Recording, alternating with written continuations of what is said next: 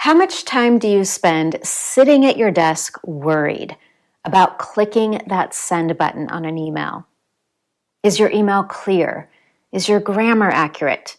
Is it easy to understand, professional and polite? Perhaps you regularly use a translation tool, but you're still not sure. In this Confident English lesson today, I want to help you write stress-free, worry-free emails in English. I'm going to share with you 7 tips plus sentence starters you can immediately begin using to write professional emails in English.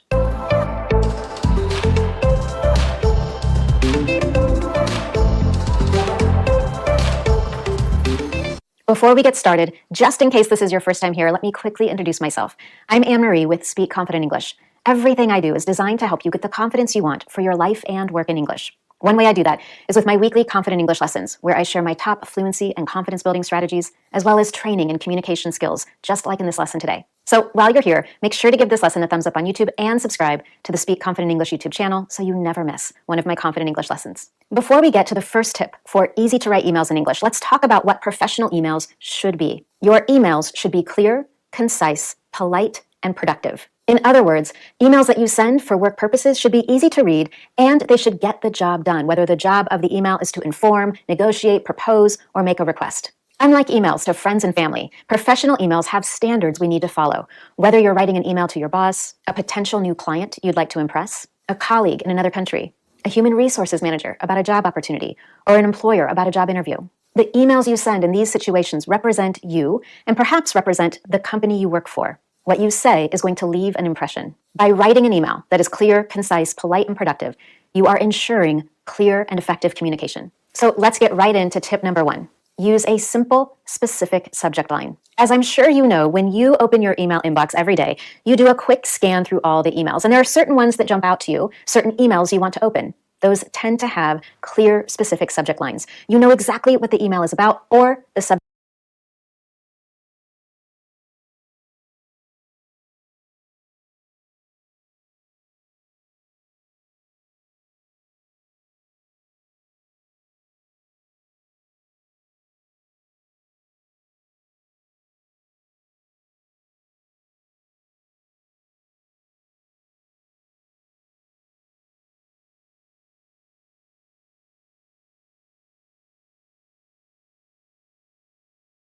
line captures your attention. No matter who you're communicating to, in a professional email, it's important to have a subject line that is going to tell your reader exactly what the email is about. Doing this increases the likelihood that your reader will open and read your email and respond as well. So let's take a look at a quick example of what not to do and what to do instead. Rather than simply use the words meeting request in a subject line, you can make it more specific by saying, meet Monday about schedule change. This subject line is not a complete sentence. If I were writing this in an email, I might say, can you meet on Monday to talk about a schedule change? But I want to make the subject line as clear and short as possible. So I'm focusing on the key words, the most important element of my email. Before we go on to tip number 2, here are a few more great examples of subject lines. Suggestion for your presentation. Answer to your question about pricing plans. 2 ideas to solve budget issue. Update on software bug. New user stats now available. Each one of those says exactly what the email is about, so your reader knows what to expect. Now, I don't know about you, but I like to write my subject line last. I say what I need to say in my email and make sure that I know exactly what the focus or purpose of the email is, and then I use that information to help me write that clear, concise subject line. Tip number 2 is use greetings, always. This one seems obvious, but you might be surprised how many emails get sent in a work environment without an appropriate greeting. And an email without a greeting might appear rude or too familiar. I'm going to share a few examples with you in just a moment. All of them are ideal for the workplace, for contacting or reaching out to someone you don't know, requesting information about services or products, or aiming to connect with a new potential client. Of course, if you're communicating outside of work with coworkers you know well, friends or family, we can be far more casual. We can even eliminate a greeting. But in the workplace, when we're writing professional emails, always, always, always include a greeting. The first on our list and the most common is hello, a simple hello. After that, we typically include someone's name. And I have to tell you, I'm an American. I live in the United States. We tend to be rather informal. So most of the time, if we're writing to an individual,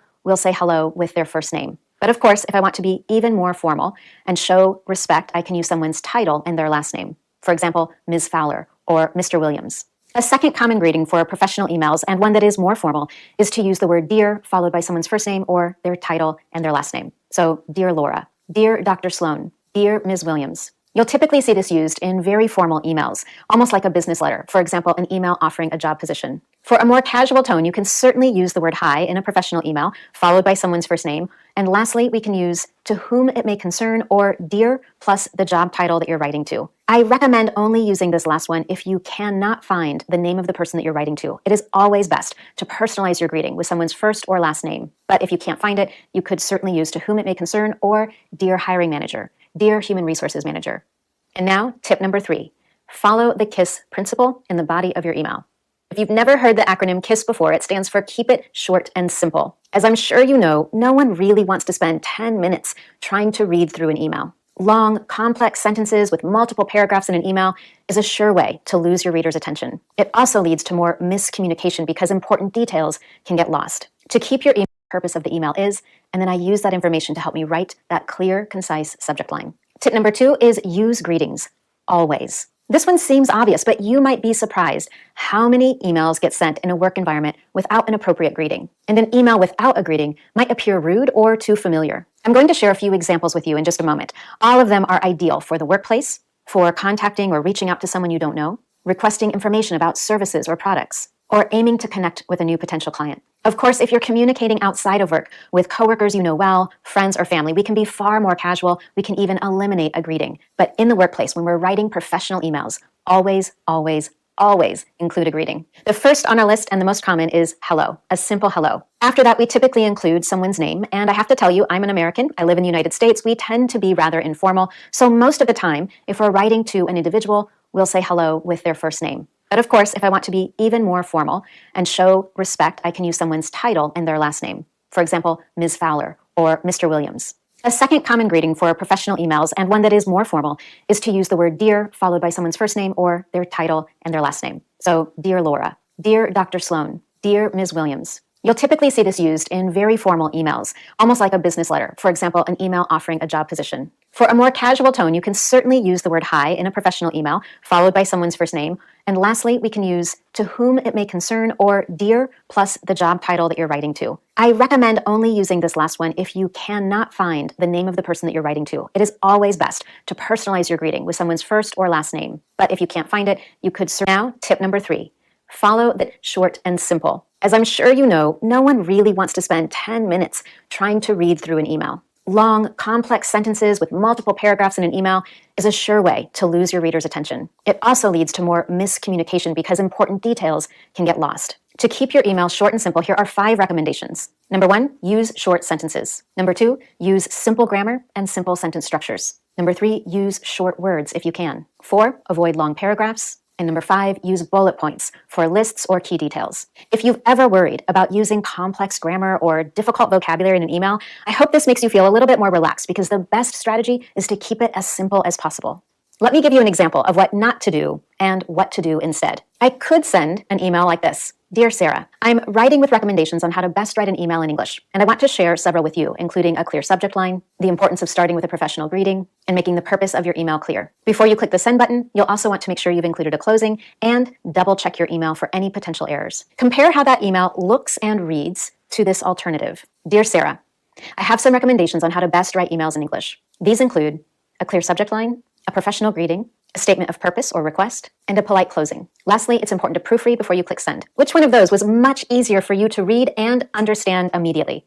Definitely the second one. While you're writing that short, simple email, you want to keep tip number 4 in mind. Make your purpose or request clear. The moment your reader opens your email, they're going to start doing one thing. They're going to start scanning that email very quickly to identify the purpose of the email and to identify any steps they are supposed to take or any responses that you're expecting. That information needs to be extremely clear. To help you think about how to do that, I've identified a few common scenarios for writing emails or a few common purposes, and I've included some sample sentences you can use to get you started. If you're reaching out to a potential contact or trying to do some networking, you may likely be introducing yourself in an email. If that's the case, not only do you want to state who you are, but it's also helpful to state where you got that individual's information. How did you hear about them, or where did you get their email address? So here are a couple of examples you could use. Example number 1, my name's Anne-Marie. I'm with Speak Confident English, and I got your name from Susan. She recommended you as a potential partner on a project I'm working on. With that example, I've immediately identified the individual who helped me make this connection. By doing that, I'm helping to establish some immediate trust or rapport. A second option might be, my name's Anne-Marie, and I got your contact information from your company's website.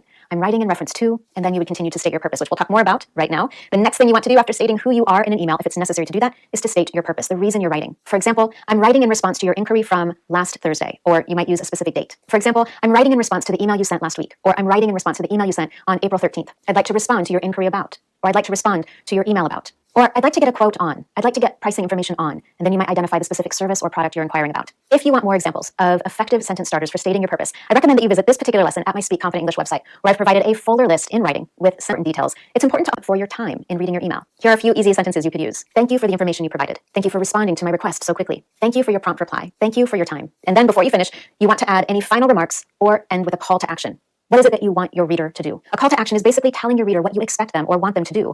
Are you asking them to reply, to share information with you, to send you an attachment? Whatever that call to action is, make sure that it's clear. For example, I look forward to receiving your reply. I look forward to getting more information about, and then the product.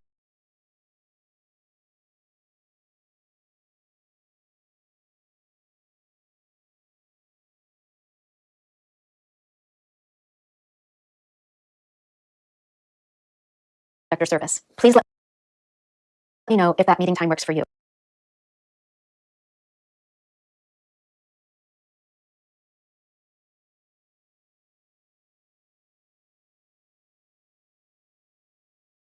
Each of those tells the reader exactly what you're waiting for. It's time for tip number 5. Just like you want to always include a greeting, you always want to include a closing as well. Without one, the end of the email feels abrupt and even slightly rude. Some common formal professional closings include best regards, warm regards, or simply regards. For a more informal tone, you could use take care, best wishes, or all the best. By following those first 5 tips for writing a professional email in English, you're ensuring that your email is clear, concise, polite, and productive. But there are 2 more things we want to do before clicking that send button. Tip number 6, review your email for clarity, and it will give you the opportunity to better. It's also a helpful way to determine whether there are sentences that are unnecessary. Maybe there are details you can remove to keep your email concise. In addition to all of that, you also want to ensure accuracy with your grammar, your punctuation, and your spelling. Now, if you're not sure about your own proofreading or editing skills, I recommend using an online editing tool. There are several available online, many of which have free options and are very effective for making sure that your emails are accurate.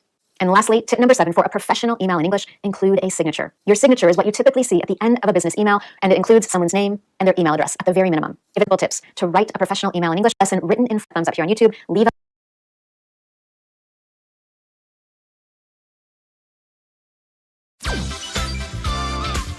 Hello everyone, my name is Yessie and I'm here to welcome you to Grammarly's new series, Level Up. Join me and my co-host Jasper as we teach you critical language and communication skills to help your academic and professional pursuits. But before we dive into this video's topic, email writing tips, make sure you hit the subscribe button and give this video a like. Email writing is super important. No matter who you are, make sure you hit the subscribe button and give this video a like.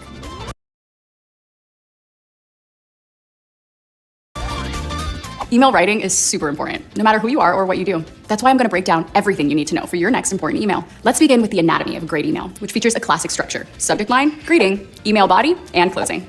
If you're cold emailing someone in sales or establishing a professional relationship while networking,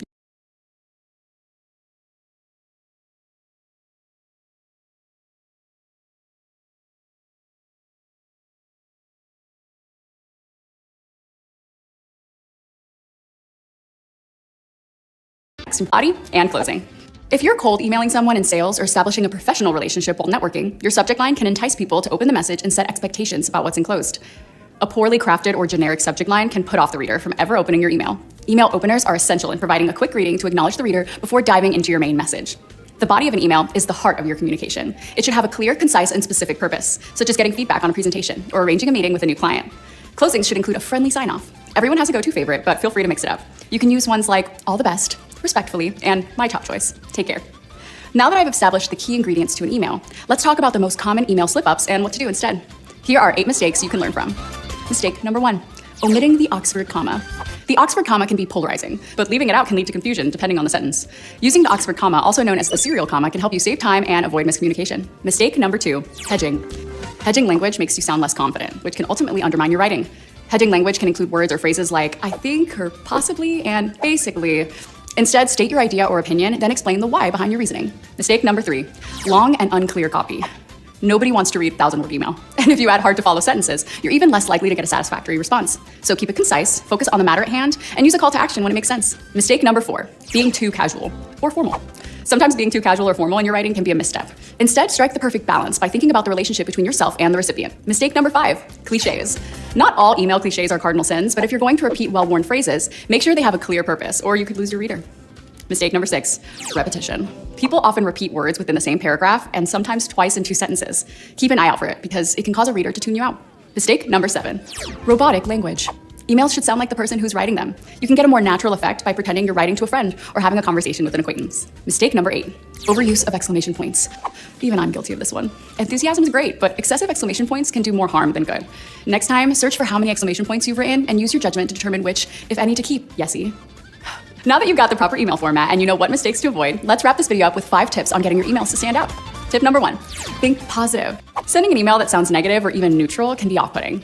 Take some deep breaths, find a calmness inside before you write back, even if it's the 14th response in the same email thread. Tip number 2, strike the right tone.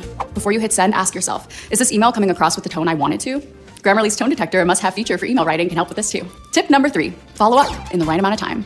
If you're sending an email, you're likely looking for a timely response. As a general rule, a follow-up message should never come less than 24 hours after sending the initial email.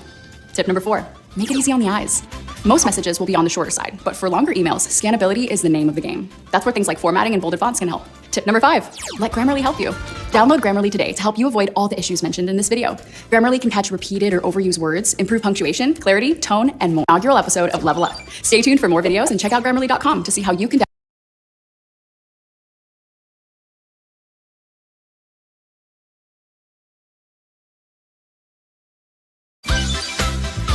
Hello. It's time for a new installment of Level Up. In this episode, I'll discuss how to write a report by sharing a 7-step guide on how to write them. I'll also share key information on different types of reports and the most important structural elements to keep in mind.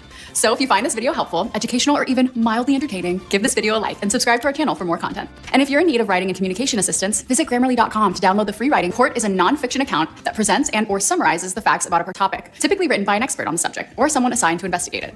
Reports in particular tend to feature these types of content: details of an event or a situation, the consequences or ongoing effect of an event or a situation, evaluation of statistical data or analytics, interpretations from the information in the report, predictions or recommendations based on the information in the report, how the information relates to other events or reports.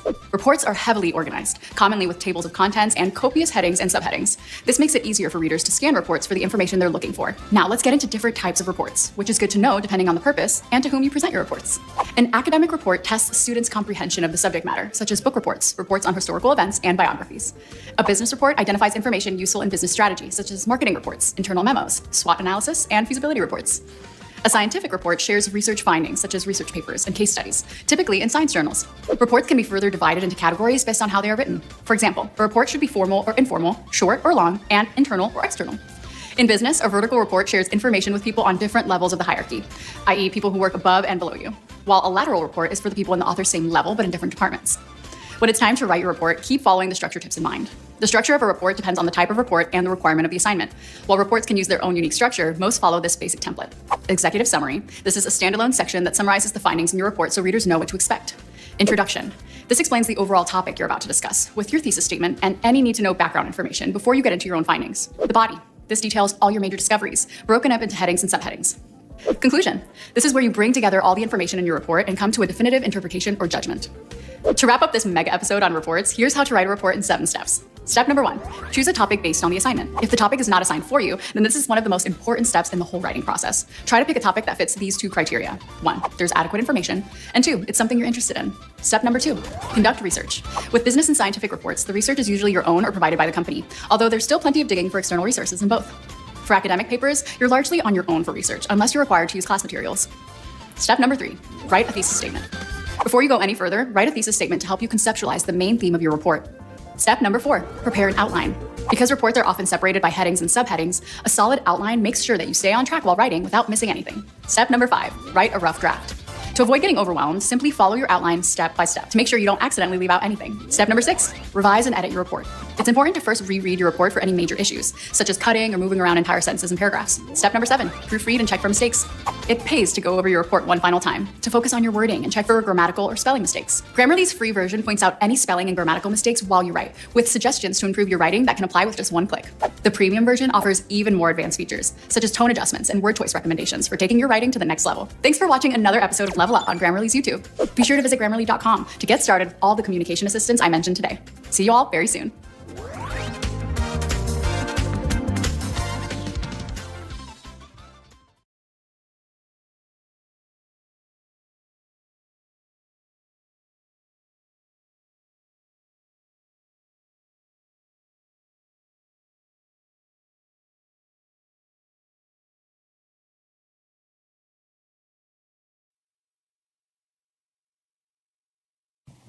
Hello, what is a report?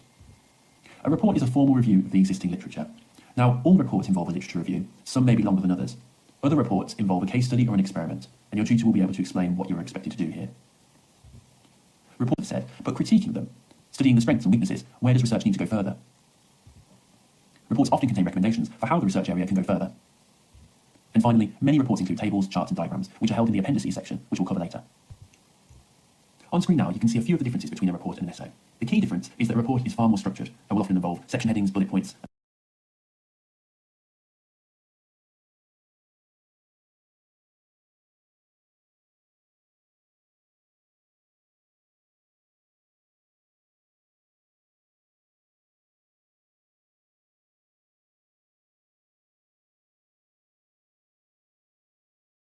And as we said, tables and graphs.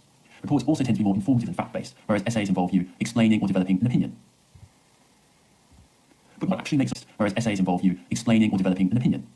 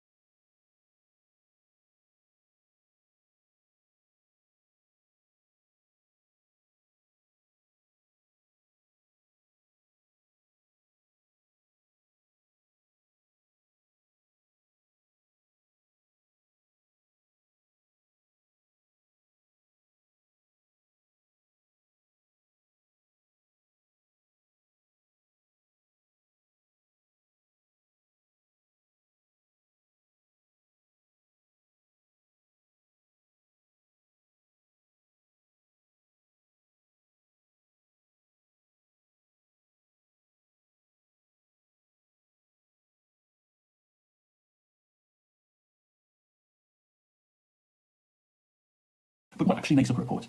There are several sections that are common to every report. The title, firstly, should have the title of the report, the author's name, and any other details required by the assignment brief, such as module review of the report is about, and your results to the reader. And this summarizes the should be based on what the reader might want to remember, some further information for them. An example down below of the main section, which is section 2 in this exemplar report, and we are discussing different aspects of health. So section 2.1 might be mental health, 2.2 physical health, and 2.3 emotional health. You will also be expected to create a contents page, but don't worry, this isn't as complicated as it seems. And you can see a guide to this under the Microsoft Word section of the digital skills part of our Skills for Learning webpage. Finally, we need to discuss how to write an abstract. And there are a few points that you can bear in mind when writing an abstract to ensure that you hit all the key points. Firstly, what is the motivation or statement of the problem our report is answering? Why do we as the readers care about it? And why does it matter for the research area? Secondly, we have the results or the product of the report. What are the key pieces of information that the report has presented? And finally, what can we conclude from the report and what recommendations have been made? Remember that earlier I said an abstract should be independent of the report. This means that ideally somebody should be able to read the abstract of your report. Now you can on screen. And secondly,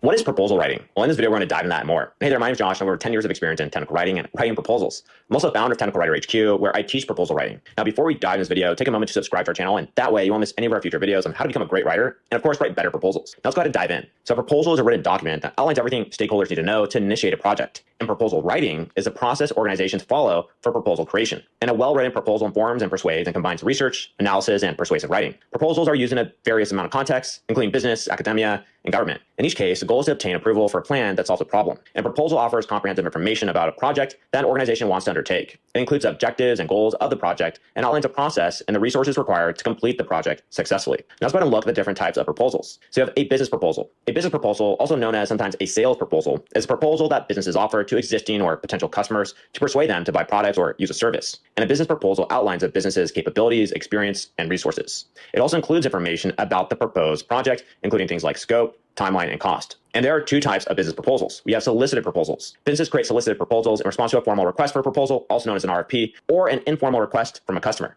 And the customer request contains a detailed description, ideally, of what the customer needs, along with proposal formatting instructions and selection criteria. And businesses interested in helping the customer send proposals outlining how they propose to meet the customer's requirements. And then we have unsolicited proposals. An unsolicited proposal is a proposal that a business sends to an existing or potential customer without the customer actually making a request. It is a marketing tool used to generate new business opportunities. And the business identifies potential problem or need of the customer and creates a proposal outlining how a product or service can solve the problem. And here's an example table that would go into a sales proposal showing goals, targets, strategies, timetable, and calendar. Then we have grant proposals. A grant is a sum of money an organization gives another organization for a specific purpose. Organizations, typically from nonprofit sector, create grant proposals to secure grants from funding organizations. And in this type of proposal, an organization seeking the grant will usually outline their mission, the problem they are solving, and how they plan to use a grant. And grant proposals are often used to obtain funding for a specific project. And here you can see an example of a grant proposal budget that you'd include in a grant proposal. Now, feel free to take a moment to pause the video here if need be to get a better idea. Next, we have investment proposal. An investment proposal is a business document designed to convince potential investors to invest in a company or project.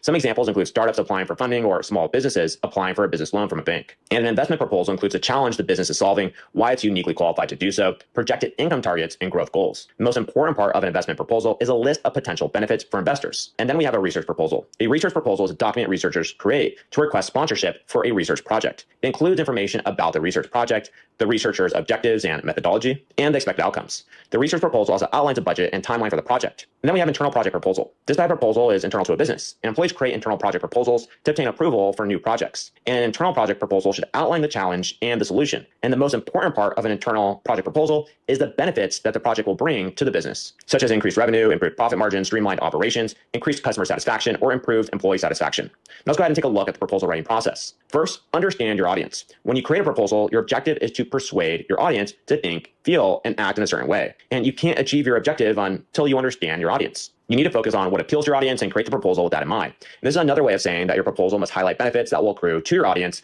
if they accept your proposal. And an in-depth understanding of your audience will help you determine what information to include in it, what to leave out, and most importantly, how to present the information. Next, you want to define the problem. Use this part of the proposal to answer these questions. What problem are you trying to address? Why is it a problem? Why is it worth solving? Make sure you articulate the problem in a clear and concrete language, and make your audience see the problem the way that you see it. And make sure that the pain point is succinctly described and in a manner that resonates with them. And demonstrate the clarity you have when it comes to serving this problem. And make sure to use data from your research to back up your assertions. And now you want to present the solution. So after you state the problem, you need to offer a solution. And you can explain why your solution is better than other solutions, present facts and figures that back up your solution. And share your overall strategy and any specific tactics you'll bring to solve the problem. And try to anticipate questions and objections and weave answers in your writing to help address those anticipated objections. At this point, you want to share your plan. This is the most critical section of the proposal and discusses how you plan to achieve the objectives. You can start by explaining your approach and why it's relevant and effective. You can share details about the resources you'll use and their responsibilities. You can also include the risk mitigation strategies you'll use to deal with problems. Next, outline your budget. And this is a section where you break down project costs. Provide as much detail as possible.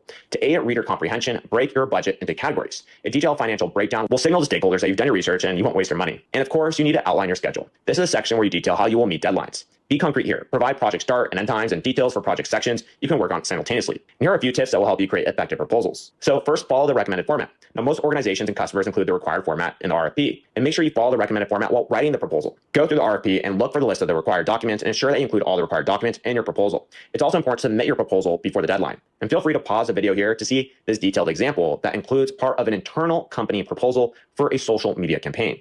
Now, it highlights both the direct and non-direct costs, so you can see how it gets granular to an extent. And sometimes companies have their own specific format you must follow when there's an RFP. So it's important to know what that is in order to be able to get your internal proposals accepted. And next, in best practices, you want to include an executive summary. So your proposal will often land in front of executives who are busy and juggling multiple priorities simultaneously. And the executive summary is the best tool for grabbing your reader's attention to make them want to read the whole proposal. And it summarizes the proposal so readers can rapidly become acquainted with a large body of material without reading it from beginning to end. And it usually contains a brief statement of the problem or proposal, background information, concise analysis, and main conclusions. And then we want a powerful executive summary, which can open the door to numerous opportunities. A poor executive summary can get your proposal discarded. And throughout this, tell a story. Use the power of storytelling to engage with your audience on an emotional level. To craft a compelling story, you need to understand what motivates your audience intimately. Incorporate the key themes of the pain points they're experiencing and how those will be alleviated if they work with you. And make sure to focus on also having who is antagonist and protagonist. So who's the hero of the story? Is that the person who you're looking to approve the proposal? And of course, include a table of contents. And a table of contents gives your proposal an outline that helps your audience understand what they're reading from a bird's eye view and really get a better grasp of that story. And this is helpful for the reader because they can see exactly how the proposal is laid out and simply just understand what's coming next. Additionally, they can easily navigate to the critical sections at each level of the decision-making process. So if they just want to see a couple of things, well, they can do that faster. And you want to leverage visual content. Visual content is often more attractive and engaging than plain text. Visuals add variety, make content engaging, and enable readers to understand complex concepts easily. You can use charts, graphs, and infographics to present data in a visually appealing way. And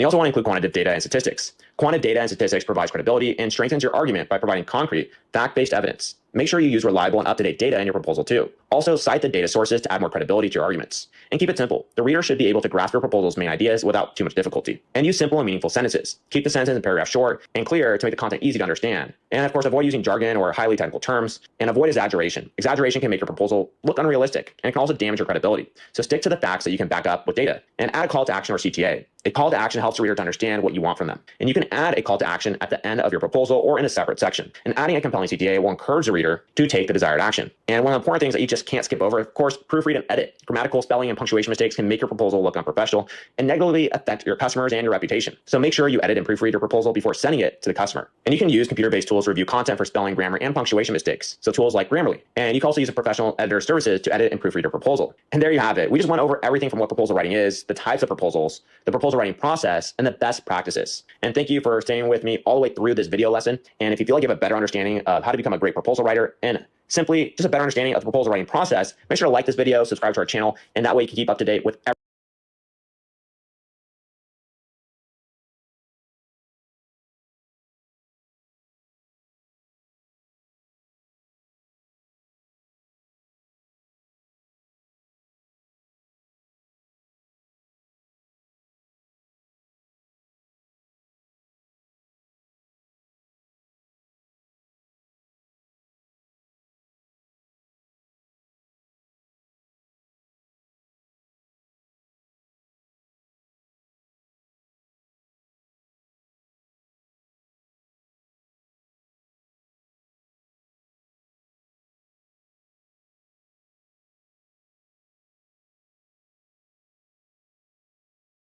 Hello, I'm Demi Utley with Utley Strategies, where we help businesses with their sales proposals. In today's video, we're going to take it all the way back and start with defining proposal writing and go over 3 of the key skills that are needed to make proposal writing successful. Let's dive in.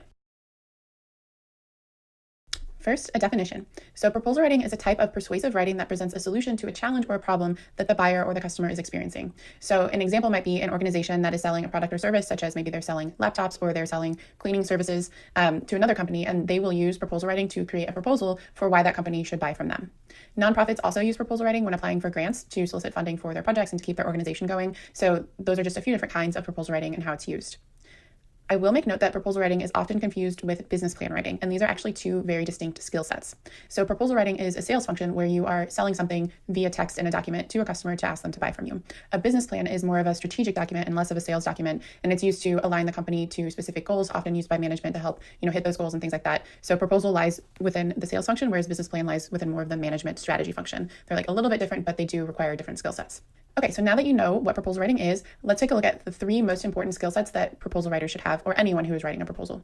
So the first one is a persuasive writing skill set. This is absolutely essential because you're asking people to buy from you. So developing your persuasive writing is critical to winning your proposal. So by persuasive writing, what I mean is the ability to understand the intended audience and then translate those insights into writing to achieve the desired effect, which in this case is buying from you. So persuasive writing is absolutely fundamental to proposal writing, and it is what will make your proposal stand out and ensure your success in the long run. The second most important skill set for proposal writing is technical writing. So this is especially important if you're writing something complex or a technical document, but it's necessary for any proposal because no matter what you do, you're going to have a technical component. And by that, I mean your project approach, your process, describing your solution, whatever it is. So as part of technical writing, the job of the proposal writer is to make it it easy for the audience to understand what it is that you're saying, even if they're not familiar with whatever your area is. So in the example of selling laptops, maybe they don't know the different technical components of the laptop, and you need to explain why having these is important. For something like a cleaning service, you'll want to explain why your approach or the products you use or your team or anything like that are essential to the project and will achieve the customer's goals. So it's a little bit technical and a little bit more of diving into the details and making them understand why your approach works. Some of the biggest work in technical writing is removing jargon, because you're used to using the language of your industry every day, but your customer and your audience might not understand that. So you'll need to go through and remove that from your proposal. And you will also want to simplify any complex explanations and maybe create easy to understand examples where appropriate to make sure that your audience is following what you're saying. And our last important skill, though there are many more, our last key important skill of proposal writing is time management. So unlike some other writing fields, proposals often have very tight deadlines, with the exception of maybe journalism. But proposals have very tight deadlines that can't be missed, especially if you're responding to an RFP. You can't miss that deadline, because then they won't even review your proposal and you lose out on that contract. So establishing good time management skills is essential for proposal writing and winning more projects in the future. Okay, so that's a quick overview of proposal writing and the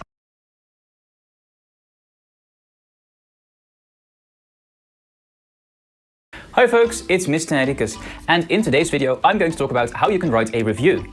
I'm going to cover the basics of a review and what parts a review consists of, and in the end I have a tip on how you can get a higher result by simply changing a few words in your review. If you want to skip to the part that is most relevant for you, use the chapter indicators in the bar below. So what does a basic review consist of? Well, a review consists of an introduction, it has a description of the thing you're reviewing, and in the case of a film, a book, it might be a summary. It has, of course, your opinion, which is basically the review part, and it has, of course, a conclusion and a verdict with a particular recommendation. Do you recommend this thing, film, restaurant, whatever it is, to the person who's reading your review?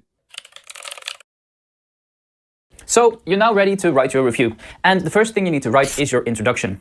Now, usually I would say write the introduction at the end, but since a review is kind of different, you can start with your introduction. Now, the introduction is there to give some basic information about the thing or the film or episode or whatever you are reviewing. Make sure to follow the funnel shape, and if you don't know what that is, have a look at my introduction and conclusion video. But it's basically that you start very general and you move towards specific. And you know how general it is, it really depends on the type of thing you're reviewing. Now, your introduction might consist of some basic information about the thing you're reviewing. So you might want to give some major characters, or maybe you want to give the director or some actors that played in your film, if you're reviewing a film. If you're doing something else, like you're reviewing your phone or your computer or maybe a tablet or whatever, make sure that you give some details about the thing you're reviewing. Now, sometimes it's necessary to add a second paragraph to your introduction in which you put this basic information, and that's of course not a problem. But important for your review is, again, make sure that it's concise and that you only add information that is relevant. Next, you want to describe the thing that you're reviewing, and it's important that you do this objectively. You don't want to give any opinions yet, since you're simply describing something.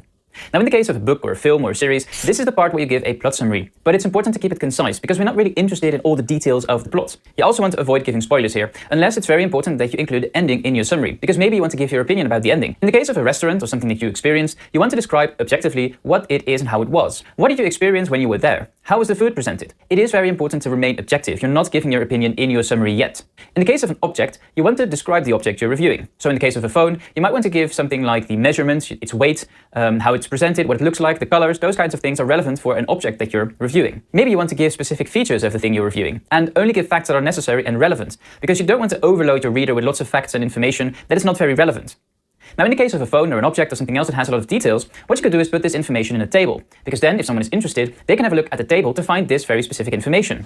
Now, after you've given the summary, or in this case of an object, after you've described it, you want to give your opinion. What do you think of the product? What do you think of the film? What do you think of the story? Now, make sure that when you do this, you write structured paragraphs. And if you need to know more about how to write structured paragraphs, have a look at my paragraph structure video. Now, what you could do before you start writing is creating an outline. And in the next video, I will show you how you can create an outline of a review. So make sure that you're subscribed so that you know when this video will be out. Important for your opinion is that you give clear examples. You don't want to give an opinion that's based on something that's very vague or something that doesn't really make sense. So when you're giving your opinion, it is your opinion. And if you found something that you really like, or maybe you don't like, you can use it as an example to illustrate your opinion. Now, in each paragraph, make sure that you focus on one particular element.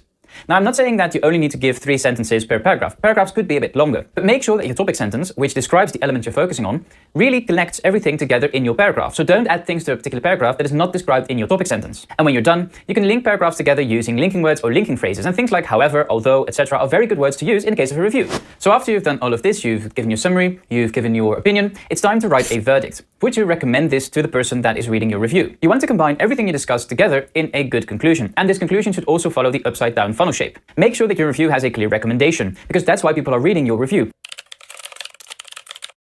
Now here are two very useful tips you can use in your own reviews. One thing learners of English usually do is you stick to the same adjectives, and in a review, adjectives and adverbs are very important. So what you could do is avoid particular adjectives by mixing them up and using them in different ways. And one thing to achieve this is by using a thesaurus. In the case of a word like beautiful, you could use something like alluring or maybe something like gorgeous. In the case of something like well written, you could say that something's eloquent. And finally, instead of saying that something is emotional, you could say that something is poignant. Now, a thesaurus is key here, and if you notice that you're using a particular adjective several times, have a look in a thesaurus and maybe you can use a different adjective with the same meaning. Now, another thing learners of English usually do is put very in front of everything, and that is something that you can simply avoid. So try not to use very too much. Instead of saying that something is very important, for example, you could say that something is crucial. And the same goes for a word like very funny. You can say that it's hilarious. And finally, instead of saying that something is very good, you could say that it's excellent. Now, to help you with this, I put a link in the description to an infographic from the people at proofreadingservices.com, and this infographic contains 120 ways to avoid the word very. And that's basically it when it comes to review writing. If you found this video useful, please consider giving it a thumbs up.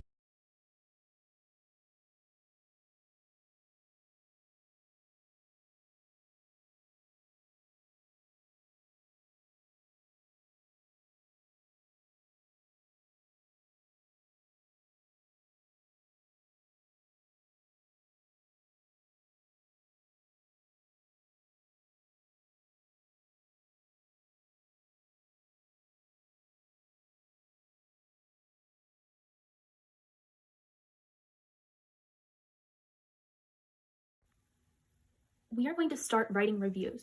So you might know what a review is and you might have seen one before. Example of a watch next. Well, you can stop wondering because I have the perfect movie for you. You should go watch Frozen right now, even if you have already seen it. I give Frozen 5 stars because it's such a great movie. It has some really catchy songs that you'll end up singing along to. The movie Frozen also has a lot of cool characters, like Olaf the Snowman and Sven the Reindeer. The best thing about this movie is that the characters go on really cool adventures, including a journey to a magical ice castle. You should really watch this movie because you'll have a great time. Everyone has to see this movie. Just avoid listening to Let It Go on repeat, or you'll have that song stuck in your head for a really long time. So does that sound familiar? Have we ever heard of something like that? A review of a movie, or maybe a book? Maybe before you download a game on your iPad, you read some of the reviews? Or maybe before you go to a restaurant, you read a review. A review is a report on something you like or don't like based on your opinion. So a review is your chance to tell other people about something you like or don't like, and give them reasons, give them your opinion about some of them. We can review movies we've read, they like. Sure, we might see all stars from me. What else?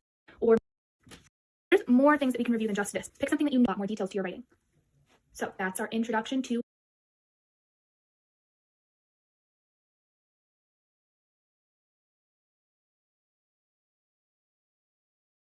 How to improve your presentation skills. Structure your presentation so that you appeal to different interests of the different decision makers involved. Brian Tracy. In today's professional world, presentation skills are critical for success. The ability to present information, whether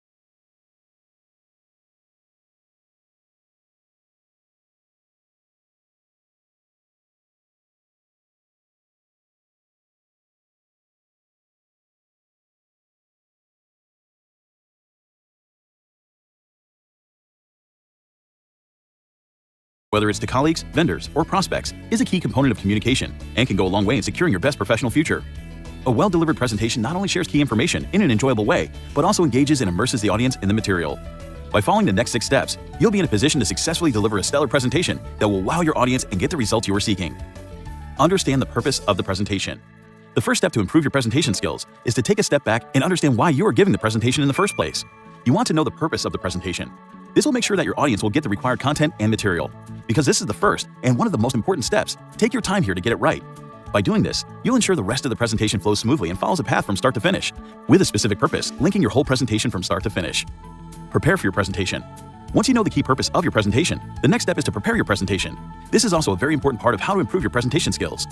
To prepare for your presentation, do ample research on the topic. A very important part of how to improve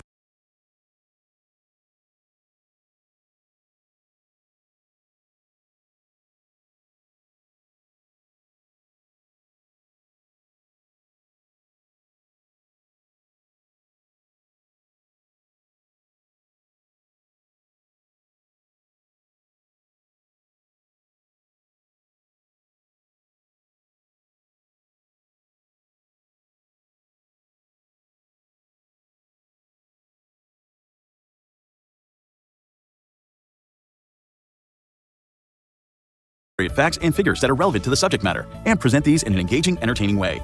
Make sure you do your research from trusted sources and verify to make sure that all the information is accurate. Proper preparation will help you to deliver a powerful, polished presentation that flows smoothly and resonates with your audience. Use visual aids to support your presentation. Once you've outlined and prepared your presentation, it is time to add visual aids. Go through your presentation and, where appropriate, add visual aids to engage your audience.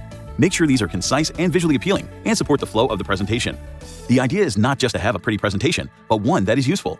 These can be charts, graphs, photos, drawings, or illustrations that will help break up blocks of text while also helping to explain big ideas with visual imagery. Practice your presentation. Once you've prepared your presentation, practice, practice, practice. By practicing your presentation, you will get comfortable with sharing the information out loud in front of an audience. It is not good enough to read the material to yourself. You must say it out loud over and over again. If you can, practice in front of someone and ask for feedback. Did you say the words clearly and enunciate each one? Did you speak too fast? Did you speak too slowly? The cadence of your speech and your intonation can have a major influence on how well received your presentation is. By practicing your presentation out loud, you'll be prepared to deliver an engaging talk without stumbling through your words or ideas. Dress appropriately for your presentation. Now that you have polished your actual presentation, it's time to polish your look. Dressing well will give you confidence and lend credibility to your presentation. Make sure that you wear the appropriate attire for the type of presentation and the members of the audience. This includes wearing clean, pressed clothing and good shoes that match your outfit. Remember, by being the one giving the presentation, you're aiming to have an air of authority, so dressing the part goes a long way in helping with that. By dressing appropriately for the part, along with the quality of the material you'll be presenting, you'll be able to position yourself as the expert. Engage your audience. Now that you've researched, prepared, practiced, and polished your presentation, it's time to put the final touches on it. This is where you will make sure to engage your audience so that they pay attention to your presentation. This includes being aware of your body language and positioning, opening your body up rather than having closed positions. Avoid crossing your arms or slouching or moving too much from place to place. Speak loudly and clearly, making sure to project your voice with confidence. Have the audience participate by asking questions to show they're paying attention and are involved in the presentation.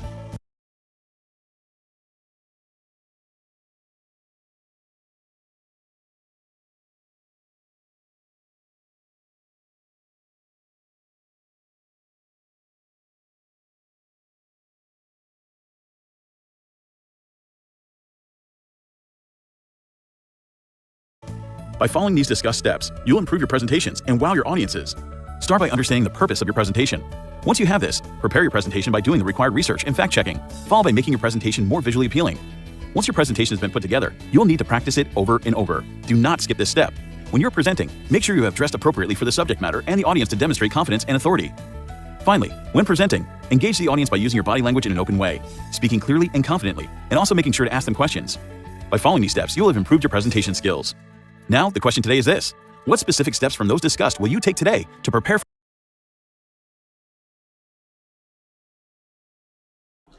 Hi there. Strong presentation skills were going to shape your career and your organization. Today I'm going to share 6 ways to start a presentation. My name is Michael Duarte and I'm a master facilitator and a Duarte method expert, where I get to help powerful brands and people just like you improve on their presentation skills.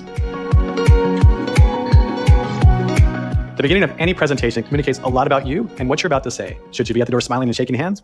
Maybe, but not if you're delivering bad news, perhaps. People form a gut-based first impression about you in just a fraction of a second, so you need to spend time thinking through how they're going to perceive you. Now, many of the tips I'll share with you today are adapted from the book Presenting Virtually, Communicate and Connect with Online Audiences. It's written by my colleague and all-around cool person, Patty Sanchez. And while this is about online presentations, the principles I'll share apply to both virtual and in-person presentations alike. Start by creating a great first impression. And that impression starts the very moment your audience sees you, whether you're in person or on camera. So you want to dress for the occasion. Now, this doesn't mean you need a brand new wardrobe, but rather it means if your audience is more formal in nature, you're going to probably want to be dressed up more formally. If they're more casual, then you want to match that level of dress as well. And while it might seem at least somewhat silly, your audience is likely subconsciously, at least, judging how you represent yourself. And don't forget about your brand. At Duarte, we're a pretty relaxed company, so we tend to dress to represent that feel, but we'll also match the dress of our audiences. And that's going to change based on the level or the importance, perhaps, of a particular presentation. Well, I'm normally like a nice jeans and button-up kind of a guy, but for larger keynote type talks, I'll step it up a notch. Maybe I'll throw on some nicer slacks, put on a jacket. But my all-time favorite talk was a workshop I had a chance to lead in Hawaii. I was in Hana, I was working in this beautiful retreat, sort of meeting space with some really fantastic people. And an aloha shirt, shorts, and flip-flops were about as dressy as I needed to be. And even then, I was way more dressed up than most of my audience, but it worked fantastically. And here's a bonus tip for you. Even though folks can't see your feet on a web call, put on shoes, please. It's crazy, but you'll take the presentation seriously, and your audience is going to appreciate that subtle shift. So start by creating a great first impression. When introducing yourself, go beyond saying, hello, my name is. It's true your first impression is nearly instant, but it's not your only opportunity to engage your audience. Nearly every presenter out there starts by saying, hello, my name is blank, and today I'm going to talk about blank. And while that's not necessarily a bad thing to do, it also misses out on an incredible opportunity to connect with your audience. Instead, consider sharing a shocking statistic. For instance, did you know that in a lecture setting, students start to lose interest within the first 10 minutes? Smart professors, they understand this, and they'll break up their content into smaller segments, and they'll also change up the dynamics to hold a student's attention for a longer period of time. We should be doing the same thing for presentations. You can also ask a provocative question. For example, I often start my talks asking people, have you ever attended a bad presentation? And immediately people interact. They'll raise their hands and say yes, and then they start to offer up attributes of a bad presentation. It serves two purposes for me. One, it gets my audience involved, and two, it helps drive up my own energy. Another alternative is to share a personal story. It doesn't have to be overly personal and sensitive or elaborate, maybe just a couple of minutes, but it serves to engage your audience and to make you more personable. The third tip is to find common ground with your audience. And we often have people ask literally, how do I connect with my audience? And while it might seem simple, you look for common ground. In Resonate, we facilitate the process of finding common ground with an audience by having our participants answer a set of questions. The first question we think about, what are our shared experiences? This could be common interests like sports, clubs, hobbies, or even past histories or memories like a previous company event we've attended together. From there, we ask, what are our common goals? That might be something work-related, like reaching a certain profit percentage or sales targets. It could be entirely different, though, like making sure every team member takes a vacation this quarter. And then lastly, and perhaps the most challenging, we ask, what are your qualifications? And sometimes people will struggle answering this, but it could be as simple as saying, my boss asked me to deliver this presentation. And well, for some, that might seem like you were voluntold. An alternative interpretation is that somebody endorsed you to deliver this presentation, and that can help boost your confidence. The next tip, hook them early with a strong opening statement. I'm going to double down on this one. Ask a thought-provoking question for all the reasons I shared earlier and so much more. You know, it's interesting what happens when you ask a question. People start to formulate an answer, and even if they're not invited to share that answer, your audience will engage in your content actively, and this is tremendous. We get so used to sitting and listening. If we're being honest, we tune out within the first 10 minutes. But if you can get an audience to engage on a question, it can drive their own interest and their energy. And if you have a longer presentation, that can make or break the success of that presentation by establishing that higher level of interaction early on. But even if you don't have a thought-provoking question to ask, you can invite people to imagine if. You're literally telling your audience to engage in your content. It's a subconscious reaction, and we'll start imagining if. When you introduce your topic of your presentation, tell your audience why they should care. And at Duarte, we do this through something that we call the big idea. The big idea includes both your point of view on the topic, likely what you're asking, your objective, and it also includes what's at stake, that result or the consequence. Now, nearly every presenter can tell you what they're going to talk about, but it's often just about here's the goal or the objective, and rarely does it answer that question, why. Their talk may be to ask for approval on a project, and it might even include an ask, I need this kind of budget or support. But most people forget to share what's at stake. For instance, in that scenario, your leader may not understand why they should respond to that. They're only going to see a sacrifice they need to make of funding, resources, etc. The ROI may not be obvious to them. But by modifying the ask to something like, we need your approval so we can stay on schedule and on budget, you eliminate the ambiguity in understanding the why. By sharing what's at stake, you provide the energy and the urgency behind your message.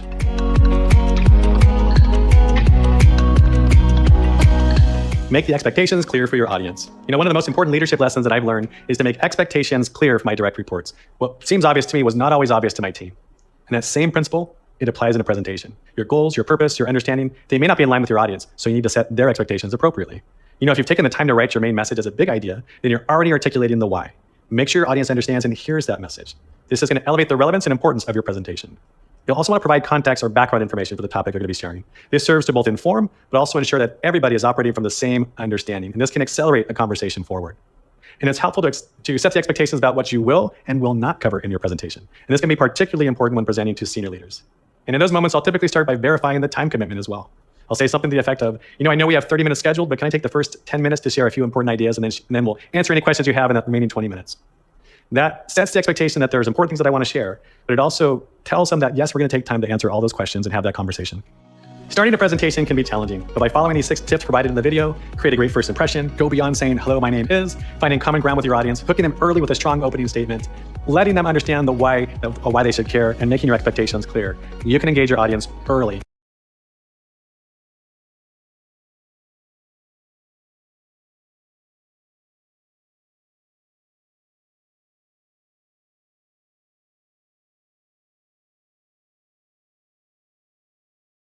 Video is this video. I'll share public speaking tips for beginners. So if you're just getting started in your stand-up speaking experience, this video is for you. So let's unpack the details. Hello there and welcome to this channel, Communication Coach. If you've never tuned in yet, this channel is here to help rising leaders increase your personal impact so you can lead the people around you with more excellence. And today we're talking about communication skills specifically. If you haven't had a lot of experience doing stand-up speaking, I'm going to give you some do's and some don'ts that will help move you in the right direction. And as we talk about these do's and don'ts, I want you to pick out which ones you think would help you the most, and feel free at any point to comment in that section below the video. So I said do's and don'ts. We're actually going to start with the don'ts and then give you the do version of it. So that's the way we'll organize it. So the first pair goes like this. Don't ramble and get long-winded. Anytime a speaker is disorganized and weaves all around, it's very hard to follow what he or she is talking about. And instead what you want to do is give a nice organized and concise message. That means you have to take the time beforehand when you're preparing to create a nice introduction, body, and conclusion. Make sure you have clear main points and there's a transition statement between each main point. Your audience is really going to appreciate an orderly presentation of your ideas, and it's much more likely that they'll remember what you said, and really that's the whole point of speaking to them in the first place. The next don't is don't look with your eyes in the wrong places. You want to not look over people's heads or not look at the floor and not stare at the ceiling or scan around like that. What you want to do is look directly into a person's eye long enough to finish a thought, and then move on and look directly into the next person's eyes long enough to finish a thought. One public speaking teacher told me, one thought, one look. In other words, about a sentence or half a sentence, and then move on to the next person. Now, this is very difficult to do if you're not used to it. It can feel very awkward looking right into someone's eyes, but you have to gear up for this because that's what audiences want. We want people to connect with us. If you're not looking into our eyes and making us feel like we're part of this, then you're not going to have much of an impact. The next thing you want to do is don't clutter up all your notes with too many details. A lot of times we're tempted to jam our notes or our PowerPoints with everything we want to say. But the result is when we're nervous in the moment, we end up just locked into our notes and looking down the whole time and reading and sounding really stiff, really wooden, and you're not going to, again, connect with people. So what you want to do instead is pare down your notes so that you can just have a conversational style with your audience. And again, as you're practicing, you have to whittle down those notes so that all you have is like talking points, like a little grocery list of items that you're going to talk about. And it almost forces you, or at least frees you, to connect with people, to look up, and to have a nice normal conversation with them in your natural personality. The next don't is you don't want to load up your slide with all complicated animations and text. And one of the reasons is you don't want to stare at it and read from it. The other reason is that it's very hard to follow what's going on if your slides are jam-packed with detail. What you want to do instead is make sure your slides are nice and clear and simple and help you make whatever point you're making in that particular moment. A rule of thumb that I like to use is if you're spending more than about 2 or 3 minutes on each PowerPoint slide, then you're probably wasting your time. And I don't recommend using more than a couple of slides per presentation anyway if you're a beginner, because people tend to over-rely on the slides and load up each single slide with way too much. The next don't is don't fidget. Don't fidget with your hands, don't fidget with your feet, don't pace back and forth aimlessly because you're nervous. What you want to do instead is have nice confident posture where you stand in one place for a little while, and then if you want to move with a purpose, move, stand in another place for a while, and then share another part of your message, move for the purpose, stand still, share some of your message. Don't just pace, have nice confident posture. Same thing with your hands. You want to use gestures and emphasize your ideas with your hands. You don't want to fidget and put them in your pockets or play with a pen or do anything else weird or distracting like that. That's a big part of how you come across non-verbally, and I recommend that when you're practicing, you work on this as well. And the last don't and do is how you use your voice. What you don't want to do is speak too softly, use a lot of fillers like and and so. What you want to do is have a confident voice where you speak loud, like to the back of the room with a nice clear volume. Aim for the back of the room, because think about it, you have to reach those people. The other thing you want to do is emphasize your key words with the sound of your voice, and also pause after you share a key idea or a key thought. Pause for a minute silently. Don't fill it up with an or an The pause is much more effective. So here's some do's and don'ts, some tips for beginners. Again, as I mentioned, where do you see yourself in here? Which one do you think would help you the most in this list? I would love to hear your comments in that section below. So thanks, God bless, and I will see you in the next video.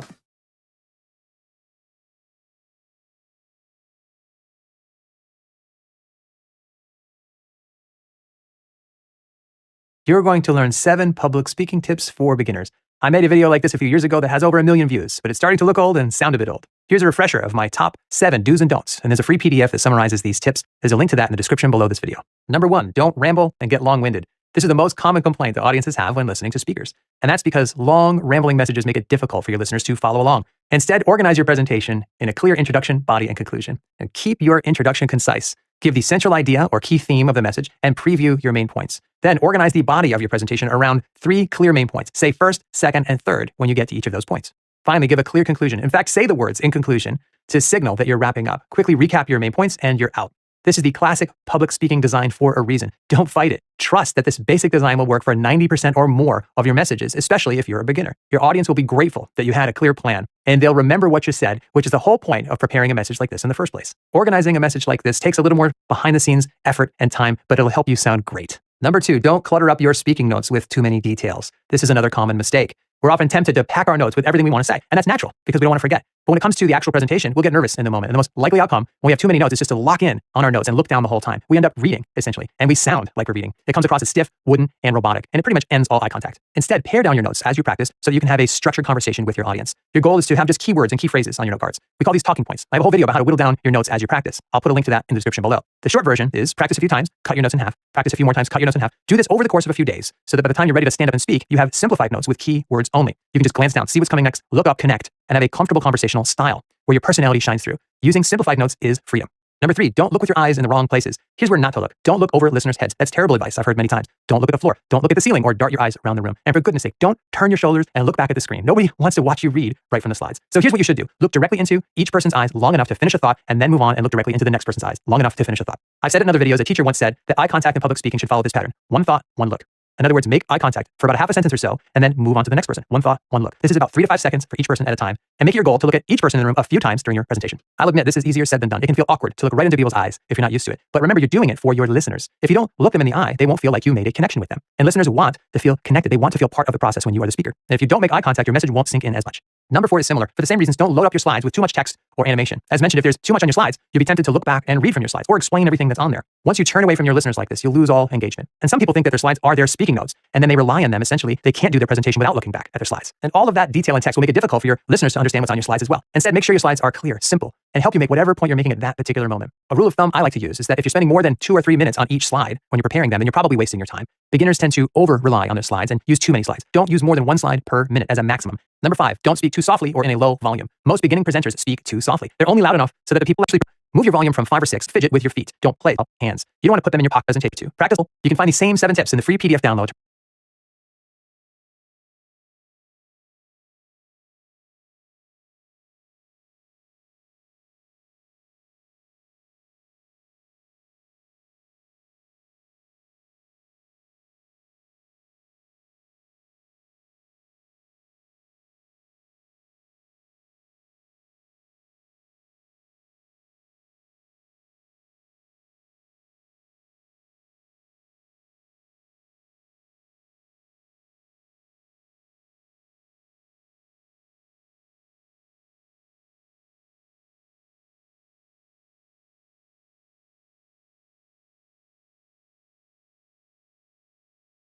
Group discussion is a crucial round in any interview process. Whether you are applying for your dream job or trying to get into the top tier colleges, group discussion is undoubtedly one of the eliminating rounds that you need to face.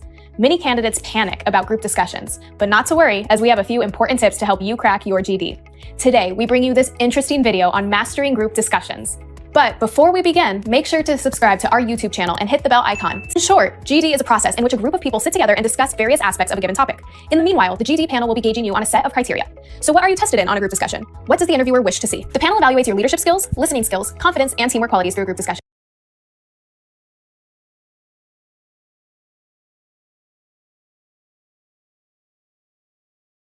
In addition to these qualities, they also wish to see how well you can logically present your perspective and how gracefully you can conduct yourself in a group. The GD round strains the right candidate from a large pool of applicants. So here's a list of the top 8 tips that will help you master group discussions. 1. Before you participate in a group discussion, it is advised that you have some knowledge on the given topic. Yes, you cannot be aware of every topic under the sun. However, there are a few general GD topics that you could research on. A few such topics are: women make better managers? Agree or disagree? Social media is a boon or a bane for the society? Your views on Bitcoin and cryptocurrency. Given the current scenario, you can also prepare on topics around COVID-19. Topics like coronavirus, impact on global economy, how effective virtual learning is, and is social distancing the new norm? To name a few. Different topics can be given to you, starting from general topics to controversial to case studies. Before stepping into the GD, research on a few topics that are frequently asked. You don't need to carry out a detailed study on these topics. It is enough if you have a rough idea about it. In the end, you are not judged on your knowledge, but on how wisely you present your answers. 2. Next, we will speak about how you should initiate a group discussion. Many of you might think if you speak first, you can grab the attention. Well, yes, you definitely can. However, it can also backfire on you. Our tip to you is that speak first only if you have meaningful information on the topic. You can start the discussion with a relevant quote, story, or fact. If you're confused about the topic and unsure how to start, it is fine to wait and listen to the others and then rephrase your answer. 3. On you. Our tip to you is that speak first only if you have meaningful information on the topic. You can start the discussion with a relevant quote, story, or fact. If you're confused about the topic and unsure how to start, it is fine to wait and listen to the others and then rephrase your answer. 3. Once the group discussion is in full swing, be careful about how you speak. There will be many candidates with different views. You need to respect that and assertively put across your view, but not aggressively. At no point should you shout and get angry. There are a few phrases that can help you respectfully communicate your opinions. Firstly, if you disagree with someone, be graceful and control your emotions. You can use phrases like, "I beg to differ,"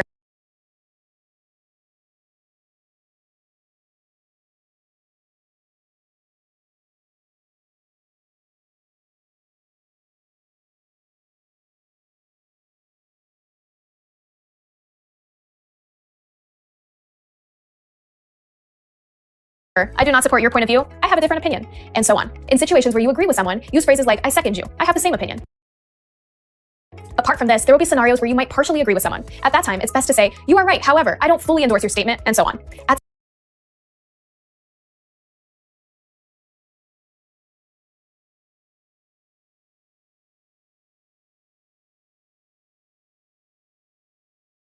some point, if you are required to interrupt someone, think before you do that and say, sorry, I wish to interrupt you there. Lastly, if you would like to add a few pointers, you can start the conversation by saying, in addition to that, you must use the right words and phrases through the course of your GD. This shows you respect the other person and your flexibility in accepting others' points of view while sticking to your own. Remember, you have a positive attitude throughout the discussion. It is important to carry out a healthy discussion. Group discussion is not a process to judge your current affairs knowledge, but evaluate your interpersonal skills and behavior. 4. Using the previously mentioned phrases allow you to speak. Hence, it would be best if you spoke with clarity and put across your opinions. Communicate confidently, have a good command over English, and speak comfortably. Take a pause and think of what to talk. Do not try to be dominant while speaking. Finally, everything boils down to how you present your opinion and how well you can convince the rest of the candidates and leave a positive impact on them through your speech. Remember to talk well and catch the attention of the panel. Another point to remember is not sitting back after talking once. Try to have more than one entry. 5. Our next tip to you is to listen carefully. Not just hear, but listen. A vital skill the panel judges you on is on your listening skills. Listening is a sign of respect. Do listen to understand your teammates and not just to reply to them. This may sound easy, but it is one of the most challenging tasks to carry out in a group discussion. Listen carefully and then reply. Give others a chance to talk. Make eye contact with the speaker and acknowledge him or her by nodding your head. This shows you're active participant in the discussion. 6. Body language also plays a prime role in a GD. The panelists notice the way you sit and react. Body language speaks volumes about you. Hence, sit straight, avoid constant impatient or tense movements. Stay calm and maintain eye contact always. You should also remember to dress professionally and be presentable. 7. Do not deviate from the topic. Focus on the content rather than the length of your speech. Group discussions also provide you with an opportunity to display your leadership skills. Suppose the group is drifting away from the given topic. Take an interest in helping the group stay on topic and head in a positive direction. Having said that, it is not your role to be the interviewer. However, make a conscious effort to have the group stick to the topic. 8. Summarizing or stating your conclusion gives a good chance to grab the panel's attention. Our tip is that you summarize the entire discussion and highlight the key points. Try to find the middle ground and do not have a one-sided summary. Keep the summary short and relevant. So those were our top 8 tips to master group discussions. Make sure you follow these tips and put them to practice to ace your next group discussion round. You can research various GD topics, improve your language and communication skills. You can have mock group discussions with your friends and family. This way, you will have a good experience, be more comfortable and confident while participating in the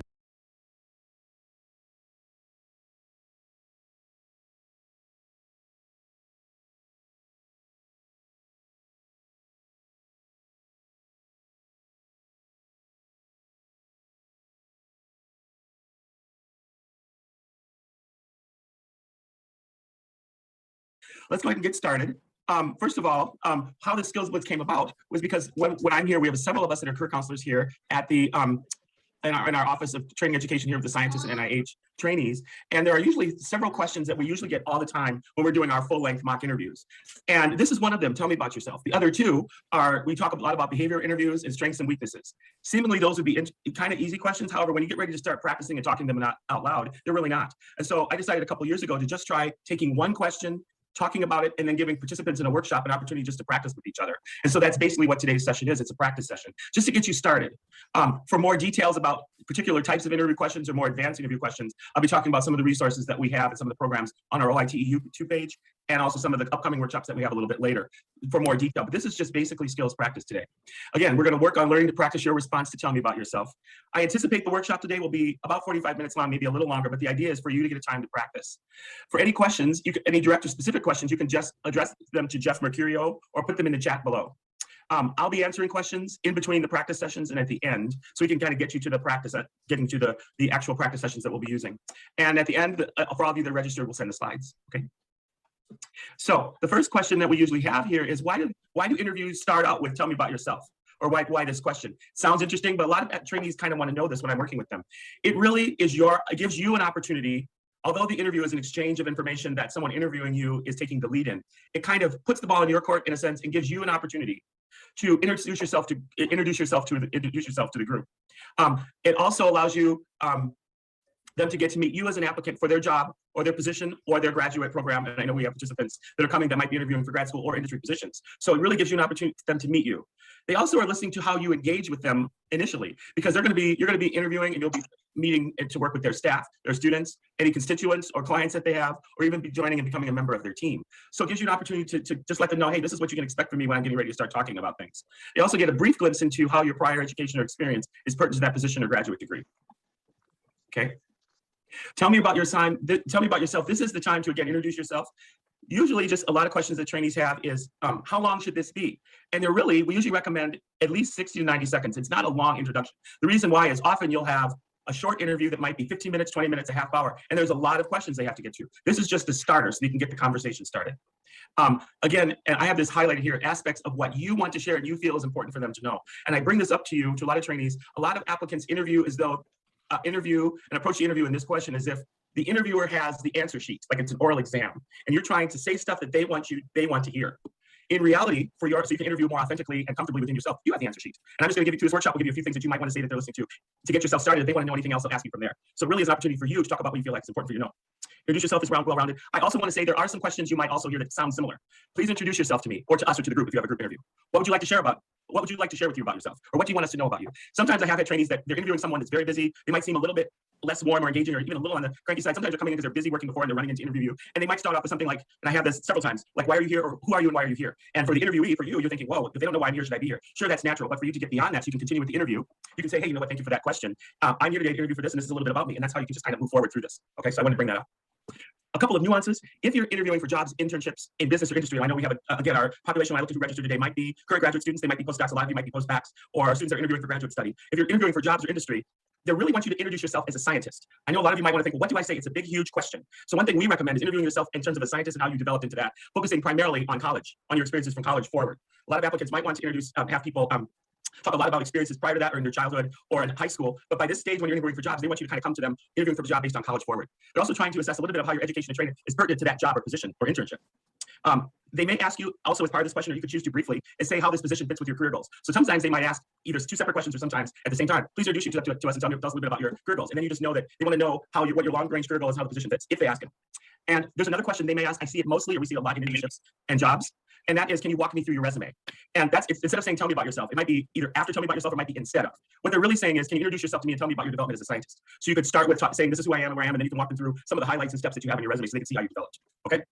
For graduate school, PhD, postdoc kind of, and research kind of positions, or professional school, it's a little different than the job or position. They'd like to hear, for graduate PhDs, we also recommend introducing yourself as and talking about who you are as a scientist and researcher, primarily focusing on that. An idea could be starting with where you are now. I'm currently a postdoc or postdoc here at the National Institutes of Health in this add something briefly with it. Because if you're focusing being a dentist or why you're being a computer, this time something further in the you do have an open file interview, post impression, answering it as if seen out, you're just going to a lot of color. When someone briefly to the program, a 10-15 minute presentation about themselves. It's really a brief, like I said, 60-second to a minute kind of introduction. To get the conversation started, you can always refer back to what you said when you're deepening it. It's not an in-depth discussion of your resume or application at all. It's more of a summary if they ask you about some highlights. It's not a long discussion about your reasons for pursuing an MD or PhD or why this position, meaning a long, in-depth discussion about all your clinical experiences or anything like that. It's an introduction, and then if they ask you more about that later, like tell me about your development into an MD or something like that, you can say, as mentioned earlier, I started here, let me tell you a little bit more about that. But for this question, it's shorter. Again, it's also not a time, even though sometimes you're naturally that way, to be shy or brag or talk about themselves. You're true how I developed into this field. First, I wanted yourself, and that would be interview. If you have before we say try to be unique or try to have something memorable, or like I'll say have a hook. I always start off with, it's hard to try to stand out as unique if you don't know who you're interviewing with. Often it's just you have no idea who the other people are. So don't try to do that, or to try to have a hook and try to be totally memorable. And sometimes the hook feels a little bit like fun or shaky or whatever. In this professional field, it's that your whole hook in reality will be what you have to say about yourself. Okay, both of you could have been postbacks, but each of you came in the same lab, but each of you came to it from a different place and maybe have different career goals and things that are important to you. And here, I usually a little open-ended question. Tell me about yourself. It drives applicants crazy because they're thinking, oh my God, there's so many things I can say. What do I say? I usually a little mnemonic device or something when it's such an open question. Try to think about something that fills it. And I usually use a triangle. A lot of career counselors might use this, but it's something to think about. And a triangle is like, okay, so on each corner of the triangle, I'm going to focus on. One corner will be the personal stuff, the brief background or values or something you think is important for you to know. It might be, I think it's important to know that based on where I grew up this way and I developed a value around this, briefly, something personal. Then the other triangle is briefly about your education or training, research, or a combination. A hint for employers, talk about something in the science development or something relevant to the job. For PhD or master's students, talk about where you got your interest in the research that you're in, briefly, where you're interested in. For MD, I usually, or dentist or professional schools, I usually recommend, and I mentioned this earlier, that they hear from the very beginning, briefly, where you got that interest in being a doctor. So at the beginning of your interview, or dentist or whatever, at the beginning of your interview, they're, in a sense, hooked into the fact that you want to be in that profession, in that graduate program, okay? Otherwise, better in your kind of, looking at this triangle model or whatever, they're usually involved as a scientist, which is very important to research or whatever.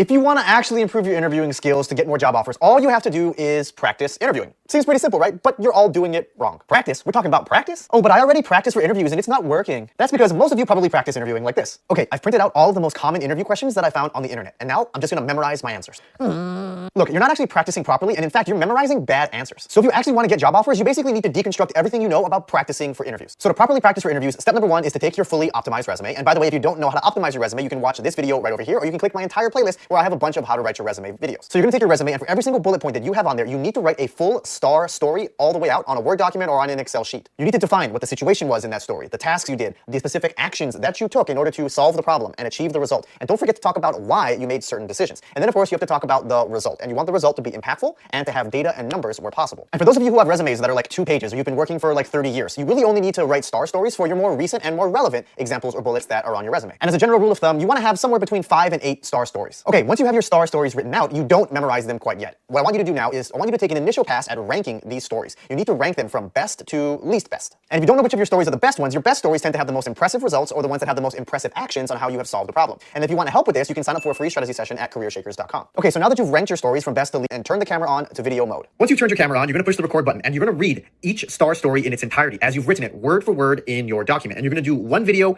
per star story. Now is where you actually need to start to review your footage and optimize your story before you can even start memorizing them, because you don't want to memorize stories if they're not fully baked or they're not quite impressive enough yet. So when you're looking at each of your different recordings, first let's look at how long each of the recordings or your stories are. If your story is less than 3 minutes, then it means it's too short and you probably don't have enough details, most likely in the action part of your story, which is where you get to show off all of your technical skills. And this is where you get to differentiate yourself from all of the other candidates. And the actions part of your story is where you get to demonstrate why you did something and how you did something. This is going to give the interviewer confidence that if they hire you and put you in the job, you actually know what you're doing. But what do you do if your story or your recording is more than 5 minutes? Well, obviously it's a little too long. You're probably going to put your interviewer to sleep, but it usually means you have a bunch of unnecessary information or facts or details that are not relevant to the story that probably detract away from your core skill set. So what you're going to do next is look at the actual scripts you've written so far and see what you need to modify and change. If you need to add more details, you need to move some parts of the story around because maybe it's confusing as you've currently written it, or you need to add more details that show why you're so good at your job and what the different skill sets that you have. Or maybe sometimes you may not have the result fully baked out yet and you need to actually do more research to figure out what the overall impact or benefit was for the company, the product, or the team. Or maybe you need to figure out what numbers you can add to your story so it sounds better. And once you're finished making your edits to your story, go ahead and grab your phone again and do another recording and keep reiterating until it's in the time frame that you want and it has all of the perfect details. Okay, and now you can start to memorize your stories. Oh, but wait, I don't know what the interview questions are, so why would I be memorizing these answers? What am I going to do? Okay, you can memorize specific answers for specific questions if you want, but that's probably what you've been doing in the past, and that's probably not working for you, which is why you clicked on this video. And also, if you're ever in an interview and someone asks you an interview question and you feel like you've blanked out or you didn't know what to say, it's because you've been practicing wrong and you've been trying to memorize your answers for specific questions. So instead, what I want you to do is, now that you've got these optimized and perfect stories in STAR format, make sure you memorize those, because no matter what question they give you, even if you've never heard it before, at the end of the day, in the interview, you need to talk about your experience and what you've done in the past, which means you need to be able to tell a story. And so as long as you are confident and comfortable with all of the stories that you know you want to share, then that's what you have to talk about. Bonus tip, when you are writing your STAR story examples,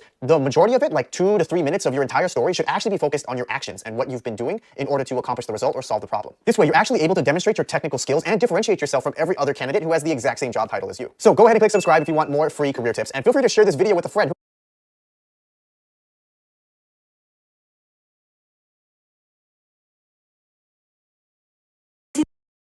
In this session, we're looking at job descriptions, and we're looking at job descriptions as a sort of standalone because it fits into another foundational piece. So alongside employment contracts, which are your sort of legal foundational piece, this is your foundation to getting the right people in your business, marketing to those people, recruiting those people, and then getting the right performance out of people. And again, it's a piece that's often skipped over. It's seen as a bit of admin, it's a bit form filling, and then there's a whole sort of my job description that kind of makes people panic. I'll explain that one later. So we're going to go through job descriptions, how you do them. So when it comes to job descriptions, what do we really mean? What is a job description? I mentioned when we were talking about contracts that is a job title is needed in the contract that gives a kind of summary of what the job entails.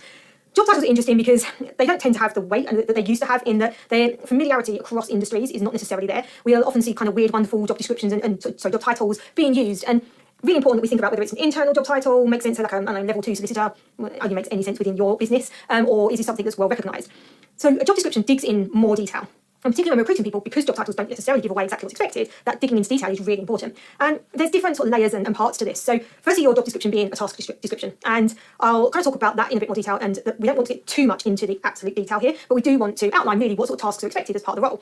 There's then the role description, which is the wider thing. So there's in there that gives it, that looks like people know what's expected of them. We then use those things to create our person specification. And so what skills do you need? What experience, what knowledge do you need in order to be able to deliver the tasks that we've got above there? because they're not things that we're going to be able to train. Key here, the role probably indicates more about what you need from people than the tasks. They're generally the things that you can train on. And then you can use that to create an advert. And job description and advert is often used interchangeably. They are not the same. Think about your marketing. An advert is about how you attract people. It's how you stop the scroll in that job board where someone's going through hundreds of jobs with the same job title. How do you stop the scroll? How do you make them stop and look? That's the advert. The advert is thinking about them as an individual. So whereas the job description thinks about you as a company, this is what I need, this is what I need you to do, this is what I need you to look like, the advert is, and what am I going to offer you to make it worthwhile, you applying for this job. So do think of those two things differently. But if you haven't got your job description clear, your advert's going to be worthwhile. Job description thinks about you as a company, this is what I need, this is what I need you to do, this is what I need you to look like, the advert is, and what am I going to offer you to make it worthwhile, you applying for this job. So do think of those two things differently. But if you haven't got your job description clear, your advert's going to be really hard to write. And so is your whole recruitment process. And you know what? So is your whole performance management process as well. So it's really important that we get the foundations right on this one.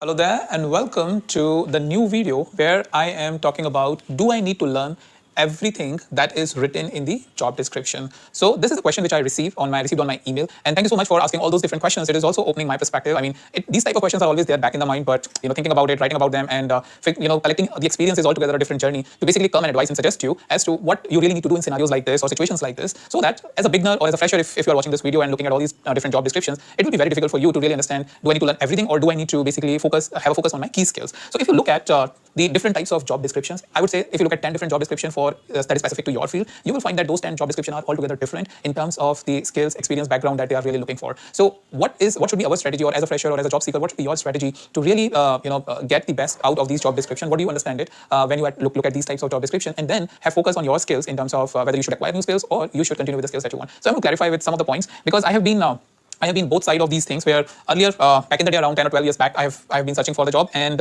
from past 7 years, I am sort of designing the job description, because I've been into this managerial job where I need to hire people for the organization, for the team, who can really support the function. Now, this basically gives me the perspective, because here we are not aware about what is the internal functioning or internally what is happening in the company, but here, we go through a different type of, or I have gone through a different type of experience where we have written or we have designed such an amazing job description, waited for 1 month, 2 months, 3 months, and did not find any candidate. So what should be the right balance on both the sides in terms of understanding? This is something I wanted to give you in this video. So let's think about why so many companies have similar type of requirement. I mean, there is a requirement for web developer or data analyst, data scientist, any type of requirement, but why they have a different job description altogether. The reason for this is every company have a very specific or a very different type of a situation as compared to another. Also, sometimes it is because of the rules, regulations, laws, because of which they basically have to hire the right type of people. Also, technology is changing at a very fast pace, right? So to have your competitive advantage into the market, you need to have something, you need to have great people who are new in these, or who are experienced in these new technology, and you are bringing them on board to get the competitive advantage, right? So that's the reason these different companies have different types of requirements, where they create the job description, and at the end, the job seekers get confused, right? Whether I should have my primary skills, that's what I meant by one, or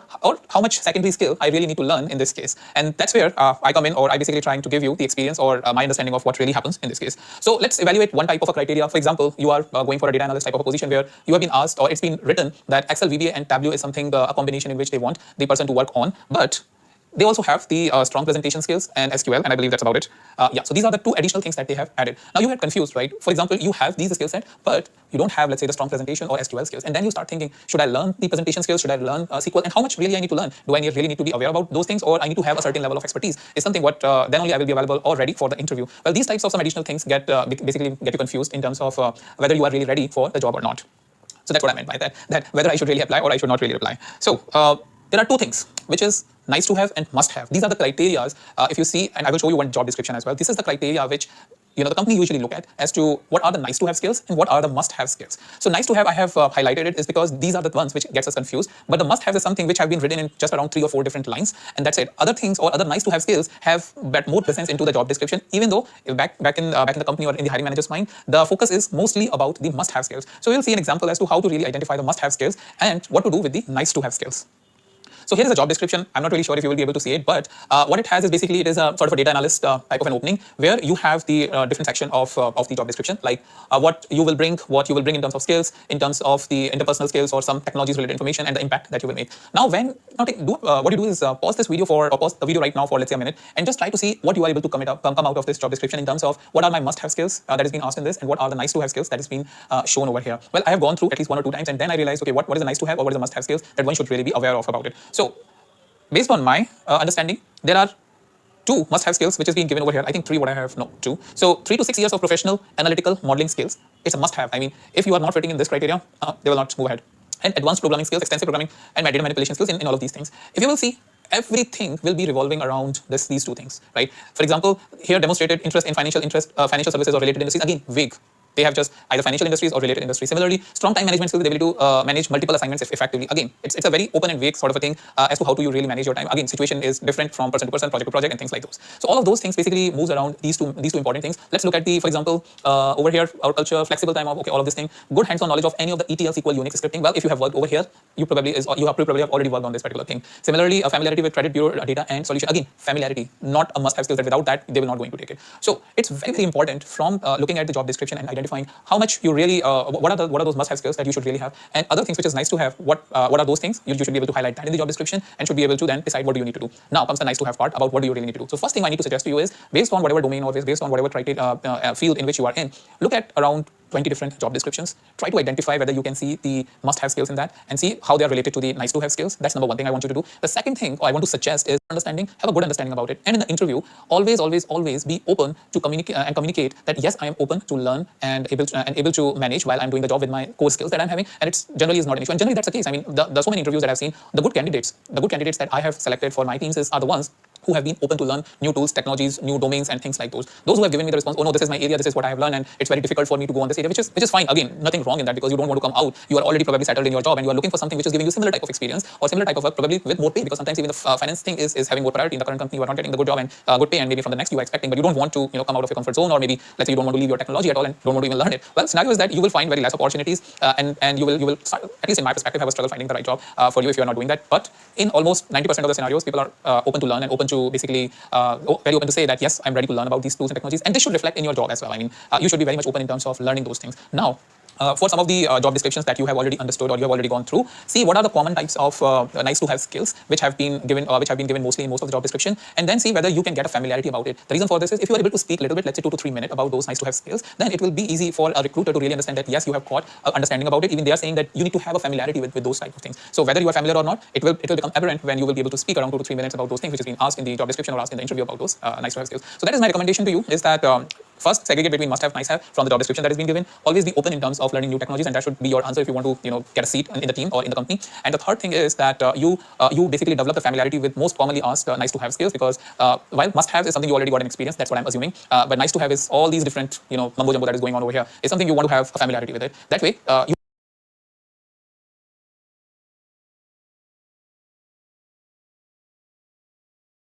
When it comes to landing a first-round interview, your resume might be more important than a cover letter in all ways but one. A good cover letter evokes emotion in the reader, something even the best resume cannot do. So in this video, I'm going to show you the 3 key things my friend Amanda did in her cover letter that ultimately landed her multiple offers in management consulting firms and bulge bracket investment banks. And make sure to stay to the very end for a cover letter formatting power tip that I promise you've never heard of before. Let's get started. Hi friends, welcome back to the channel. Before you even begin to write the cover letter for a full-time job or internship application, you might be wondering, is it even necessary? And the answer is always going to be the same. A good one won't guarantee you the job, but a bad one will ensure you don't even get the first round interview. So let's break down the 3 things this cover letter got right. Number 1, and this is the most important tip, hook the reader in by mentioning a connection with the company. If you do this right, it'll keep them reading past the first paragraph and onto why you should have this position over the other applicants. Let's take a look at what Amanda did in her example.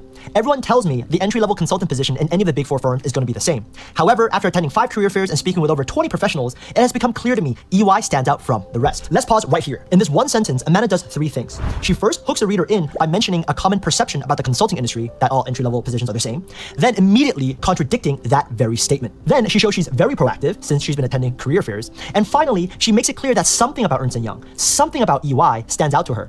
Aren't you guys a tiny bit curious as to what that is? In order for you to replicate what Amanda has done here with her cover letter hook, there's no way around doing some actual research. Number 1, speak with a minimum of 3 industry professionals and ask some targeted questions designed to provide you with specific insight into that role and industry. I've made an entire video on the best informational interview questions to ask during coffee chats. I'll link that up here and down below. But in a nutshell, you want to stay away from asking generic questions like, tell me about your day-to-day, and instead reword that to something like, what do you find most rewarding about your current role? By making small tweaks like this, you prompt the professional to tell you concrete examples that you can use in your cover letter, which in turn shows a recruiter, without a shadow of a doubt, you've clearly done your homework. Number 2, if you're applying for roles where a software product is involved, such as Google Ads, Facebook Ads, Office 365, Amazon AWS, Salesforce CRM, you want to go to websites such as G2 and Capterra to get a first-hand look at customer testimonials and reviews, since this will help you get a basic understanding of the product in a very short amount of time. Final tip is to remember the connection you mentioned has to be relatable with the reader, who is oftentimes the recruiter or hiring manager. If you're applying for a position at Apple, probably don't say how you're going to come up with the next big iPhone idea, and instead perhaps bring up their emphasis on privacy and how that's impacting the advertising industry. And for all the fresh grads out there, the less qualified you are for the position, the more important this first paragraph. You need to convince the hiring manager that your motivation,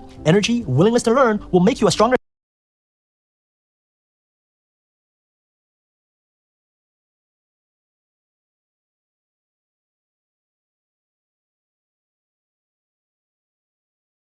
addition to the team than someone who might have a bit more experience but fail to be interesting in their cover letter. Okay, I spent a lot of time on this first tip because if you don't get this right, none of other stuff matters because they're not going to keep reading. Let me know down in the comment section below what roles you're applying for and maybe I can reply with some hook ideas. Cover letter tip number 2, be purposeful about the information you include. Put another way, each paragraph in your cover letter, or rather each sentence, should have a reason for being there. In Amanda's cover letter, there are no wasted words. The first paragraph hooks the reader in and the second paragraph expands on that hook. Too often, candidates start off their cover letters by saying, hi, my name is John, I currently work here and I'm applying for this position.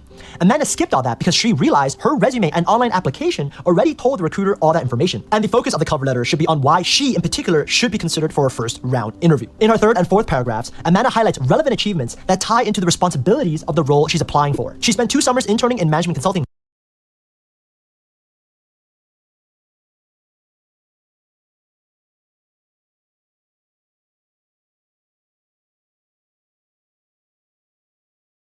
firms and worked on a $2 million project. She developed problem solving and project management skills, and she received recognition for always being on top of deadlines. She could have brought up leadership skills, how amazing she is at PowerPoint, or her strong background in data analytics, but she knows to focus on the most important factors the recruiter for this role is looking for: deal size, project management skills, and reliability. The last paragraph can be a bit more generic, since usually you end the cover letter by thanking the reader for his or her time and reinforcing your strong desire to join their company.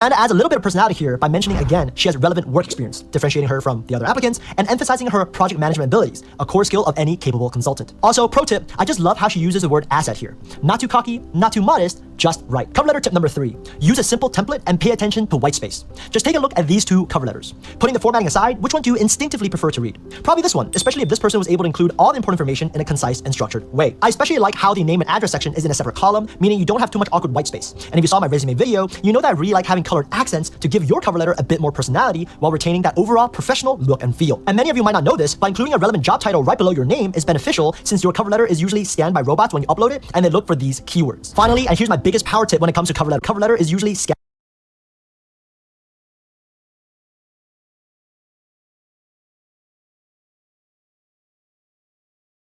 by robots when you upload it and they look for these keywords. Finally, and here's my biggest power tip when it comes to cover letter formatting, you might notice the first letter up top in the header here are 2 sizes larger than the rest. This is by design. So let's bring this back up to the same size. It's 26. Highlight the letters after the first one, press Command Shift comma twice to make it 2 sizes smaller, and now you're left with a rather unique yet professional looking header for your cover letter. To reward those of you who have stuck around until now, here's a link to download this exact template so you can reference it when you're writing your own amazing cover letter. So circling back to the emotion aspect I mentioned at the beginning of the video, after reading this cover letter, the recruiter might come to the conclusion that Amanda is witty, she has a relevant skill set, and she's driven, all of which means that at least a first round interview is warranted. As a next step, make sure to check out my video on how to write an incredible resume, and if you're interviewing right now, make sure to check out this playlist on common interview questions and answers. See you on the next video, and in the meantime, have a great one.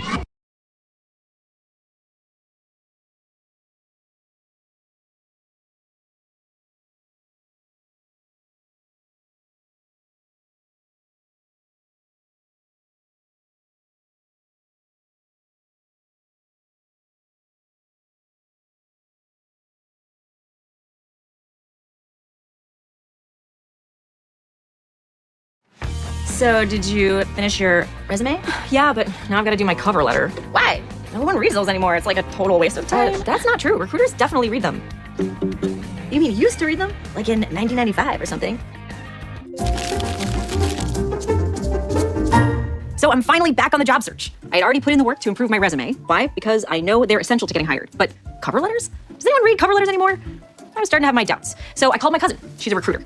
I actually love cover letters. Think about how many resumes a recruiter sees every day. Cover letters are where you can really personalize the application. Well, I do have an old cover letter. Dear hiring manager, my name is Sophie and I'm so excited to apply for this position. I'm hardworking, honest, timely, and I'm confident. Throw it out. Start over.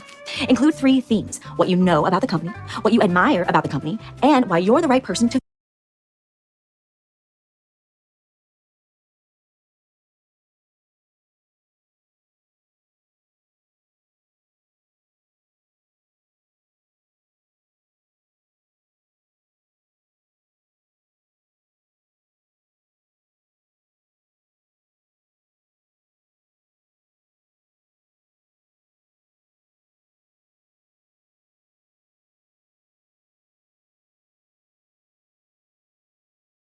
fill the open role. Connect the dots for the recruiter. You plus job equals company success. Okay, I'll do it. How do I start? Oh, with a strong hook. You need to compel a busy recruiter to keep reading. I can do that. Do you have any thought starters? Make 3 columns on a whiteboard. Personal connection, common misconception, interesting fact. Now try to brainstorm at least 3 things in each category. When you're done, look at the list. Can you write a hook that includes something from at least 2 categories? Try that. My own life demonstrates why people choose to work in healthcare. It's about making people's lives better. It is truly a calling. Okay, I'll call you back. Thank you. I've got a bunch of misconceptions, but nothing in the personal connections column. Got a bunch of misconceptions, but no personal connections. Great lyric. But letters are fossils. Letters are fossils. They're all gonna die. That's why I'm using AI. You know what's hot? Having a bot write your cover letter. Nuh-uh, not a fan. Besides, there's AI detection software for exactly that reason. Okay. But what if the company isn't using that? You probably shouldn't send a cover letter that's written by a bot. I don't think an algorithm knows what truly makes you, you. Okay, before I let you go, what's one final thing you wish more people knew about cover letters? I'll give you 3, but then I really have to go, Sophie. First, I wish more people would proofread. You'd be amazed. Second, these things should be short. Aim for 3 100-word paragraphs. And finally, don't rehash exactly what's in your resume. Be original. You plus job equals company success. So I went back to rewrite my cover letter. I followed my cousin's advice and focused on what I knew about the company, what I admired about the company, and why I was the right fit. This was a big moment. I had done the should I stay or should I go brainstorm exercise, so I knew what types of jobs I was looking for. I was using the hacks my friend taught to hack the job search. I had rewritten my resume so that it told my story in just 6 seconds. And now I had a solid cover letter. So I started really applying, and pretty soon, I got an interview. Truthfully, I was a little nervous about the interview. I hadn't done that in a while. I needed some help if I was gonna ace it. In the next video, we'll learn together. Hold on, before you click away, have you liked and subscribed?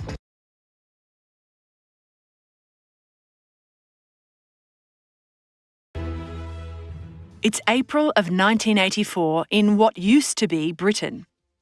It's now called Airstrip 1. Airstrip 1 is part of Oceania, one of 3 totalitarian superstates that rule the world. How exciting! 39-year-old Winston Smith is heading home from work. He works for the government, called the Party, at the Ministry of Truth. Sounds like something from Harry Potter, doesn't it? Ironically, the Ministry of Truth is in charge of distorting the truth by manipulating news, entertainment, and education so that everyone supports the party. The Ministries of Truth, Peace, Love, and Plenty are the 4 arms of government that works for the government, called the Party, at the Ministry of Truth. Sounds like something from Harry Potter, doesn't it?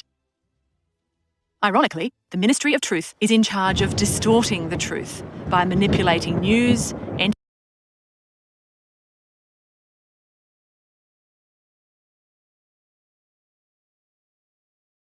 entertainment, and education so that everyone supports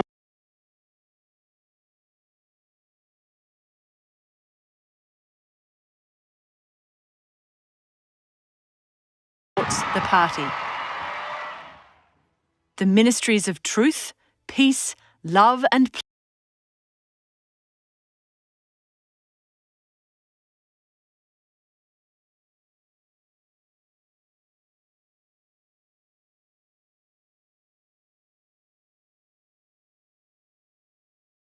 Plenty are the 4 arms of government that control every detail of life in Airstrip 1.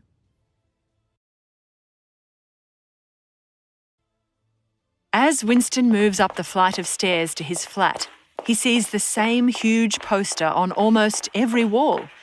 It shows the huge face of a man and the words, "Big Brother is watching you."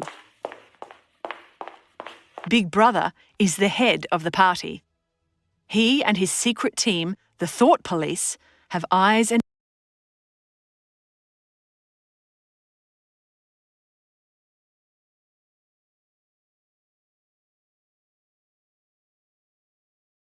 ears everywhere. It's sort of like the Big Brother TV show, only much, much worse. Winston enters his flat and makes his way to the alcove, a small space in the wall of the room. Here, he is hidden from the telescreen, a television that acts as a camera and microphone. Winston nervously writes in his diary. Keeping a personal diary in Airstrip 1 is punishable by death, or at least 25 years in a forced labour camp. Sounds like a fun place to live, doesn't it? He thinks about the 2 Minutes Hate event. Every day, he and his colleagues watch a video about Emmanuel Goldstein and his Brotherhood. The Brotherhood is the counter-revolutionary group that wants to overthrow the party.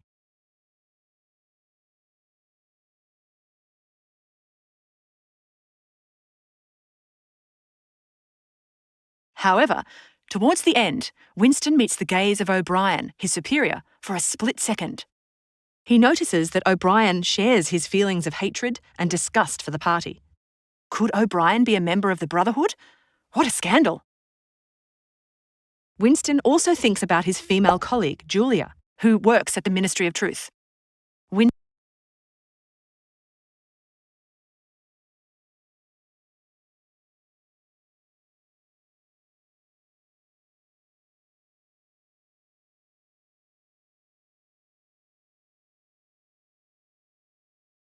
Winston is attracted to her, but also suspects her of being a secret member of the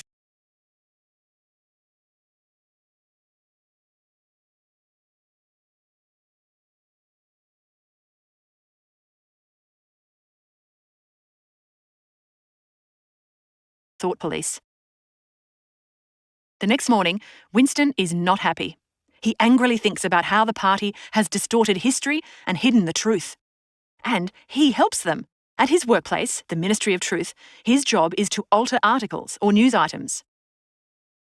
At lunch, Winston and his colleague Syme discuss recent updates to the party's official language.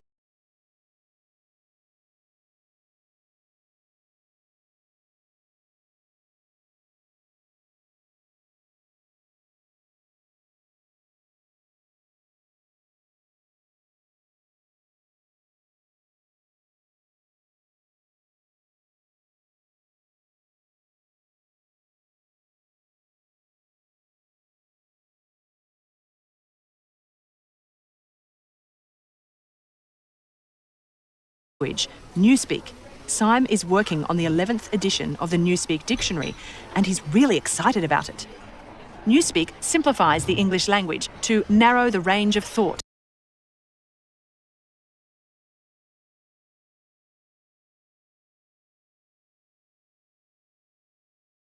So people will be too ignorant to rebel against the party. Slowly, Winston grows convinced that O'Brien is on his side. He begins to obsess over the corruption of the party. He even considers how the party could announce that 2 and 2 make 5, and how will anyone say otherwise? What solid proof is there that 2 and 2 equal 4? Clearly, nobody learns mathematics in Airstrip 1. However, Winston concludes that freedom is the freedom to say that 2 plus 2 make 4. The next day, Winston is wandering in a suburb where the proles live. Proles are non-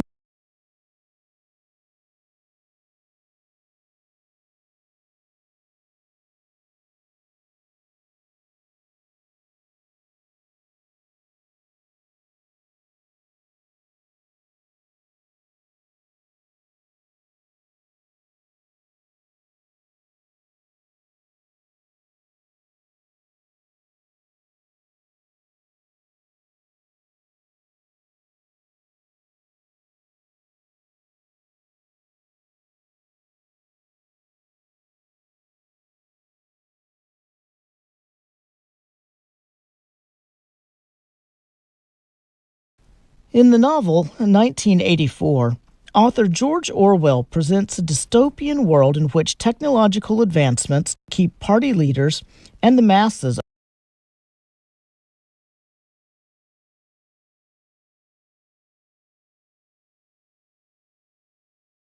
दोस्तों आज की इस video में हम लोग पढ़ेंगे एक बहुत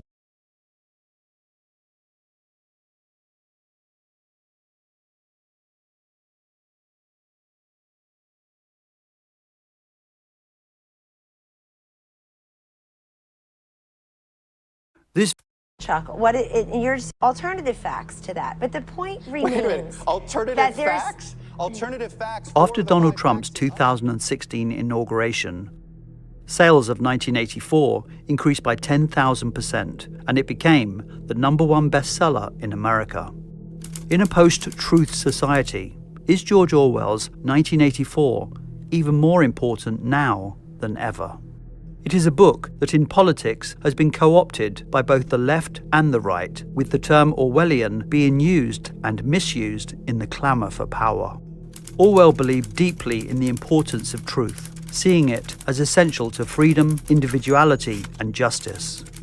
1984 reflects a fear of truth's erosion under authoritarian regimes and propaganda. He was alarmed by the power of governments and media to distort reality, how lies could be accepted as truth if repeated and reinforced by authority. These beliefs are deeply grounded in Orwell's personal experiences, as we shall see, fueling his growth as both a political thinker and a writer, two aspects always intertwined in his life. In some ways, the novel is about the future, but it is also about the present. Even Orwell, who published the book in 1949, said it should be seen not as a prediction, but as a warning.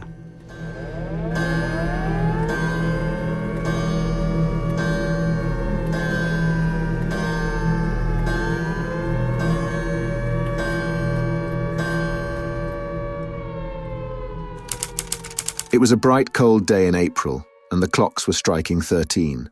1984 follows Winston Smith, a man trapped within the oppressive regime of Oceania's totalitarian state. The novel begins with one of its most chilling practices, the 2 minutes hate. The horrible thing about the 2 minutes hate was not that one was obliged to act a part, but on the contrary, that it was impossible to avoid joining in. This is a daily ritual where citizens gather to unleash intense hatred towards the party's enemies. Driven by propaganda images, the frenzy unites the crowd, overpowering individual thought and loyalty and binding citizens to Big Brother through shared, uncontrollable rage. You get the crowd together, you get them to hate Goldstein, or Eurasia, or Eastasia. You get them to hate anything. And because of that feeling, that drug, that mass hypnosis, you can be directed by the state into any direction. History has stopped.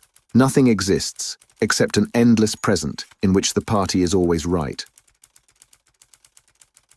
With total control over history, you can steer the masses towards any chosen target. As long as there are rituals to sustain this directed hate to create mass hysteria, it easily overpowers the natural individual connections of love we share. Like in 1984, where hate suppresses individual thought and fosters conformity, in today's post-truth climate, modern hate-driven rhetoric can drown out the truth, pushing people towards tribalism and away from nuanced understanding, fueling loyalty and silencing dissent by turning people's emotions against perceived enemies, rather than allowing them to question those in power. George Orwell's experience as a volunteer in the Spanish Civil War is pivotal to the creation of 1984, and the whole of his work can be organized around that central moment when he goes to Spain to fight fascism.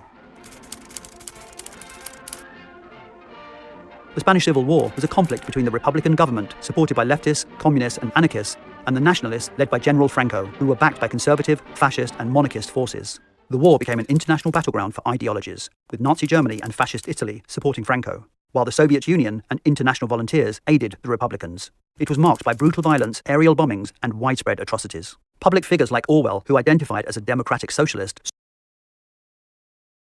non-party members, and they make up 85% of the population. Winston enters the shop where he bought his diary and buys a glass paperweight from the owner, Mr. Charrington, marvelling at its beauty. Almost like it belonged.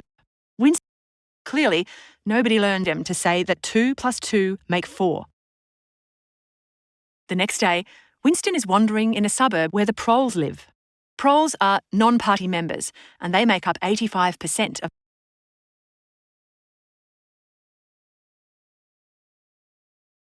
the population. Winston enters the shop where he bought his diary and buys a glass paperweight from the owner, Mr. Charrington, marvelling at its beauty. Almost like it belongs to another time, another place. As Winston leaves the shop, he sees a woman walking towards him.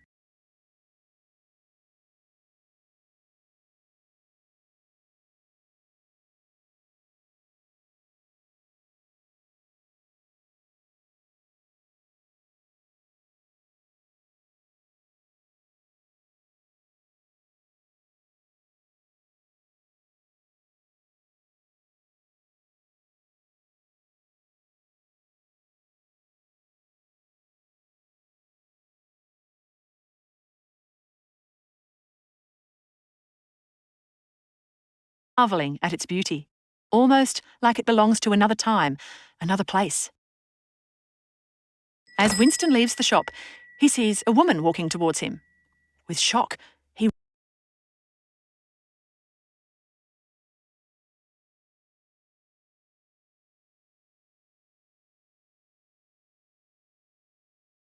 realizes it is Julia.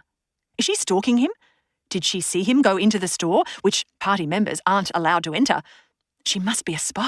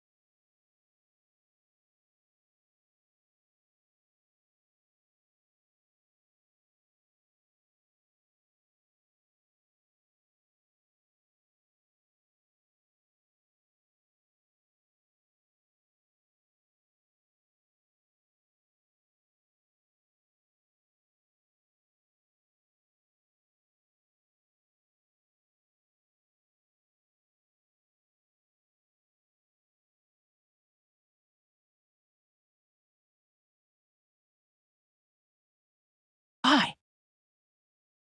He rushes home. Will the thought police come for him?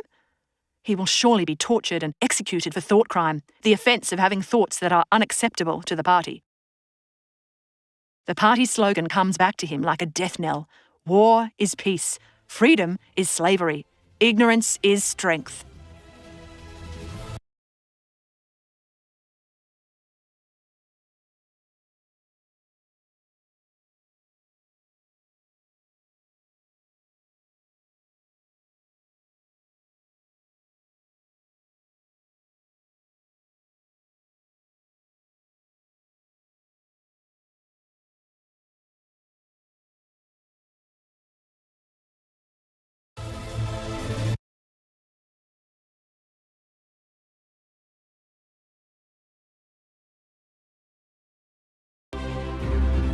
Back at work, Winston sees Julia with her arm in a sling walking towards him.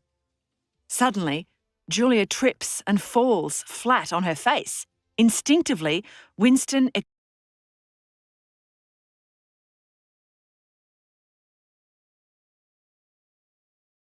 extends his hand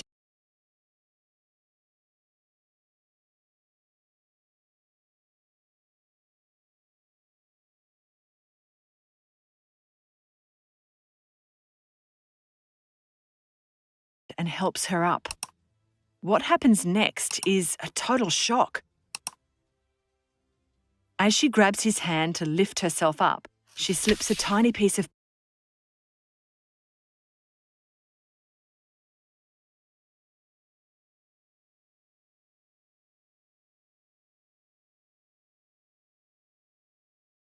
paper into his hand. Winston can hardly stop his heart from beating furiously. Then, Julia strides swiftly away as though nothing happened. What a scandal!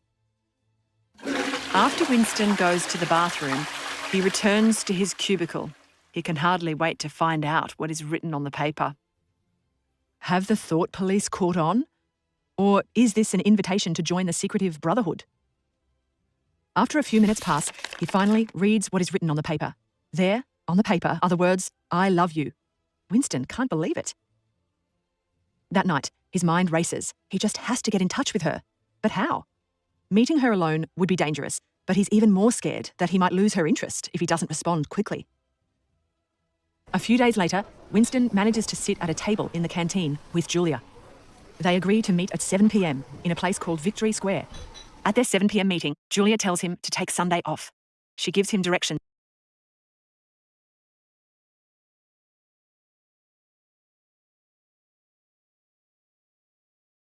Victory Square. At their 7 p.m. meeting, Julia tells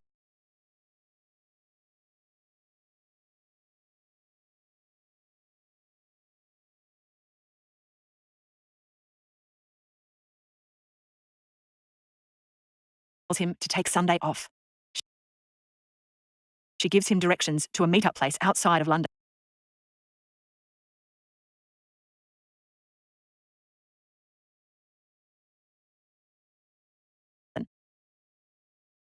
On Sunday, Winston follows her directions and meets her at a small grassy area surrounded by trees. They kiss and share their mutual disgust for the party. It's a match made in heaven. Winston and Julia continue to meet up in secret, and Winston slowly learns more about her views on the party.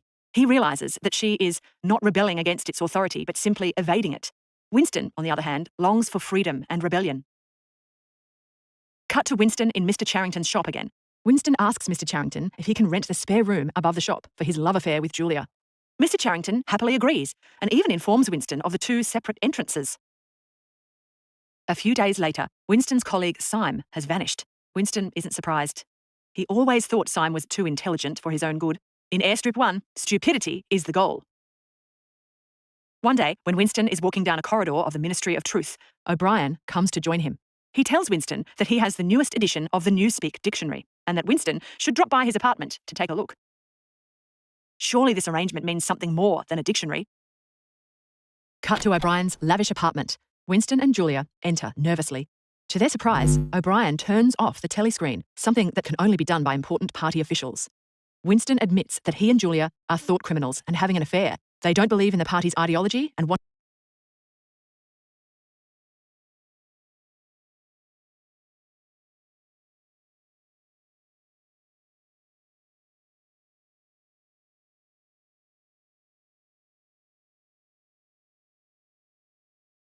to tear it down.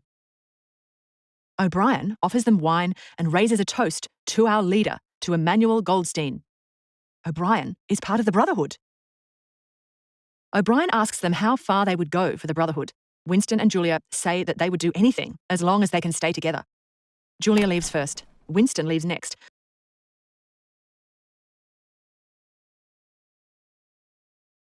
With O'Brien promising to send him Goldstein's counter-revolutionary book. It seems perfect, almost too perfect. As promised, a few days later, Winston is handed a briefcase at a demonstration against the party's enemies. Winston doesn't dare look inside, but knows it contains Emmanuel Goldstein's book. In any case, Winston has no time to read the book because work at the Ministry of Truth has gone into overdrive. At the rally he attended, it was announced that Oceania is at war with East Asia. Hold on, this is brand new information. It looks like the party is changing history. In the past, they have always been at war with Eurasia, and East Asia has always been Oceania's ally. It's now Winston's job to erase all records of the war with Eurasia, and then never talk about it or think about it. Winston works more than 90 hours in 5 days to get it all done, and it's not like the party pays overtime. After an exhausting week, Winston slowly walks to his hiding place, carrying the heavy briefcase. Finally, after 6 days of lugging the book around, he can read the words of Emmanuel Goldstein. Once inside the room above the shop, Winston eagerly opens the book to peer into the pages. The book explains how the party increases poverty to maintain power and continues to wage war to stop the masses from becoming too comfortable and too intelligent. Big Brother has clearly got some serious issues. Julia enters the room and Winston reads the book aloud to her. The book also explains doublethink. Doublethink is when people accept two conflicting opinions or beliefs at the same time because the government has brainwashed them. The next morning, just when Winston is gaining freedom in his life, a disaster. In the room they thought was their sanctuary, an iron voice speaks from behind a picture on the wall. You are the dead. All of a sudden, they are surrounded. Armed men dressed in black grab Winston and Julia. Julia is dragged out of the room and Mr. Charrington enters. Winston freezes. It's Mr. Charrington, but the once white hair is now jet black.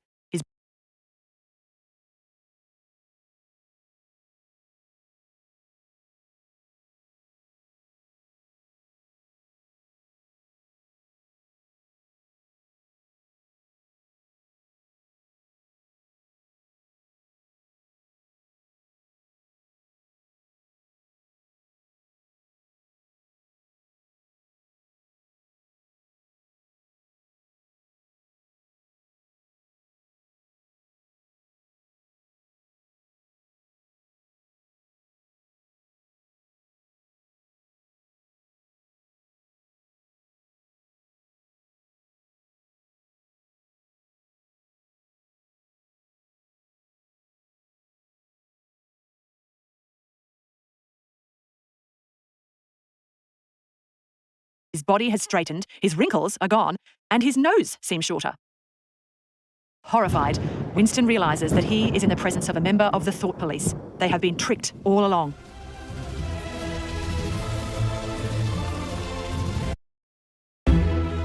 After being arrested, Winston is thrown into a cell bustling with both political prisoners and common criminals. He thinks about O'Brien, although he knows that the Brotherhood doesn't help its members. Uh-oh, things are not looking good for Winston. Sometime later, a gaunt, thin man enters the cell. His eyes burn with intense hatred. His cheeks are sunken in. He's dying of starvation, Winston realises. Eventually, an officer comes to the cell and orders for the thin man to be taken to room 101. Sounds spooky, doesn't it? Suddenly, the man kneels with his hands clasped together, begging. Not room 101, he cries. Shoot me, hang me, sentence me to 25 years. The man is dragged away. A few days later, O'Brien enters the cell. Winston jumps to his feet. They've arrested him too, he thinks in shock. They got me a long time ago, says O'Brien. The thought O'Brien is not on my side barely has time to cross his mind before a guard smashes Winston's elbow with a baton. The pain sends needles of fire through his nerves. Winston wakes up on a bed and sees O'Brien standing beside him. How long has it been since this continuous cycle of torture began? How many times has he been thrown to the floor and beaten? The bad news is, O'Brien is only just getting started. O'Brien brings Winston into a room. He is strapped to a bed connected to a torture machine. O'Brien controls it by pulling a lever that sends pain shooting through Winston's body.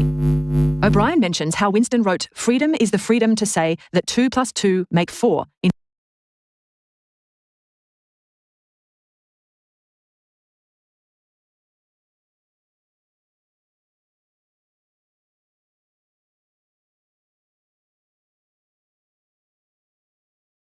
in his diary.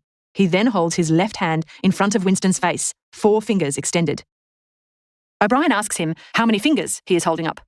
Every time Winston answers 4 instead of 5, or says 5 but is lying, O'Brien inflicts serious pain on Winston. If the party says it's 5, then Winston must see 5. The cycles of suffering continue until Winston, deranged with pain, suddenly sees 5 fingers. 2 + 2 = 5. Winston is a slow learner. The torture of the machine and O'Brien's interrogation seem to last a long time. Winston has lost track of time. In their discussions, O'Brien explains why the party goes to such lengths to control everything and everyone. The answer is power. The party only seeks pure power, not luxury, wealth, long lives, or even happiness. But the worst part? The party is immortal. Oh, the horror. Cut to some time later. Winston is in a comfortable cell with a pillow and a mattress. He even has water to wash himself with. They have also given him a pencil and a piece of white slate to write on.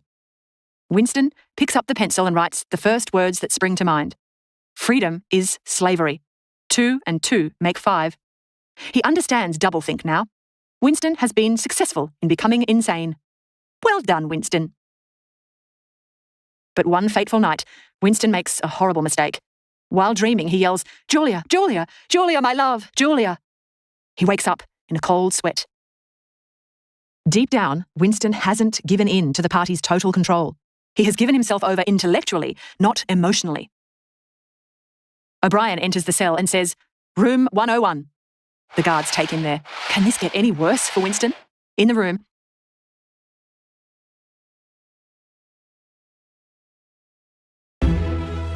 after being arrested, Winston is thrown into a cell bustling with both political prisoners and common criminals. He thinks about O'Brien, although he knows that the Brotherhood doesn't help its members. Uh-oh, things are not looking good for Winston. Sometime later, a gaunt, thin man enters the cell. His eyes burn with intense hatred. His cheeks are sunken in. He's dying of starvation, Winston realises.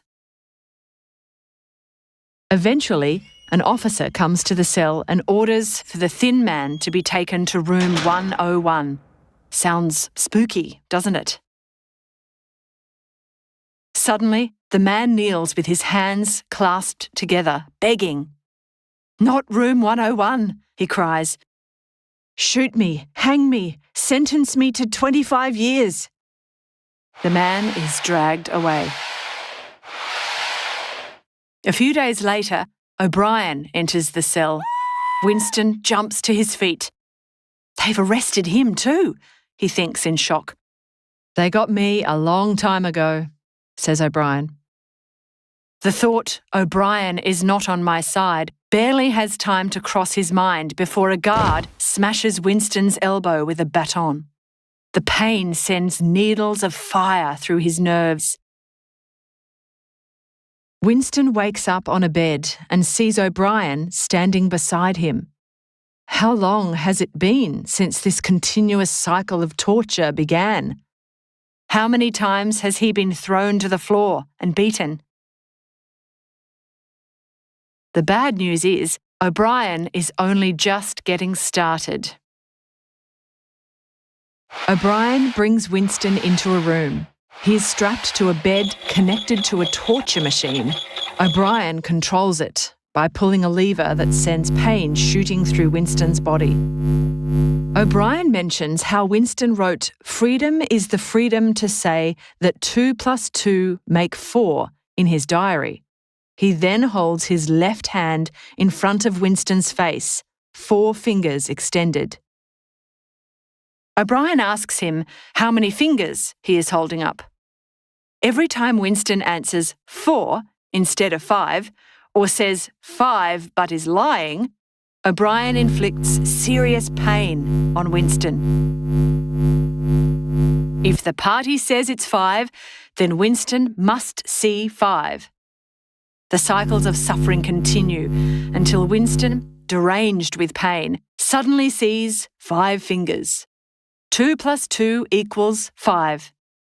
Winston is a slow learner.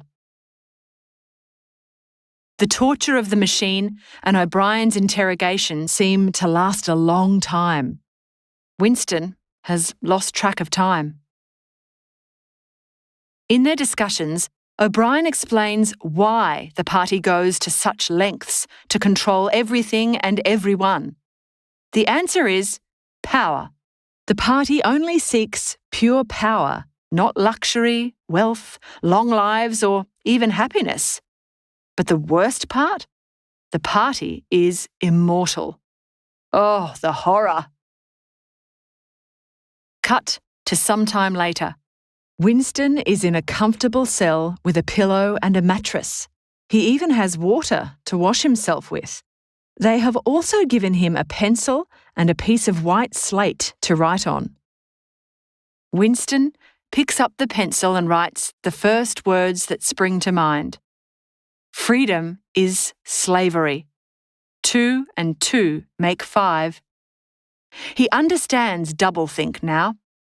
Winston has been successful in becoming insane. Well done, Winston. But one fateful night, Winston makes a horrible mistake. While dreaming, he yells, "Julia, Julia, Julia, my love, Julia." He wakes up in a cold sweat.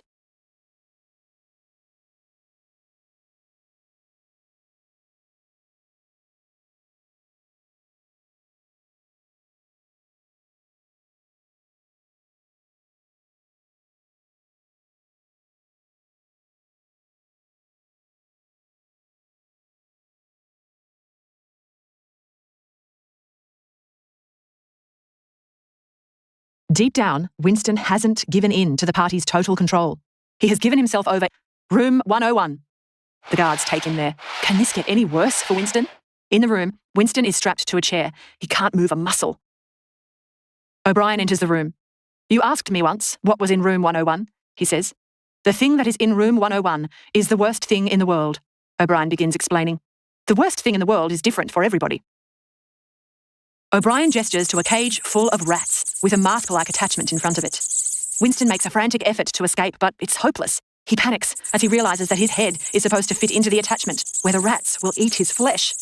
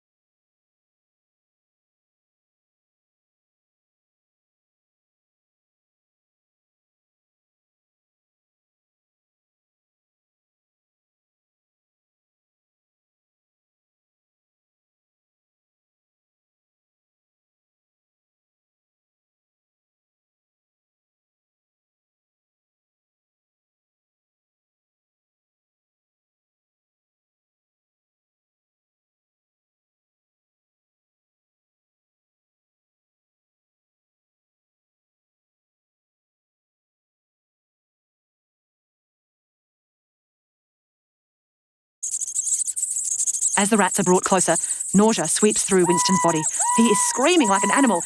He has to do something to keep the rats away, something to put a wall between himself and the rats, or somebody. Suddenly, Winston shouts over and over, "Do it to Julia, not me, Julia! Tear her face off, strip her to the bones, not me!" Winston has a falling sensation. He hears the rat cage door click shut. Everything goes black. Sometime later, Winston is in a not warded his flesh. As the rats are brought closer, nausea sweeps through Winston's body. He is screaming like an animal. He has to do something to keep the rats away, something to put a wall between himself and the rats, or somebody. Suddenly, Winston shouts over and over, "Do it to Julia, not me, Julia! Tear her face off, strip her to the bones, not me!" Winston has a falling sensation. He hears the rat cage door click shut. Everything goes black. Sometime later, Winston is in a cafe. He has been released. His mind wanders to the war between Oceania and Eurasia. Violent emotions flare up inside of him. Soon after, his mind drifts. Nowadays, Winston finds it difficult to focus. He has met Julia once since they were captured. It was an awkward encounter, and they both confessed to betraying one another. They parted ways without speaking again.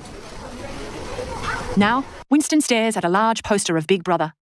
How has it taken 40 years for him to see the smile hidden beneath his moustache? There is no one in the world he loves but Big Brother.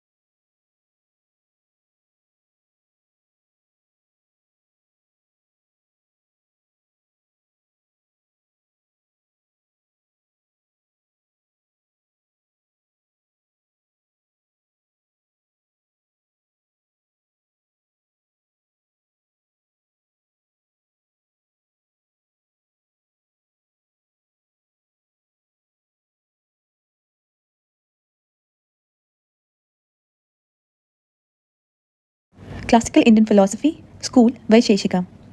Vaisheshika is an orthodox school of Indian philosophy. When we say orthodox, we mean that the school Vaisheshika believes in the authority of the Vedas. The word Vaisheshika is derived from the word Vishesha, which means particularity or distinguishing feature or distinction. So, Vaisheshika is a philosophy of pluralistic realism which emphasizes on the concept of plurality of beings, which is plurality of souls in the universe. In other words, particularity or Vishesha is regarded to be the essence of things. That is, the essence of everything is its particularity or being distinguishing feature of one thing from another. The name of the founder of the school is Kannada. Some of the other names he is known by are Kannabhak, Ulluka, Kashyapa, etc. It is hence also known as an Alokya school. The major branch of philosophy propounded by the school is metaphysics. The concept of Padartha is one of the most important concepts in the metaphysics of Vaisheshika. Now, Padartha means a category. According to the school, the universe has 7 Padarthas. Now, before we commence into the Padarthas, it is important to note that Vaisheshika school in totality speaks of 7 Padarthas, but only the first 6 Padarthas were mentioned by the founder Kannada himself. The 7th Padartha is added to the list of Padarthas by the later Vaisheshikas. Padartha means the meaning of the word or object signified by the word. In other words, it means all objects can be thought and can be named. The 7 Padarthas which are accepted by the school Vaisheshika can be divided under 2 heads. Number 1, being or bhava. Number 2, non-being or abhava. The first 6 Padarthas fall under the category of bhava or being or real. They are substance, quality, action, generality, particularity, inherence. The last or the 7th Padartha belongs to the latter part of it, that is abhava or non-being category. Non-existence or abhava is the 7th Padartha. In short, according to Vaisheshika, all that is real comes under the object of knowledge and it is called a Padartha or a category. The concept of substance or dravya. Substance signifies the self-subsistence, the absolute and the independent nature of things. As a result, it is defined as the substratum where actions and qualities, that is, gunas and karma, inhere. It is the coexistent material cause of the composite things produced from it. In other words, without substance, we cannot have qualities and actions, for the two, that is, qualities and actions, are contained within the substance. So, substance is the basis or the premise of qualities and actions, actual or potential, present or future. In short, substance cannot be defined apart from qualities and actions. According to Vaisheshika, there are 2 kinds of substances. Number 1, ultimate substance. Number 2, compound substance. Ultimate substance are eternal in nature, they are independent in nature. They are also individual and infinite. They are the material causes of compound substances and are not subjected to production and destruction. On the other hand, compound substances are made up of parts that arise out of simple ultimate substances. They are, as a result, transient, which is impermanent in nature, due to which they are subjected to production and destruction. There are a total of 9 dravyas. They are all objective realities. They are earth, water, fire, air, ether,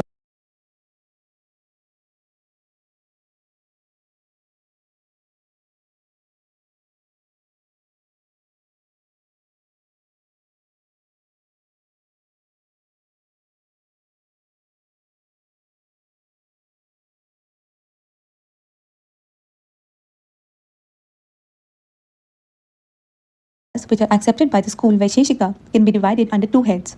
Number 1, being or bhava. Number 2, non-being or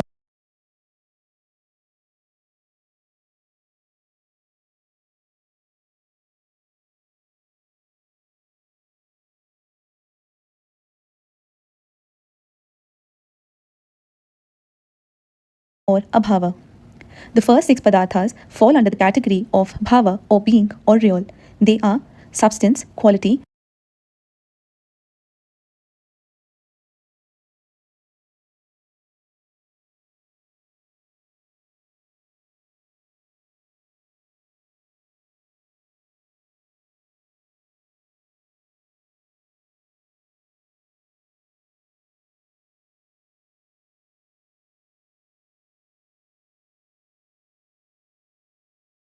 action, generality, particularity, inherence.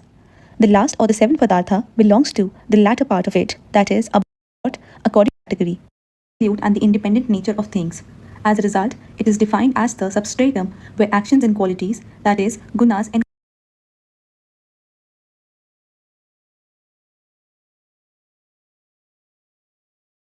karma inhere. It is the coexistent material cause of the composite things produced from it. In other words, without substance, we cannot have qualities and actions, for the two, that is, qualities and actions, are contained within the substance. So, substance is the basis or the premise of qualities and actions, actual or potential, present or future. In short, substance cannot be defined apart from qualities and actions. According to Vaisheshika, there are two kinds of substances. Number one, ultimate substance. Number two, compound substance. Ultimate substance are eternal in nature, they are independent in nature. They are also individual and infinite. They are the material causes of compound substances and are not subjected to production and destruction. On the other hand, compound substances are made up of parts that arise out of simple ultimate substances. They are, as a result, transient, which is impermanent in nature, due to which they are subjected to production and destruction. There are a total of 9 dravyas. They are all objective realities. They are earth, water, fire, air,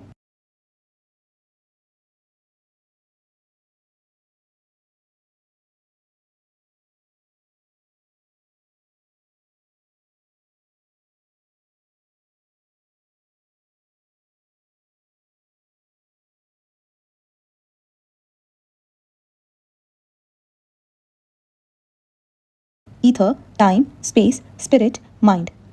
Some important points which are to be kept in mind regarding the nature of the 9 dravyas are earth, water, fire, air, and mind are atomic and eternal in nature. Earth, water, fire, and air produce composite dravya. Earth, water, fire, air, and ether are the Panchbhutas, or the 5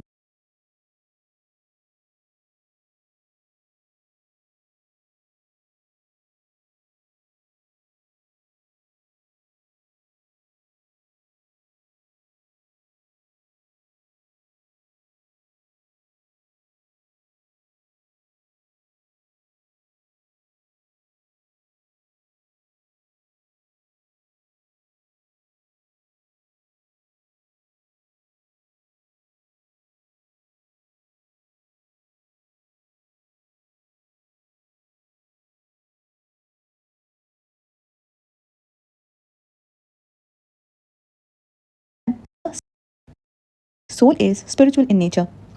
Time and space are regarded as objective realities. Ether, space, time, and soul are all-pervading and eternal in nature. Earth, water, fire, air, mind, and soul are infinite in number. On the other hand, ether, space, and time are one each. They are not infinite in number. The explanation for question 1 is earth, water, fire, air, ether, and mind are physical in nature. Soul, on the other hand, is spiritual in nature. The explanation for question 2 is earth, water, fire, air, and mind or manas are atomic and eternal in nature. The explanation for question 3 is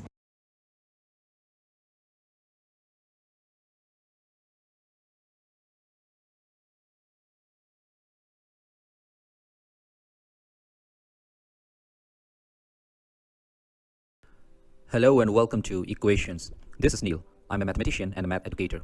In this video, I want to take you through the journey of the development of mathematics in ancient India. Mathematics to give can be evidences unearthed from excavations at Harappa, Mohenjo-daro, and other sites of the Indus Valley Civilization have uncovered clear evidence of the practical usage of mathematics. For example, most of the bricks used in the Indus Valley Civilization for constructions were in the proportion 4:2:1. They also used standardized system of weights based on the ratios 1/20, 1/10, 1/5, 1/2.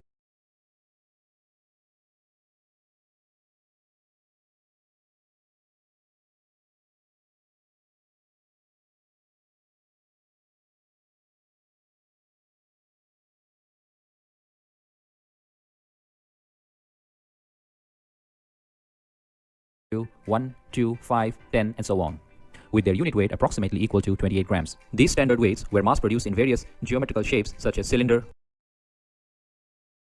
cones, tetrahedron, and hexahedra, which demonstrated that the people of the Indus Valley Civilization had knowledge about three-dimensional geometry. The people of the Indus Valley Civilization standardized their unit of unit. This further excavations in the very early 4th century and the 4th century BC. This is the period where the first identifiable mathematicians, or rather ancient scholars, appeared on the scene. Several textbooks which survived from the Vedic age gives us a glimpse into the early world of mathematics. What we know today is that back then, most of the mathematicians or scholars were interested in mathematics for one primary purpose, and that was to create sacrificial altars with the perfect measurement.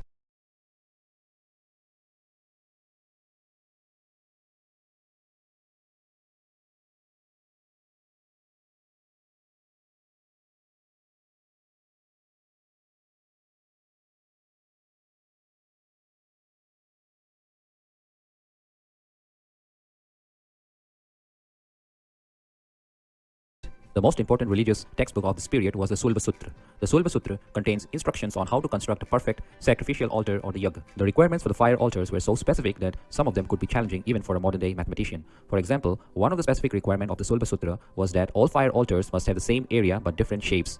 This we know is not possible for many shapes such as a square and a circle, because this would require us to square a circle or circle a square, and we know that both these constructions are not possible because of the impossibility of constructing a transcendental number. Among the earliest and the most important mathematician of the Vedic age was Bodhyana. Bodhyana lived in the 8th century BC, and he is the composer of the Bodhyana Sulba Sutra. This sutra contains, among other things, an approximation formula for the value of the square root of 2, which is accurate to 5 decimal places. Among many other things, the Sulba Sutra also contains the first known verbal expression of the Pythagoras theorem. It states that the diagonal of a rectangle produces an area which both its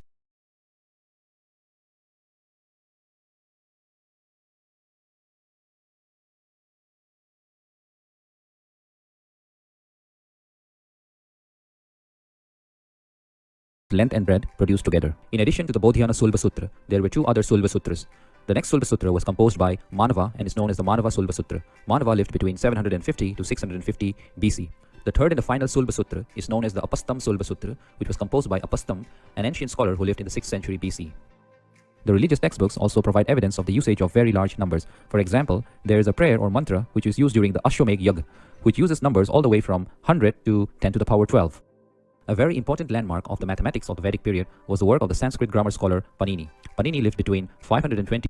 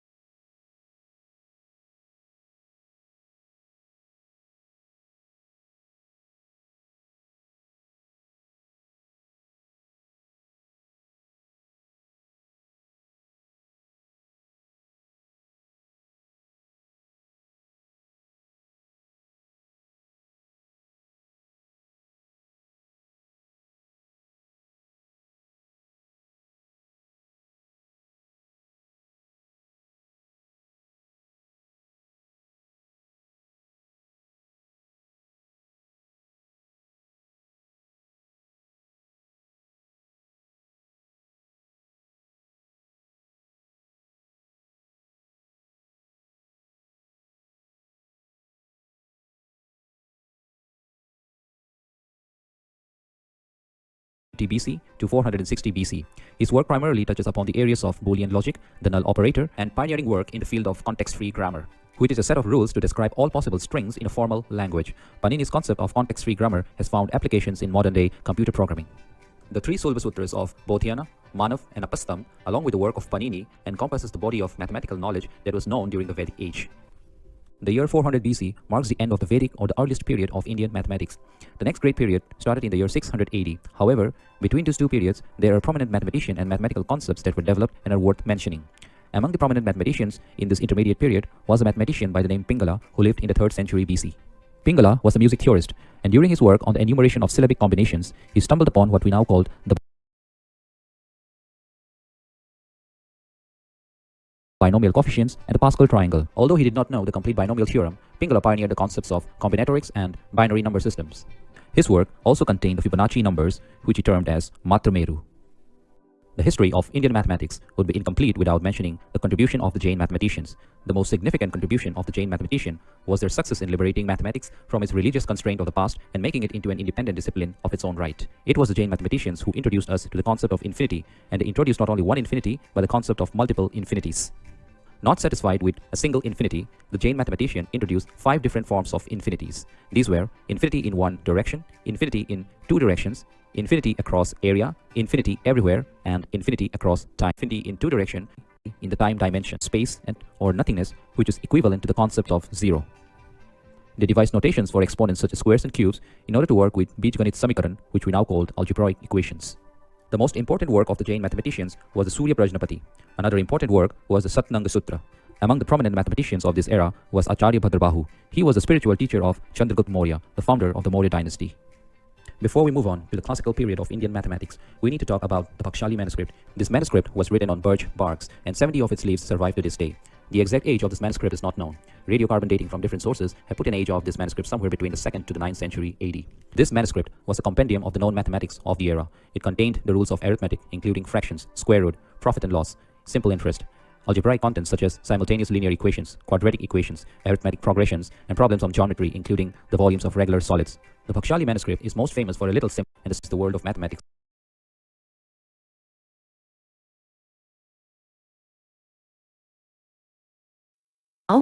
Laws of motion. More than 2000 years. Theorem named Bodhian theorem? Well, that's simply because his gift to 600 of their geometrical constructions and measurements. Abraham Seidenberg, an eminent American mathematician and historian of the University of California, wrote a monumental research paper in 1978 after 15 long years of research called The Origin of Mathematics. In this paper, he wrote, if one includes the Vedic mathematics, one will get quite a different perspective on ancient mathematics. The Shulba Sutras have geometric algebra. As we mentioned earlier, European colonizers were the ones who had twisted out of shape the true perspective. Shulba Sutras consist of a series of 9 geometry texts of on-altar construction, rectangles, circles, squares, right-angled triangles, isosceles trapeziums, parallelograms, and so on. One of the most common mathematical problems that had baffled mathematicians for years was how to draw a circle that had the same area as a square. For the Vedic acharyas, this problem translated into how to build a square-shaped altar which had the same area as a circular altar. And to solve this problem without a scale, they came up with several methods to draw a square. Here we'll show you 78 after 15 long years of research called The Origin of Mathematics. In this paper, he wrote, if one includes the Vedic mathematics, one will get quite a different perspective on ancient mathematics. The Shulba Sutras have geometric algebra. As we mentioned, in magnitude are equal to the side of the square. The measurements in those days were in terms of angulars. 1 angular equals 34 sesame seeds. Step 2, using the string as a diameter, draw a circle, again using a string. Step 3, with A as the center, draw a circle of an equal diameter. Step 4, now we'll take step 5, drawn. Square. Mathematics of streets and the drainage systems in ancient times. Thus, time and time again, Sanatan science has preempted and outshone the Western science.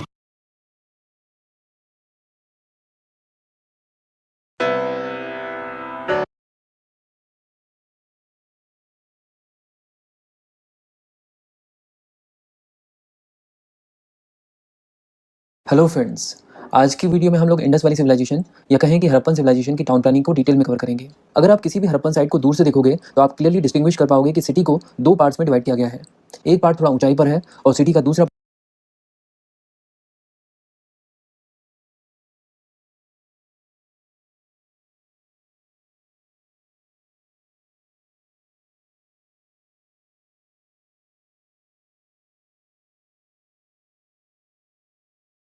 Part काफी नीचे है। General pattern ये है कि जो part ऊंचाई पर है वो वेस्ट में है और उसे सिटी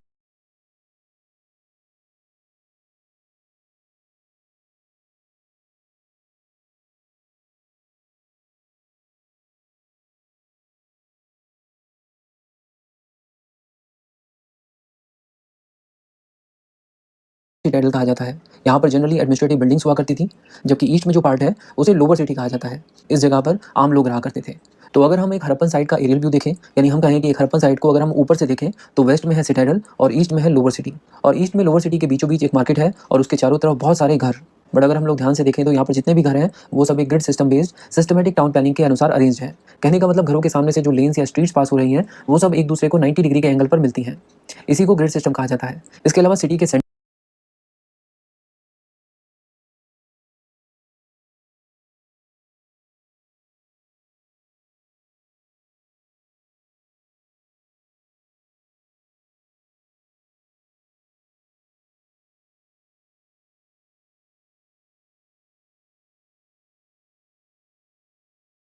सेंटर में जो मार्केट है उस तक पहुंचने के लिए चारों डायरेक्शन से मेन स्ट्रीट का प्रोविजन है। और ये जो ब्लू कलर में आप छोटे छोटे रेक्टेंगल बॉक्सेस देख रहे हैं, इन्हें आप हर एक घर के दरवाजे मान लीजिए। अगर आप ध्यान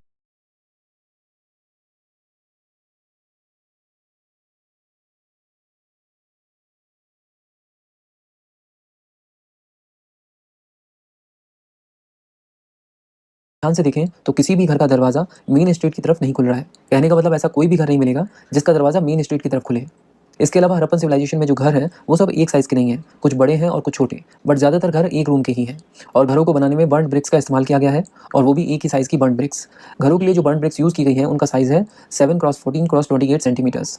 हालांकि फोर्टिफिकेशन के लिए जो ईंट यूज़ की गई हैं उनका साइज़ डिफरेंट है, और इन ईंटों को आपस में जोड़े रखने के लिए जिप्सम मोर्टार का भी यूज़ किया गया है। अगर हम कंपेयर करें इजिप्टियन सिविलाइजेशन से तो उस समय इजिप्टियन सिविलाइजेशन में बर्न्ड ब्रिक्स नहीं बल्कि ड्राइड ब्रिक्स यूज़ की जाती थी। और अगर मेसोपोटामियन सिविलाइजेशन की बात करें तो वहाँ पर बर्न्ड ब्रिक्स तो यूज़ होती थी बट बहुत ही लिमिटेड मात्रा में। और इसीलिए हड़प्पन सिविलाइजेशन की एक रिमार्केबल फीचर मानी जाती है कि हड़प्पन सिविलाइजेशन में बर्न्ड ब्रिक्स बहुत ही एक्सटेंसिवली यूज़ की गई। एक बात और गौर करने वाली है कि कुछ घरों की दीवारें बहुत ही थिक हुआ करती थी। केस भी मिले हैं। इन छत जो जनरली 3 मीटर ऊंची हुआ करती थी, उसे इस तरह के घर आपको देखने को मिल सकते हैं जिनकी छतों पर वुडन बीम्स लगे होते हैं भी होते थे। ये बाथरूम्स प्रॉपर और इन फर्शों को किया जाता था। इन्होंने लार्ज ड्रेन्स बनाई हुई थी और घरों से निकलने वाला वेस्ट पानी छोटी छोटी नालियों के थ्रू बड़ी ड्रेन्स में जाकर मिलता था। ये एक अंडरग्राउंड ड्रेनेज सिस्टम था। ये ड्रेन्स वैसे तो कवर्ड होती थी, लेकिन इन ड्रेन्स में ये भी प्रोविजन किया गया था कि अगर कुछ फंस जाए, ड्रेन्स रुक जाएं, तो ड्रेन्स को अनकवर करके उसको साफ भी कर दिया जाए। तो लोअर सिटी में किस तरह के हाउसेस थे, ड्रेनेज सिस्टम कैसा था, ये हमने देखा। अब बात करते हैं सिटाडेल की, यानी हड़प्पन साइट का वो पार्ट जो ऊंचाई पर होता था। ये तो हमने पहले ही देखा कि यहाँ पर एडमिनिस्ट्रेटिव बिल्डिंग्स हुआ करती थी। सिटाडेल को एक्रोपोलिस भी कहा जाता है और यहाँ जनरली रूलिंग क्लास के मेंबर्स रहा करते थे। इसके चारों तरफ एक मोटी वॉल बनी होती थी, इसको फोर्टिफाइड किया जाता था और इसमें एंट्री भी रेस्ट्रिक्टेड होती थी। आम लोग यहाँ पर बिना परमिशन के नहीं आ सकते थे। यहाँ पर बड़ी बड़ी ग्रैनरीज भी हुआ करती थी जहाँ पर सरप्लस फ्रूट ड्रेन्स को भर के रखा जाता था और ये ग्रैनरीज थोड़े रेज प्लेटफॉर्म पर होती थी ताकि नीचे से सीलन न चढ़ पाए और इनमें जगह जगह एयर डक्ट्स थे ताकि सरप्लस फूड ड्रेन्स को सीलन और पेस्ट से बचाया जा सके। इसी सिटाडेल में पब्लिक बाथ्स भी होते थे। इसी से रिलेटेड हम जनरल फीचर्स पर सिविलाइजेशंस में टेंपल्स हुआ करते थे।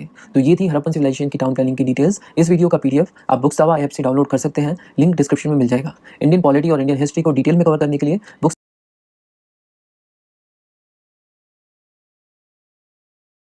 नमस्ते दोस्तों। तो जैसा कि अब तक हमने अपनी पिछली वीडियो में डिस्कस किया कि वास्तुशास्त्र आया कहां से, उसका कहां मेंशन किया गया है, एंड वास्तुशास्त्र सिर्फ एक नहीं कई बुक्स में उसका मेंशन किया गया है। बट वास्तुशास्त्र है क्या? चलिए आज इस वीडियो की शुरुआत इसी क्वेश्चन के साथ करते हैं। धर्म में हर एक सोर्स ऑफ एनर्जी की पूजा की जाती है, उसको पूजा जाता है जैसे कि पेड़, पानी, हवा, क्योंकि ऐसा माना जाता है कि ये ब्रह्मांड में रहने वाली हर एक चीज, लिविंग या नॉन लिविंग, हर एक एनर्जी, ये सब एक हार्मनी में एग्जिस्ट करते हैं ताकि एक बैलेंस्ड लाइफ, एक अच्छी लाइफ, एक सस्टेनेबल लाइफ चल सके। तो उस थॉट प्रोसेस को दिमाग में रखते हुए वास्तुशास्त्र को डेवलप किया गया। विकिपीडिया वाली टर्म्स में जाएं तो वास्तुशास्त्र एक संस्कृत वर्ड है जिसमें वास्तु का मतलब होता है एक ड्वेलिंग या घर और शास्त्र का मतलब होता है साइंस या नॉलेज। तो वास्तुशास्त्र बना साइंस ऑफ आर्किटेक्चर या फिर नॉलेज ऑफ आर्किटेक्चर जो हर पीढ़ी दर पीढ़ी आगे बढ़ाई जाती है। वास्तुशास्त्र कुछ प्रिंसिपल्स और गाइडलाइंस की कलेक्शन है जो कि बिल्डिंग डिजाइन और बिल्डिंग कंस्ट्रक्शन में अप्लाई की जाती है। और वास्तुशास्त्र का अल्टीमेट गोल यही है कि जिस जगह पे आप रह रहे हैं या जिस जगह पे आप काम कर रहे हैं वो इस तरीके से बनाई जाए कि आपकी इमोशनल स्टेबिलिटी, आपकी फिजिकल स्टेबिलिटी एंड आपकी मेंटल स्टेबिलिटी बनी रहे। तो क्या है वास्तुशास्त्र के प्रिंसिपल्स एंड गाइडलाइंस? उससे पहले वास्तुशास्त्र सुनते ही आपके दिमाग में ये फोटो आ जाती होगी एंड आप सोचते होंगे ये क्या है? तो पहले इसे एक्सप्लेन करते हैं। वास्तु सुनते ही आपके दिमाग में ये फोटो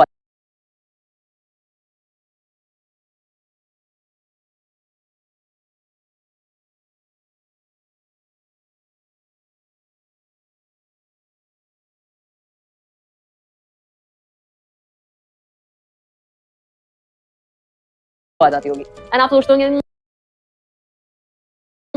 ये क्या है? तो पहले इसे एक्सप्लेन करते हैं। ये है वास्तु पुरुष मंडल। वास्तु पुरुष मंडल की कॉन्सेप्ट है। ये क्या है? तो पहले इसे ये स्क्वायर डायग्राम या ग्रिड के फॉर्म में रिप्रेजेंट करता है हमारे फ्लोर प्लान को, हमारे बिल्डिंग या हमारे घर के फ्लोर प्लान। इस फ्लोर प्लान में आपको एक ह्यूमन फिगर दिखेगा। इसे कहते हैं वास्तु पुरुष। इन्हें एक ऐसा डीटी माना जाता है जिनका face down towards the flow है, head pointing towards north east direction है and legs pointing towards south west direction. वास्तु पुरुष मंडल 9 इक्वल स्क्वायर्स में डिवाइडेड है जिसका सेंटर स्क्वायर रिप्रेजेंट करता है ब्रह्म स्थान को एंड 8 squares represent करते हैं 4 different directions, that is east, west, north and south, and 5 elements of nature को, जो है fire, earth, wind, space and water। आप ऐसा सोच रहे होंगे कि वास्तु पुरुष नेचर को जो है इस डायरेक्शन ही ओरिएंटेशन क्यों है? वो इसलिए ताकि कुछ स्पेसिफिक एनर्जीज का फ्लो हमारे घर में या हमारे स्पेस में सही तरीके से हो एंड उनका मैक्सिमम यूटिलाइजेशन हो सके। बट कौन सी है ये energy? Number 1 is the solar energy. वास्तुशास्त्र में डोर्स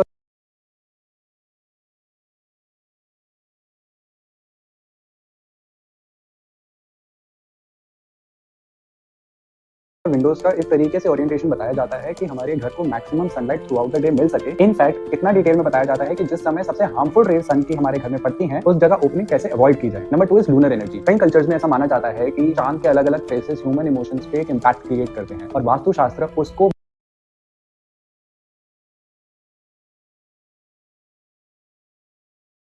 भी कंसिडरेशन में लेके बिल्डिंग का डिजाइन प्रपोज करता है। नंबर 3 इज कॉस्मिक एनर्जी, यानी कि हर living thing, non living thing, planets, galaxy, solar system, in fact छोटे से छोटा एटम, मॉलिक्यूल एक तरीके की एनर्जी रिलीज करता है जिसको कहते हैं कॉस्मिक एनर्जी और ये कनेक्टेड होती है हर तरह के जीव जंतु के साथ। वास्तुशास्त्र में ऐसा बताया जाता है कि अगर बिल्डिंग को एक सही ओरिएंटेशन में रखा जाए, कुछ स्पेसिफिक कलर्स यूज करे जाएं, फर्नीचर अलग ओरिएंटेशन में रखा जाए, तो इस कॉस्मिक एनर्जी को भी अपने बेनिफिट के लिए हार्नेस और चैनलाइज किया जा सकता है। इसके बाद आता है मैग्नेटिक एनर्जी, जो कि वास्तुशास्त्र में काफी इंपॉर्टेंट कंसीडर की गई है। अकॉर्डिंग टू वास्तुशास्त्र, अगर हमारी बिल्डिंग मैग्नेटिक फील्ड के अलोंग अलाइन है तो उससे हम काफी productive, strong and active feel करते हैं। फाइनली नंबर 5 पे आती है ऑरा एनर्जी, जो कि इंडिविजुअल होती है हर इंसान के लिए। ये एक ऐसी एनर्जी है जो हर बंदे की पर्सनालिटी एमिट करती है। आज के टर्म्स में इसको वाइब भी कहा जाता है। वास्तुशास्त्र में ऐसा माना जाता है कि कुछ स्पेसिफिक कलर्स या ओरिएंटेशन को यूज करके लोगों की ये पर्सनालिटी एनहांस की जा सकती है। तो फाइनली जब वास्तु पुरुष मंडला क्या है एंड ये एनर्जीज कौन सी हैं जिसपे वास्तुशास्त्र हमारा इंटायरली बेस्ड है समझ लिया है, तो चलिए वास्तुशास्त्र के इंपॉर्टेंट गाइडलाइंस एंड प्रिंसिपल्स को समझते हैं। Number 1, orientation and alignment.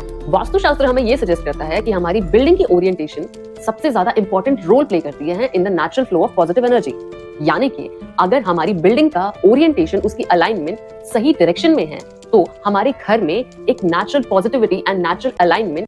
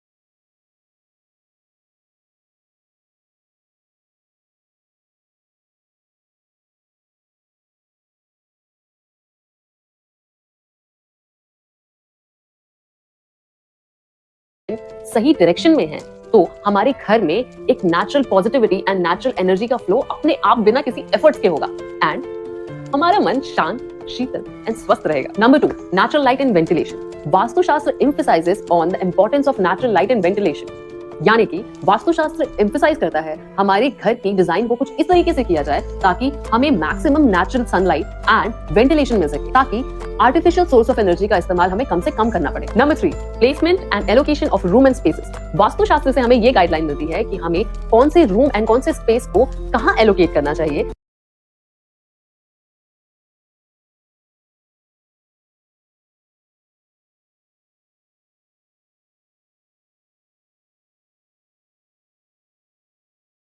to achieve a comfortable living environment जिसमें हमारी सर्कुलेशन एंड वेंटिलेशन प्रॉपर हो सके। Number 4, colours and material.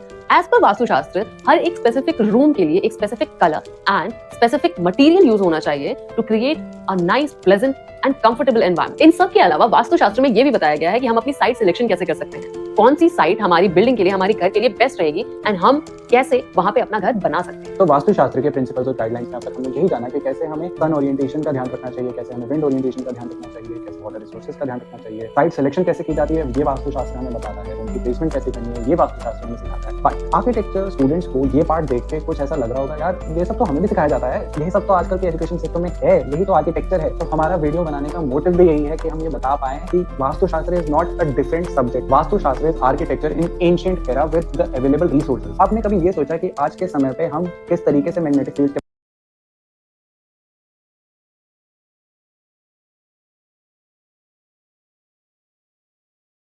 दोस्तों आज के इस वीडियो में हम एक ऐसे टॉपिक पे डिस्कशन करने जा रहे हैं जो यूपीएससी का one of the favourite topic है। बहुत सारे क्वेश्चंस इस टेंपल आर्किटेक्चर से यूजुअली हमारे प्रीलिम्स और मेंस दोनों में आते हैं। वैसे टेंपल्स की बात करें तो हमारे दिमाग में सबसे पहले ये सवाल आता है कि ये टेंपल का कॉन्सेप्ट आखिरकार ओरिजिनेट ही कैसे हुआ होगा, कौन से वो फैक्टर्स हैं जिसकी वजह से टेंपल आर्किटेक्चर में हम लोगों ने ग्रेजुअल डेवलपमेंट देखना स्टार्ट किया। टेंपल आर्किटेक्चर के डिफरेंट फॉर्म्स और उनके बीच सिमिलैरिटीज और डिसिमिलैरिटीज हैं क्या, इन सारे सवालों के जवाब आज हम इस वीडियो में फाइंड आउट करेंगे और इस यूपीएससी के कॉम्प्लेक्स से टॉपिक को इजी लैंग्वेज में एनिमेशन के थ्रू समझने की कोशिश करेंगे। तो चलिए फिर स्टार्ट करते हैं। टेंपल कंस्ट्रक्शन की हिस्ट्री ना भले ही बहुत पुरानी है, लेकिन एक सच्चाई ये भी है कि एंशिएंट टाइम में टेंपल या प्लेस ऑफ वर्शिप जैसा कोई कॉन्सेप्ट एग्जिस्ट ही नहीं करता था। अब आप ना इंडस वैली सिविलाइजेशन का एग्जांपल देख लो। इंडस वैली सिविलाइजेशन के एक्सकवेटेड साइट्स में कहीं से भी हमें टेंपल्स या किसी दूसरे तरह के रिलीजियस स्ट्रक्चर्स का कोई एविडेंस मिलता है क्या? बिल्कुल भी नहीं। हिस्टोरियंस का तो ये भी मानना है कि उस समय रिलीजन का कॉन्सेप्ट एग्जिस्ट ही नहीं करता था। आप बोलोगे सर क्या बात कर रहे हो, हमने देखा है। लेकिन हाँ, यहाँ पर ध्यान देने वाली बात यह है कि इंडस वैली के लोग नेचर वर्शिप में बिलीव जरूर रखते थे।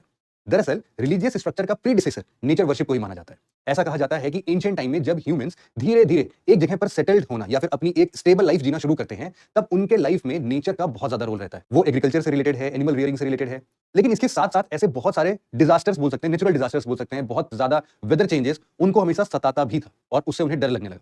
और जब इस डर का उनको कोई रीजन नहीं मिला तो अपने इसी फियर को दूर करने के लिए उन्होंने नेचर को वर्शिप करना शुरू कर दिया, जो बाद में जाकर आइडल वर्शिप और दूसरे फॉर्म्स में हम लोग देखते हैं। नेचर वर्शिप को सस्टेन करने के उद्देश्य से इसमें धीरे धीरे ग्रेजुअल चेंजेस लाए गए और इसी तरह से बहुत सारे डीटीज एग्जिस्टेंस में आए। जैसे जैसे डीटीज का नंबर बढ़ते हुए हमें दिखाई देता है, वैसे वैसे ह्यूमंस को पूजा पाठ करने के लिए एक डेडिकेटेड स्पेस की जरूरत पड़ने लगी और ऐसे में प्लेसेस ऑफ वर्शिप यानी टेंपल्स की शुरुआत हुई। इनिशियली तो नेचुरल प्लेसेस जैसे कि केव्स वगैरह है ना, इनको ही रिलीजियस प्लेस के रूप में पूजा पाठ के लिए यूज करने लगे हम। लेकिन फिर बाद में हम लोगों ने कुछ मैन मेड स्ट्रक्चर्स भी बनाए, उनका जरूरत भी महसूस होने लगा फिर धीरे धीरे हमें, और इसी तरीके से ग्रेजुअली हम लोग देखते हैं कि टेंपल्स एज ए आर्किटेक्चर हमारे सामने आता है। Origin of temple architecture. India में ब्राह्मणिकल टेंपल आर्किटेक्चर की शुरुआत 5th सेंचुरी बीसीई में माना जाता है, मतलब कि आज से लगभग 3000 साल पहले। लेकिन उससे पहले ही बुद्धिस्ट और जैन श्राइन्स बनाए जाने लगे थे। 5th सेंचुरी बीसीई में बनाए गए टेंपल्स को अर्ली टेंपल्स कहा जाता है और इनका स्ट्रक्चर बाद के इलैबोरेटेड टेंपल्स के कंपैरिजन में काफी प्रिमिटिव था। बहुत पुराने जमाने के बिल्कुल बेसिक स्ट्रक्चर के टेंपल्स थे। इंडिया के ये ओल्डेस्ट टेंपल की बात करें तो बिहार में लोकेटेड मुंडेश्वरी टेंपल इंडिया का कोशिश है। देखो जो आपका मंडप है,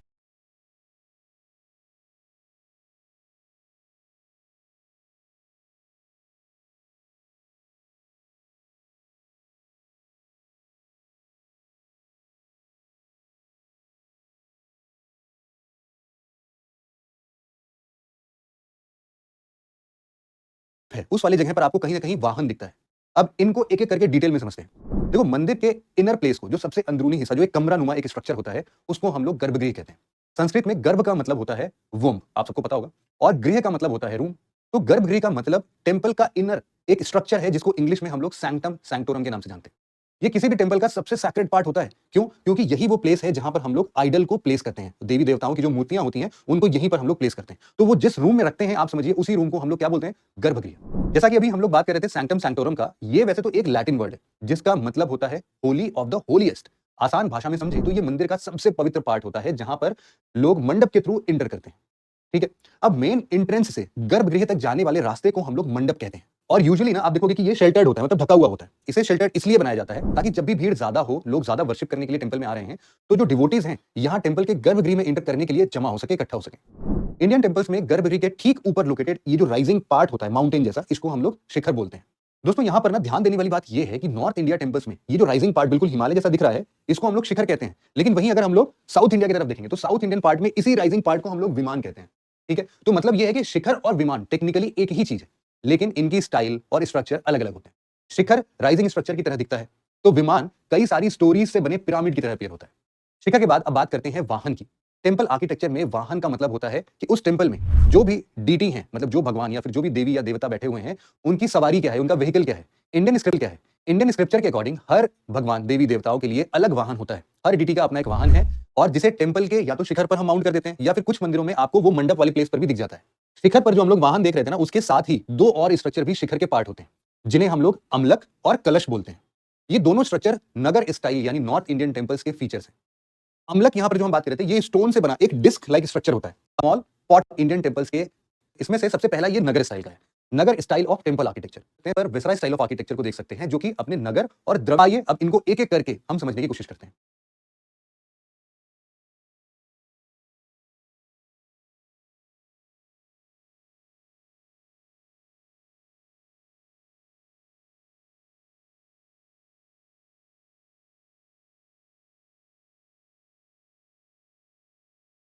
स्कूल के टेंपल्स आपको डेक्कन रीजन में देखने को मिलेंगे। तो आइए अब इनको एक एक करके हम समझने की कोशिश करते हैं। नगर स्टाइल ऑफ टेंपल आर्किटेक्चर। जैसे कि अभी हमने थोड़ी देर पहले बताया कि नदर्न इंडिया के टेंपल आर्किटेक्चर को Nagara style of temple architecture कहा जाता है। इस स्कूल के टेम्पल्स को जनरली एक एलिवेटेड स्टोन प्लेटफॉर्म पर बनाया जाता है, मतलब कि अंदर जाने के लिए आपको कई सारी सीढ़ियां चढ़नी पड़ती होंगी। आप लोग इसको अपने बिल्कुल नॉर्मल लाइफ से रिलेट करके भी देख सकते हो। ये जो एलिवेटेड स्टोन प्लेटफॉर्म है ना, इसे हम लोग जगती कहते हैं। नगर स्टाइल के टेम्पल वॉल्स को कार्विंग्स और स्कल्पचर से अच्छी तरह से डेकोरेट किया जाता है। टेम्पल्स के एंट्रेंस को भी आप लोग देखोगे कि गॉड्स और गॉडेसेस या फिर फ्लोरल कुछ ज्योमेट्रिक डिजाइन इन सभी से मिला के बहुत ज्यादा एक्सटेंसिवली डेकोरेट किया जाता है। नगर स्टाइल और द्रविड़ स्टाइल के टेम्पल्स जिसे हम आगे देखेंगे, उनके बीच में एक मेजर डिफरेंस ये है कि नगर स्टाइल में आपको कहीं पर भी इलैबोरेटेड बाउंड्री वॉल्स नहीं दिखते हैं और ना ही कोई बहुत बड़ा गेटवेज दिखता है।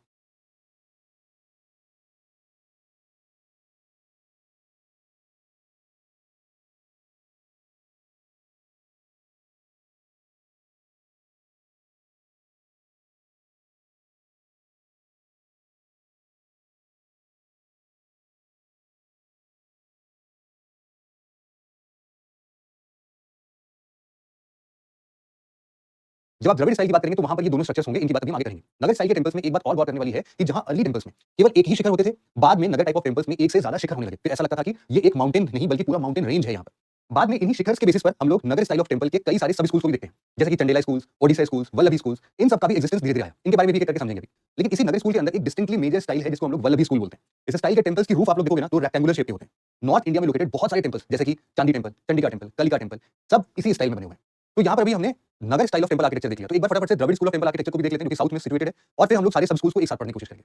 Dravid school of temple architecture, जिस तरह से नदर्न इंडिया के टेम्पल आर्किटेक्चर को Nagara style of temple architecture कहते हैं, उसी प्रकार सदर्न इंडिया के टेम्पल्स को हम लोग Dravida style of temple architecture कहते हैं। द्रविड़ स्कूल ऑफ टेम्पल्स का प्लान लेआउट हेक्सागोनल या ऑक्टागोनल होते हैं। इस स्कूल के टेम्पल्स की एक खास बात ये होती है कि इनके बाउंड्रीज जो आप देख रहे हैं यहाँ पर, ये बाउंड्रीज बहुत ज्यादा एक्सटेंसिव होते हैं और इन्हीं बाउंड्रीज पर एंट्री पर ही बिल्कुल एक बहुत बड़ा सा गेट होता है जिसको हम लोग गोपुरम कहते हैं। इस गोपुरम की हाइट अपने नगर टेम्पल्स वाले के कंपैरिजन में देखें तो वो तो बहुत छोटा था, ये तो बहुत बड़े होते हैं। और इवन आप ये भी देख सकते हैं कि कई सारे टेम्पल्स में इन गोपुरम की हाइट मेन श्राइन में जो आपका विमान होता है ना, उसकी हाइट से भी 3 से 4 गुना ज्यादा होता है। इसके अलावा नॉर्थ एंड साउथ के टेम्पल्स में एक और मेजर डिफरेंस देखने को मिल सकता है, जहां हम लोग नॉर्थ में जितने देखें तो वो पर ही बिल्कुल एक खास बात ये होती है कि ऑफ टेम्पल आर्किटेक्चर कहते हैं। द्रविड़ स्कूल ऑफ टेम्पल्स का प्लान लेआउट हेक्सागोनल या ऑक्टागोनल होते हैं। इस स्कूल के टेम्पल्स की एक खास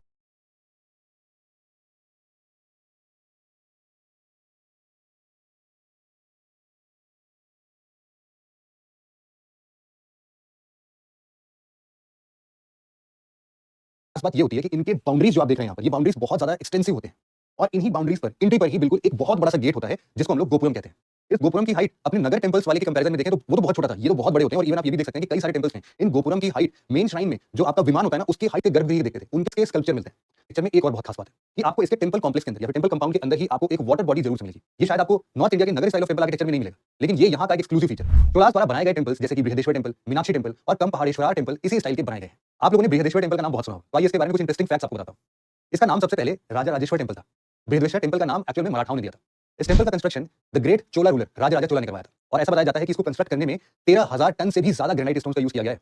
हिस्टोरिकल एविडेंसेस से ये बात तो बिल्कुल साफ है कि Dravida school of temple architecture को डेवलप करने में चोला डायनेस्टी और पल्लवा डायनेस्टी का काफी क्रूशियल रोल रहा है। महाबलीपुरम का फेमस शोर टेम्पल हो या फिर कांचीपुरम का कैलाशनाथ टेम्पल, ये दोनों टेम्पल पल्लवास द्वारा इसी स्ट्रक्चर पे बनाए गए। वैसा स्कूल ऑफ टेम्पल आर्किटेक्चर जो कि दोनों स्कूल्स का हाइब्रिड फॉर्म है और इस स्कूल के टेम्पल्स मेनली सेंट्रल और डेक्कन इंडिया में पाए जाते हैं और आप इसीलिए इनका वो हाइब्रिड नेचर भी बहुत आसानी से समझ सकते हैं। बादामी के चालुक्यास, राष्ट्रकूटा और होयसला डायनेस्टी द्वारा बनाए गए ज्यादातर टेम्पल्स इसी स्टाइल में बनाए गए। बेलूर, अलीबिडू और सोमनाथपुर में लोकेटेड ये होयसला टेम्पल्स जो हैं वो इसी स्टाइल के प्राइम एग्जांपल्स हैं। इस स्कूल के फीचर्स की बात करें तो यहाँ के टेम्पल्स वॉल पर स्कल्पचर और पेंटिंग के ऑर्नामेंटल वर्क देखे जा सकते हैं। वेसरा स्टाइल में ये शिखर को मॉडिफाई करके थोड़ा छोटा तो बनाया गया, लेकिन इसको और भी ज्यादा डेकोरेटेड कर दिया गया। इस तरह के टेम्पल को यूजुअली नॉन रेज्ड प्लेटफॉर्म पर बिल्ड किया जाता है जिसका बेस स्टार शेप होता है। Kailashnath temple, Ellora temple, Channakeshava temple, Virupaksha temple और लड़खान टेम्पल इस स्कूल्स के मेजर पॉपुलर टेम्पल्स हैं। अब बात अगर वेसरा स्कूल की हो रही है तो यहाँ पर चालुक्यन स्टाइल को मेंशन कैसे ना किया जाए? जी हाँ, बीच में ये डेक्कन में और आए गए इन टेम्पल बल्कि ट्रेडिशनल स्कूल्स। इसमें सबसे पहले हम लोग बात करते हैं टेम्पल बनाए गए वंडरफुल स्टाइल स्टिक। तो ये सारे 64 का ऐसा दूसरा पार्ट बोल सकते हैं। ओडिशा और इसके नेबरिंग स्टेट्स में लोकेटेड जितने भी टेम्पल्स हैं वो मेजर टेम्पल इसी स्कूल के स्टाइल पर बनाए। स्टाइल का मेट्रिक मोटिव्स बोलते हैं, उसको बहुत बड़े पैमाने पर पोर्ट्रे किया गया है। इसके ऊपर आप थोड़ा सा और नॉर्थ में जाएंगे, मतलब ये टेम्पल जो कश्मीर शिवा को डेडिकेट किया गया, ये जागेश्वर रीजनल टेम्पल आज की वीडियो में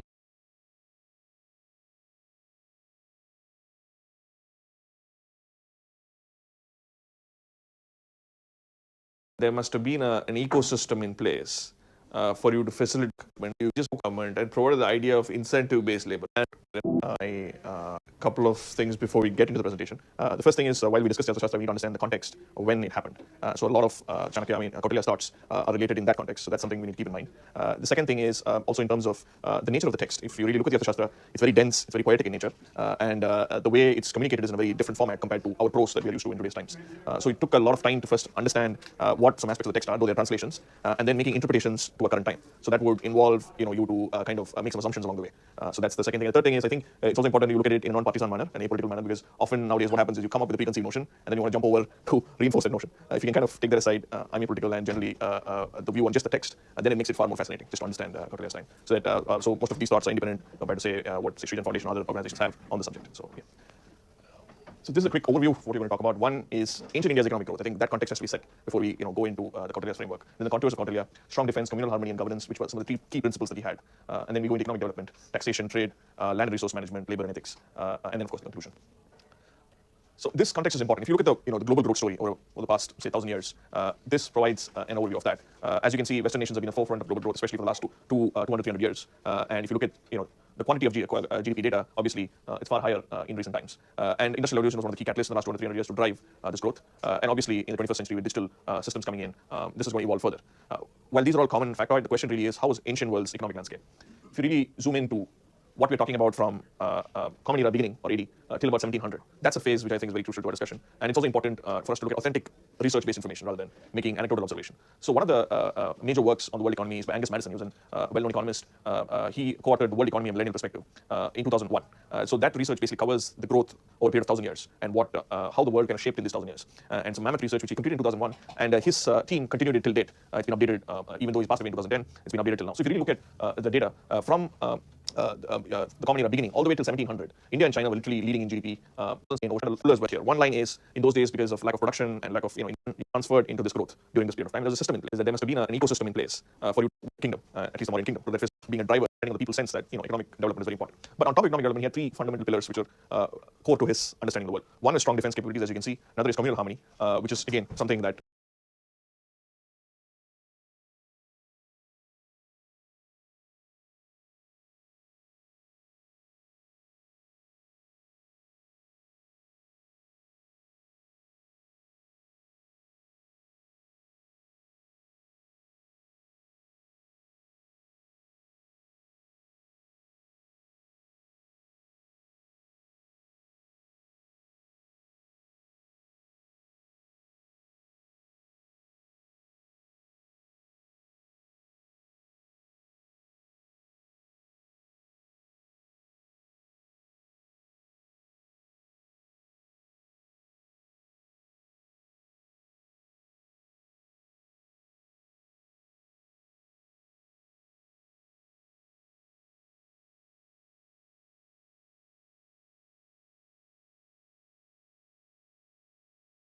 was very, very important to Kautilya, and then strong and robust governance. So these were three principles which Kautilya had.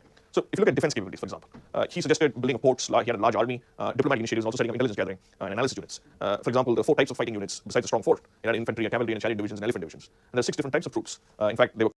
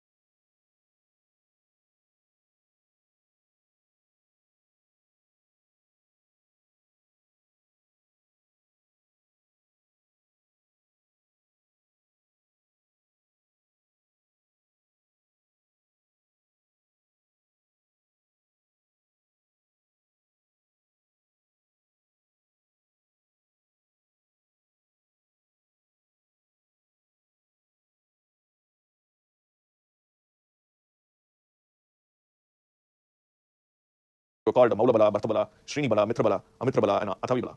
And it also makes a distinction in the Arthashastra between fighters in land and water. So there is also an interpretation that in those days there were defense equipment in the sea as well. It also makes a case of a strong foreign policy through a 6-fold policy, which I think a lot of people have covered in the early interpretations of Arthashastra, and governing from that standpoint of Vijitsu, which is a protocol on how the expanding state. So even if you're conquering, say, other countries, what are some of the dharmic things that you need to do while doing that? So those were some of the ideas that he had. And communal harmony was one of the central things that you need to do while doing that. So those were some of the ideas that he had. And communal harmony was one of the central points of Kautilya. He made sure that irrespective of what religion or what god people worship, there was communal harmony at the base of whatever the king or the kingdom did.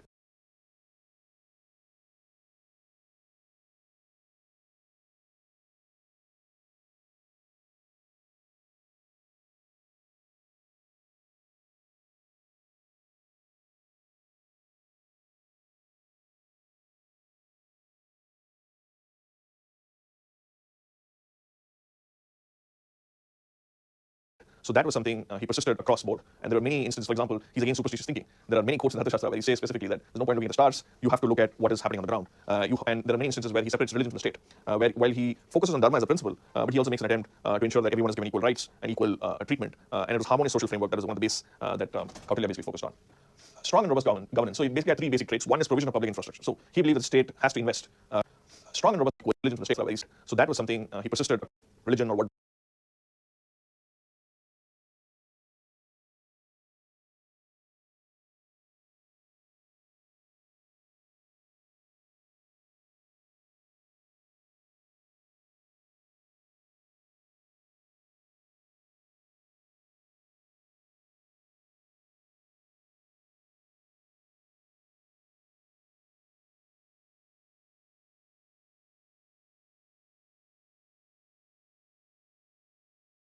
That Kautilya basically focused on. Strong and robust governance. So he basically had three basic traits. One is provision of public infrastructure. So he believed that the state has to invest by building forts, irrigation works, or trade routes, new settlements, or building new mines. So he believed that the role of the state, one of the roles of the state, is to build infrastructure for the people. So that was something that he was contingent upon. And interestingly, he wanted to promote economic growth by removing barriers to trade and business. This we will detail it probably later in the presentation, but trade was one of the big components of economic activity in those times, besides agriculture and cattle farming. So he wanted to ensure that all kinds of barrier means in carrying a clean, corruption-free administration.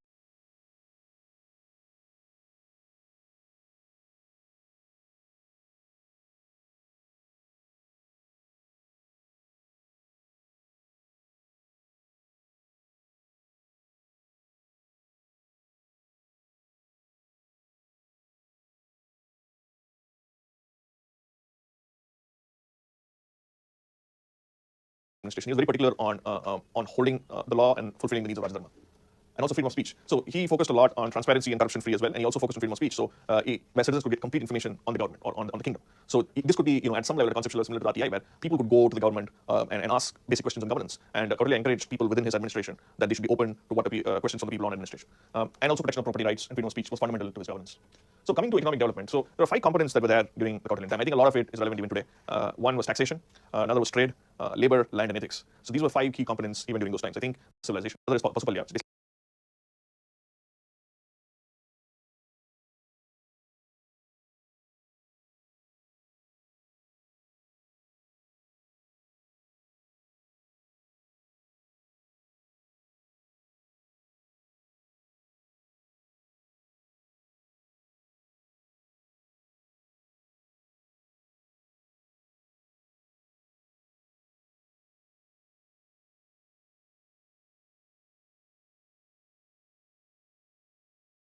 Basically cattle landing. There was a lot of land available, so cattle was and animals were used in these lands. And then manijya, which is trade. So trade formed an important component, especially for mining and minerals, which is a component of trade.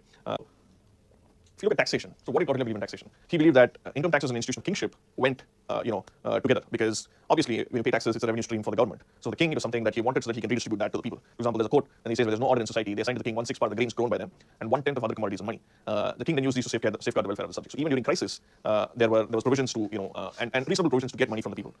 And he was also smart enough to understand the limitation of taxation. Kautilya knew that. He mentions that, for example, the limitation of taxation is very limited. The power of taxation is limited, because if you raise it too much, people get angry. If you rely on it too much, people get angry. And if you increase it too much also beyond a point, people get frustrated. So he understood that there needs to be a balance, and he mentions that you need to balance your revenue that you can get from taxes.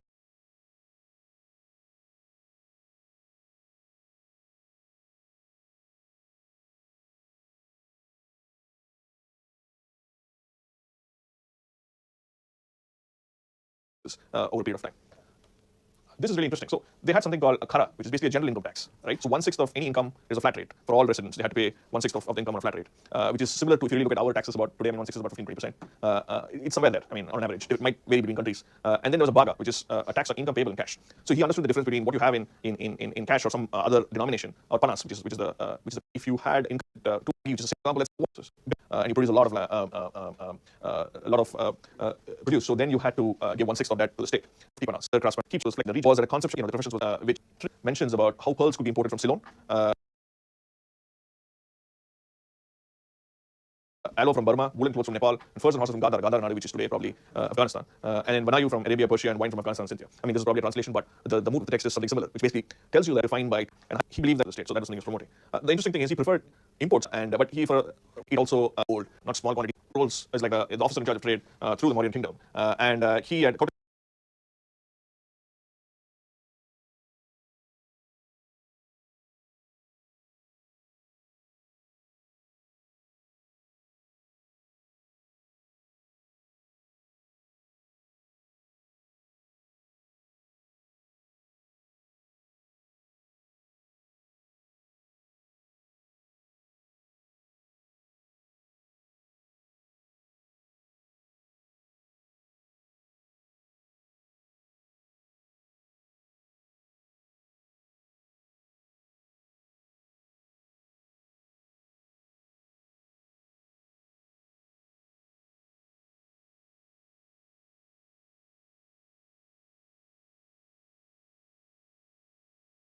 Kautilya basically says that he's given a lot of responsibilities. One is he's fixing price of commodities after looking at investment capital and duties and things like that. And then he also intervenes with the shortage of commodities.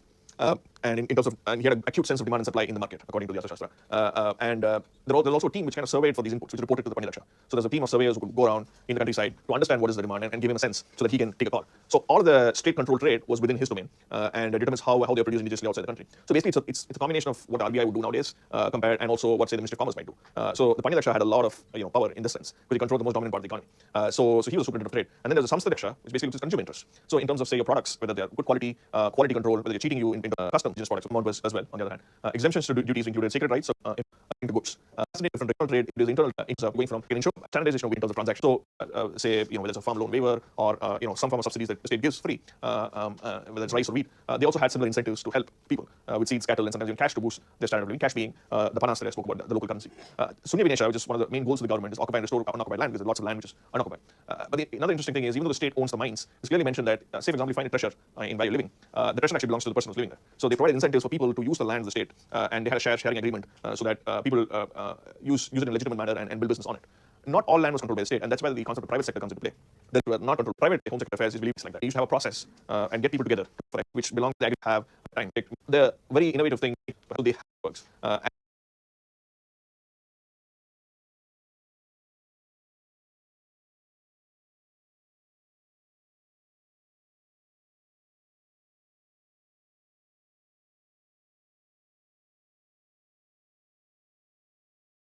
And on top of all these areas is another component. One of the scholars in the subject mentions that he found the right mix. Mr. Balbir Sahabi finds the right mix of job security, savings, and sanctions to address the issue of moral hazards. The very innovative thing that, at least for those times, was that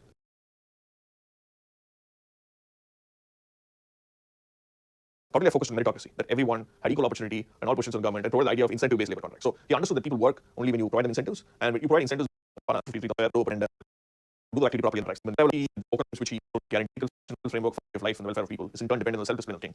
It's also important that he believed that the king, the person who's ruling the country, needed to have an ethical framework far higher than normal people, because he believed that the king had to lead by example, and he had to obey law, and he had to be well versed in a wide range of things.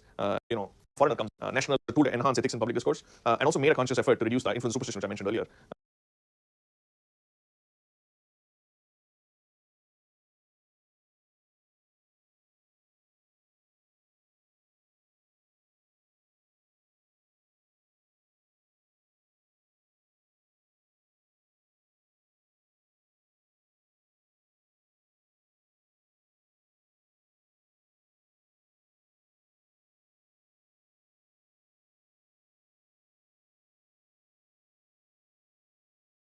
Promoted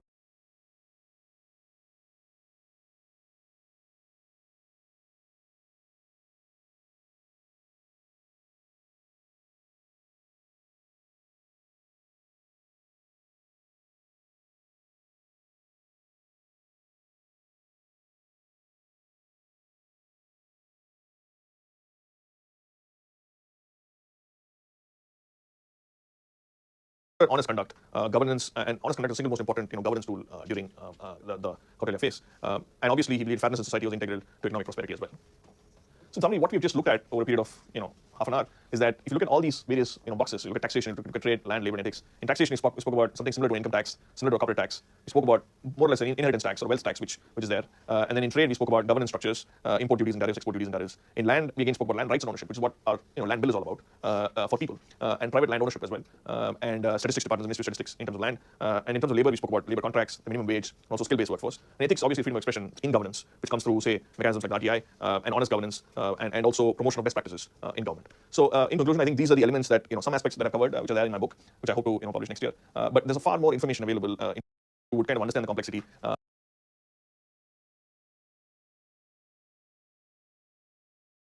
The Arthashastra is an ancient Indian treatise on statecraft, economic, the duties of the state, with the king importance of a strong legal system. Shastra emphasizes the importance of a well-organized and efficient state. It outlines the hierarchical structure of the state, with the king at the top and various administrative officials and departments responsible for different aspects of governance. Law and justice. The treatise discusses the importance of a strong legal system and the role of justice in maintaining order and stability within the state. It covers different types of offenses, punishments, and methods of investigation. Economy and revenue. The Arthashastra generating revenue Arthashastra to discussing diplomatic relations, including intelligence network operations. It discusses various. Overall, the Arthashastra presents a comprehensive guide to statecraft and governance, providing practical advice on how to establish and maintain a prosperous and well-administered state.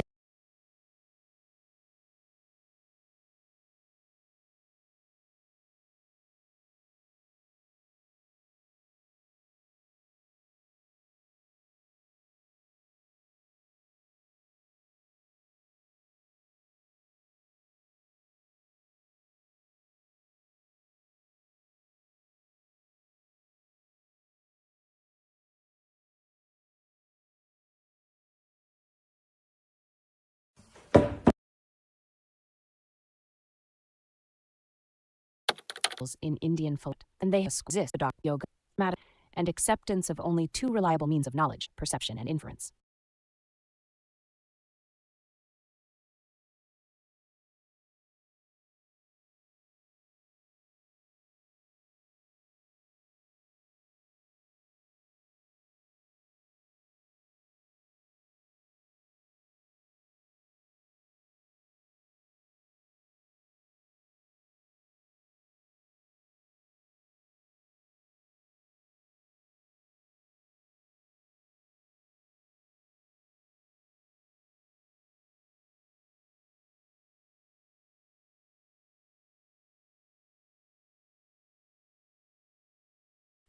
Sankhya philosophy is dualistic, emphasizing the distinction between Purusha, spirit, and Prakriti, nature. Now let's turn to the Nastika schools. The term Nastika is the negative of Astika and generally refers to schools that reject the authority of the Vedas. These are considered heterodox schools. The main Nastika schools include Charvaka, Ajivika, and Jainism, although Jainism is sometimes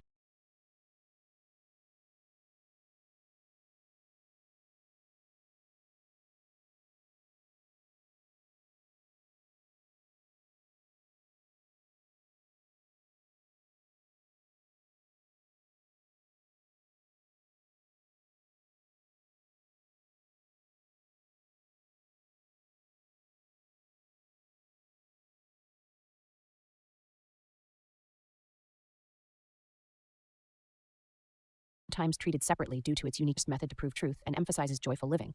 Ajivika is known for its doctrine of absolute determinism, believing that does not rely on exist Buddhism, Atman does not exist.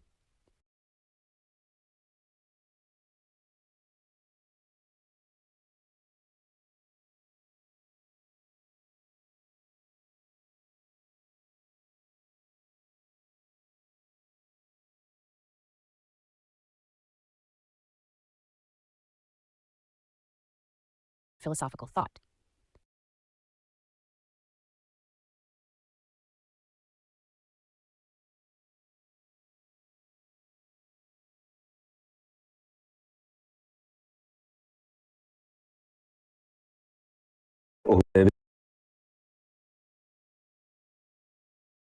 নাকি আজকে অন্য কিছু আলোচনা ভারতীয় দর্শনে করা হয়েছে। তো আর দেরি না করে চলো সরাসরি আমরা ভিডিওতে চলে যাই যে কিভাবে ব্যাখ্যা করা হয়েছে সেই ব্যাখ্যাকে আমরা সুন্দরভাবে দেখার চেষ্টা করি। তো দেখো তোমাদের সামনে ভারতীয় দর্শন আস্তিক ও নাস্তিক দর্শনের একটা পার্থক্য আমি একটা নিরীশ্বর, তারা ঈশ্বরকে স্বীকার করে না, কিন্তু সে তো কোথায় আমরা দেখলাম, আমরা সেই ইসের মধ্যে দেখলাম তারা আস্তিক দর্শনের মধ্যে রয়েছে Vedanta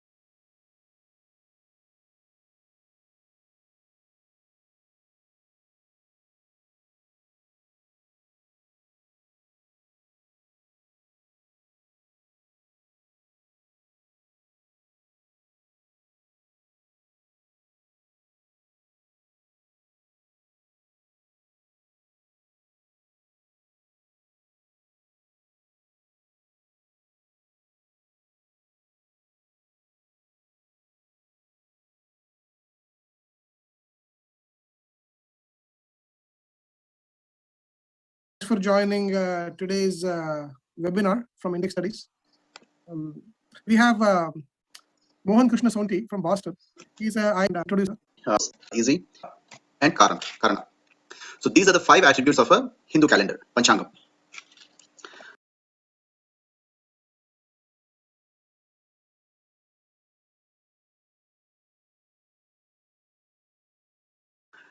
So how do we understand this from the astronomic point of view? So there are 4 basic motions that we all know in our solar system, right? The first one is the Earth spins around.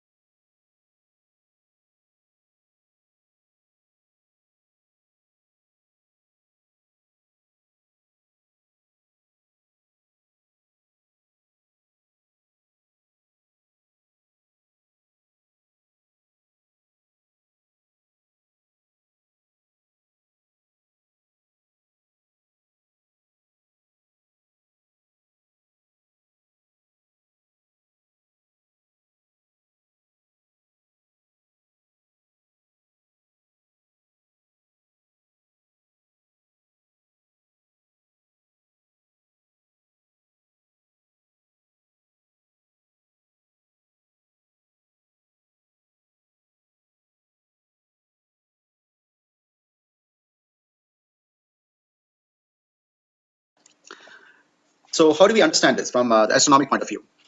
So there are 4 basic motions that we all know in our solar system, right? The first one is the Earth spins around, it revolves around the sun. The fourth one is an apparent motion of the stars that we see at night. So as the Earth revolves around the sun, if you look at the stars in the sky at night, they all seem to move in the opposite direction. So they keep changing through the year. All right. So these 4 basic motions we all know, and anyone can observe this. So we know the axis of Earth is itself 170 to 20, 60 have axis 1,000 each. We account for that. All right. So that'd be the next concept. Basically synodic.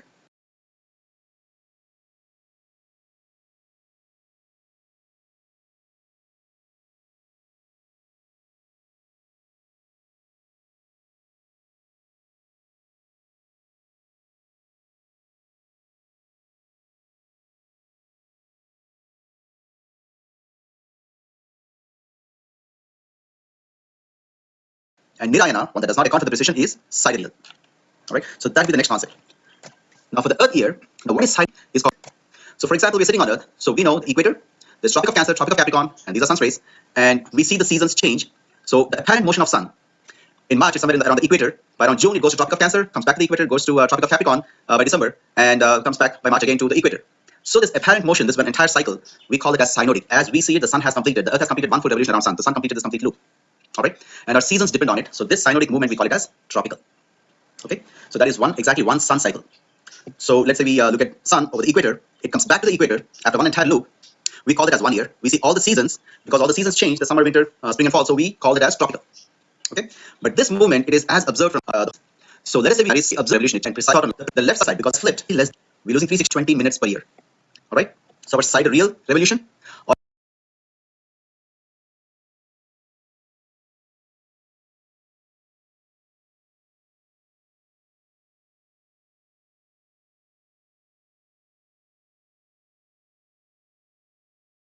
Or Nirayana is 20 minutes larger than the synodic year or the tropical year.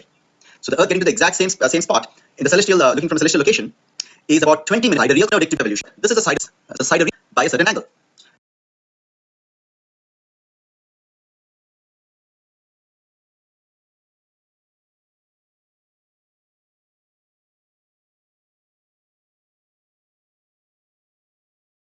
Now that brings us to the synodic revolution of the moon. So if you look at it, what is synodic is as we see it with our eyes sitting on Earth. We know that sitting on Earth, the moon is lined up with sun, and a certain amount of time later, the moon is lined up with sun again. That is synodic revolution.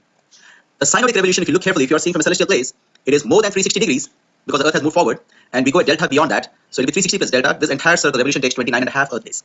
All right. The sidereal revolution to complete exact 360 degrees takes 27.3 days. It's very important to understand these two because Panchanga, the elements, are 4 of them are as you observe from Earth. So looking sitting on Earth, we see the moon being in one position, and 29.5 days later, you see that again it is lined up with the sun and peg it to a center for the pollution around. So remember, the thing is 360 degrees plus delta. So the sidereal view of the synodic revolution, that is as if you're looking from some celestial object, you have seen the moon go around 360 degrees, it went a little more, a delta more. So it took 29.5 Earth days. So that is the sidereal view of the synodic revolution. All right. The the synodic view of the synodic revolution. That is, if you're sitting on Earth, what you see is the moon is lined up with sun over here. 29.5 Earth days later, it is lined up again. So to our naked eye, synodic is we are the reference point sitting on Earth. Sidereal is real. What really happened? If you look at it from a celestial object, then you can see what really happened. That is sidereal. Synodic is like synchronizing. It's as if synchronizing with us, the way we see it. So the synodic view of the synodic revolution of moon around Earth, to our naked eye, we think it went around 360 degrees. That takes 29.5 Earth days. Now it's very difficult to divide 29.5 Earth days. So what we do is, for Tithi, we divide that into precisely 30 equal angular units. Because 29.5, there's no easy way to divide it, but we can very precisely. Tithi starts from the Tij, Dhatu, which means precise. So the way we can divide that precisely is take the 360 degrees, divide that to 30 equal units, and 12 degrees. That is something that we can notice from Earth. We can see as soon as the moon moves by 12 degrees, we call it as one Tithi. So there are 30 Tithi. Starts with Padimi, Vidya, Tadiya, all of that, Chavati, Panchami, we know these. It goes to Paurnami. And it starts again. This is Shukla Paksha, then we have Krishna Paksha, it goes to Amavasya. These are 30 Tithi. So if you notice carefully, the duration of the Tithi itself is not precise. The angular degree is the precise. It's precisely 12 degrees.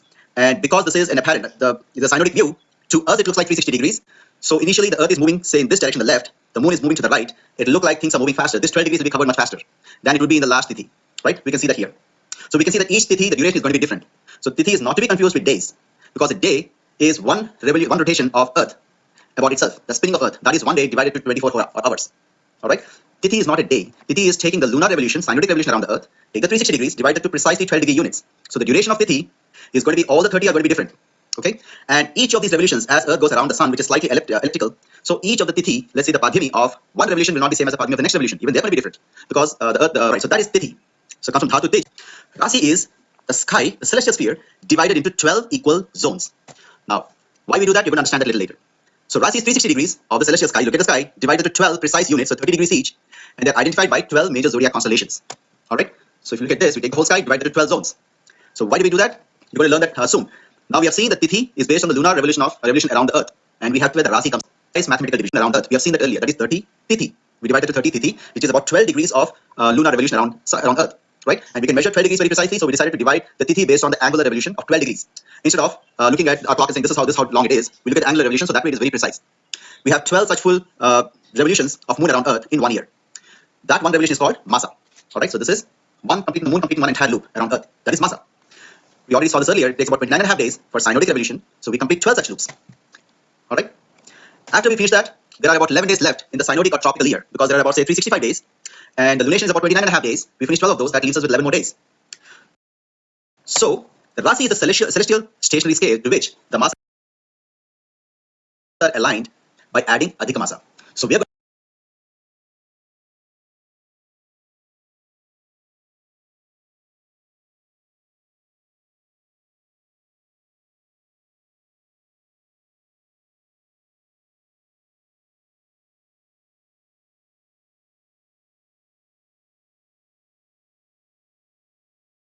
going to count the months, which does not complete, and that is a celestial stationary scale. Align those, we peg it to the Masa. Let's say we align with Meena Rasi. We know that after about 20 odd, we add Adhika Masa. Why is sidereal important? Certain celebrations such as Sankranti. So this is called Rahu and Ketu. Alright? So when talked about moon's revolution around Earth, you have seen this. Right? Now this also wobbles. The entire revolutionary plane, it is not on the same plane. It's not like a little disc. Imagine the disc that is wobbling. Right? Imagine almost like putting a bangle. In this case, the entire on Earth looking at that, take the tilted, take iron, and you get enough time. These two planes will intersect and form a line. The SN2, this line wobbles. The answer is nothing but a planet, but it is not a planet. So in the Western society, where the current science we call planets, they roughly translated Graha to be planets. And because at some point we had 9 planets, not accounting for Pluto now, so probably 8. So the question was, did our ancients know about all the 9 planets? And did they really call Sun as a planet? No, not really. Because the way we look at things is different. The planet is actually a misnomer for Graha. Graha, the Dhatu, if you go to the Dhatu, it means one that holds or has an influence or a pull. It's called Graha. So we have different words such as Nigraha, Agraha. So if you look at all these different words in Sanskritam, you see Graha. For that is 7 such celestial and the revolution. The sun has the most influence or the most pull on Earth. And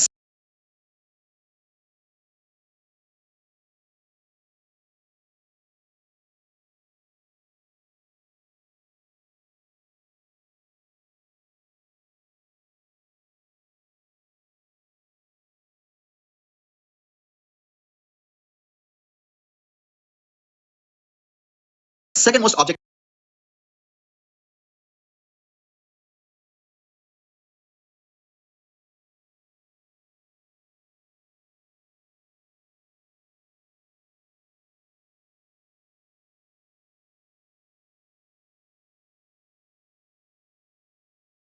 in space that has pull is moon. Then comes Mars, then Mercury, Jupiter, or Titan. total number of intersecting physical objects and the two special mathematical points that we have. For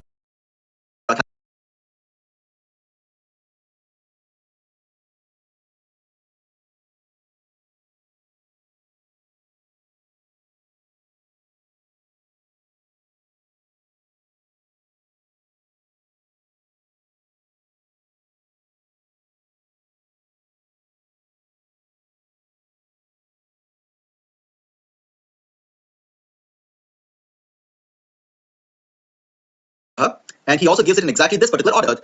From here on, we'll go to the remaining four elements of the Panchanga. So we learned about Tithi, then we pegged the Tithi to Rasi, the celestial stationary scale called Rasi.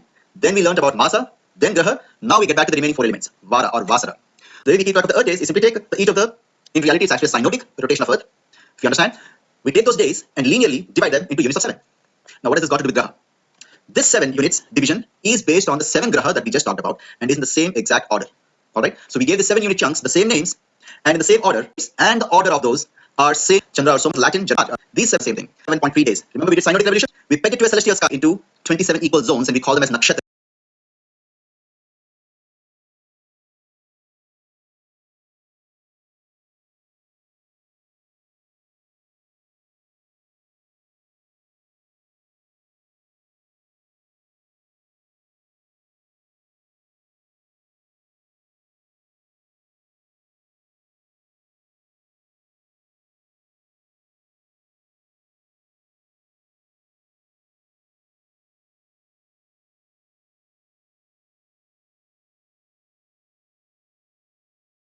Of the moon itself is 27 degrees. So we choose 27 nakshatra. The sidereal position of moon is right, pretty pegged to the sky. 27 equals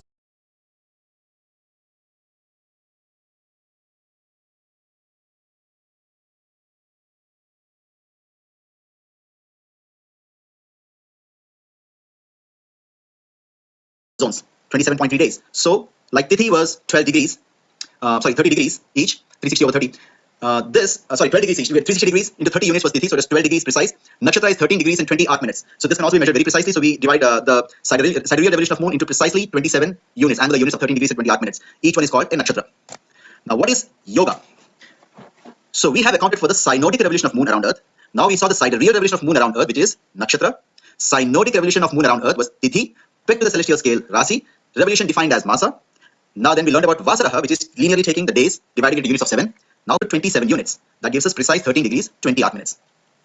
Yoga is, so we saw the Vasara taking the Earth's revolution, divided into 7 units. We already accounted for that. The revolution of Earth around Sun, 13 degree 20.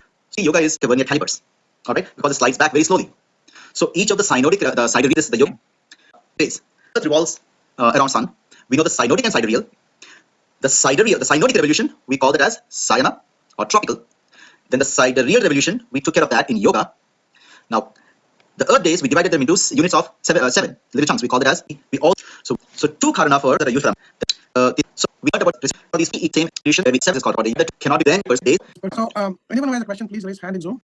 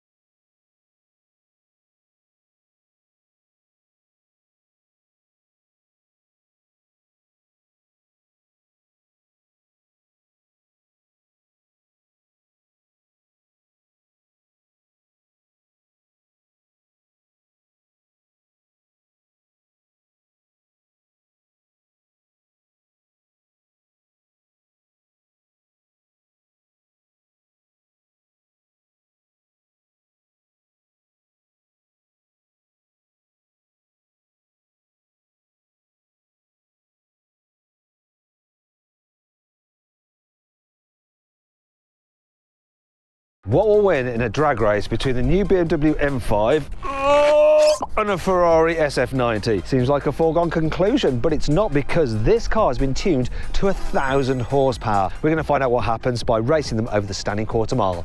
I'm Matt Watson, and you're watching Car Wow. This BMW M5 has been tuned by Evolve. It's had an ECU tune, eVenturi intake, downpipes and an Akrapovic exhaust, so it now makes 1,020 horsepower and 1,200 Newton meters of torque. It has all-wheel drive and an 8-speed automatic gearbox with launch control. It weighs 2,420 kilograms and costs £130,000, including the upgrades. The Ferrari SF90 has a 4-litre twin-turbo V8 mated to an electric motor, driving the rear wheels via an 8-speed dual-clutch automatic gearbox. On the front axle, there's a further 2 electric motors, and overall you have a combined system output of 1,000 horsepower and 800 Newton meters of torque. The car weighs in at 1,770 kilograms, and this one costs £550,000. So Sam, we've both got 1,000 horsepower. Mine was attained at a much lower price than yours, but my car's a lot heavier. First of all, you look like the worst European diplomat I've ever seen in my life. The second thing is, stop talking about the same horsepower. You've got more of torque. So don't mind this extra weight, right? That's all mitigated by that torque. You think so? You reckon that's gonna... I don't. It's power to weight ratio. That's what everyone talks about. It's not torque to weight ratio. What's the matter with you? Anyway, stop calling me a diplomat. Actually, there are your excuses.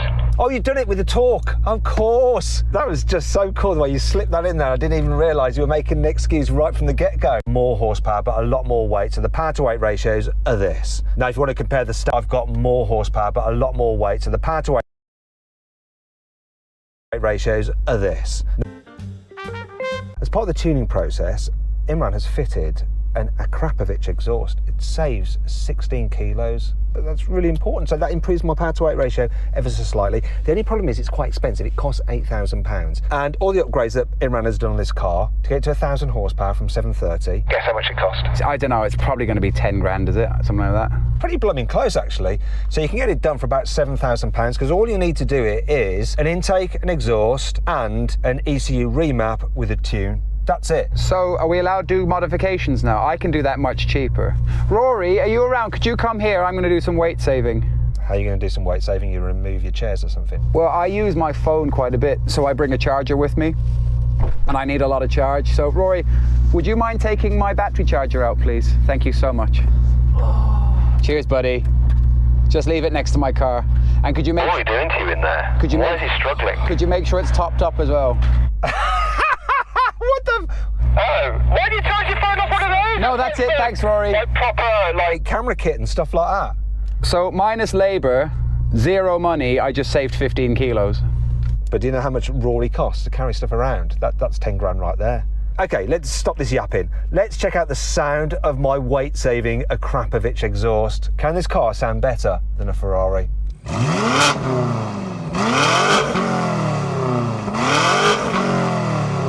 I think it's gonna. Where? We got this BMW. I do love a BMW. It's sweet. Up already.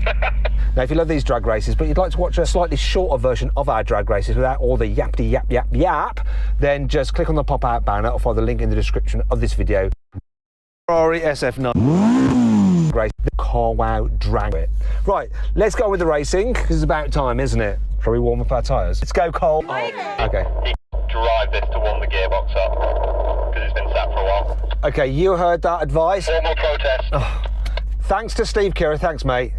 Legend Steve is sorting us out with that, and yeah, sorry, Imran, I will warm up the tyres. Just cruise down the runway.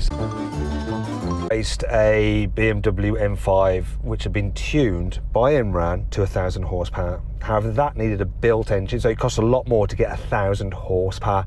That car, though, was 9.6 second quarter mile, which is enough to beat that, or enough to affect it. Or will the hybrid system overcome that weight disadvantage? Oh, it's exciting. Now, there's a way to launch these. You don't want to hold it on launch control for too long. 3, 2, 1.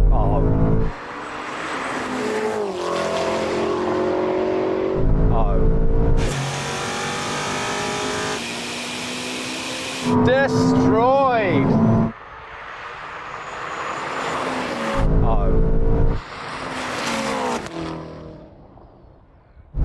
It's quicker than the standard car, but not quick enough for that. I didn't have that much tyre spent considering these wheels were cold. Neither did you. This spun up a fair bit, but I won. You know the rules, best 2 out of 3. I'm happy to win another 2 times, no problem at all. No, you only need to win 1 more time. That'd be 3 out of 5. But yeah, if you want to do 3 out of 5. Let's do 3 out of 5. You want to win another 2 times? Let's do it, go. I was just preempting you wanting another go until you win. Right, I'm going to hold it on boost just a little bit longer this time, see if it helps.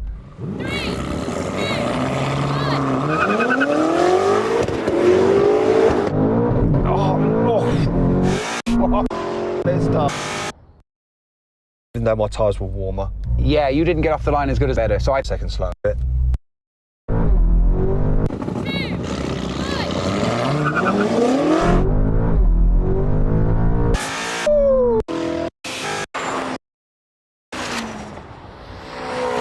Pull down for it.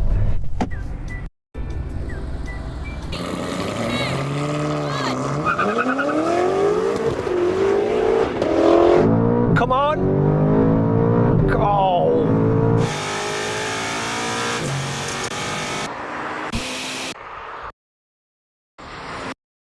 That sums it up, doesn't it, Sam? Yeah, I mean, my launch could have been better. You had a perfect launch by the looks of that. It was on the button, and I just walked past you. It wasn't even as I caught you at the end. I thought this would be more hybridy than yours and that I'd benefit from, like... As much as... Yes, it is a BMW. That I've got trick-only mode, and now we're going to have a drag race over the quarter mile and the half mile, and we'll see which is the quickest. Now, we're not allowed to let our engines kick in at all. So you've got to manage your throttle, just balance it so that your engine doesn't kick in. If your engine kicks in, it's an instant disqualification. And let me guess, the winner of this wins everything. No, I'm not that mean. The winner of this wins this. Pickup's really quite good. That pickup's really quite good.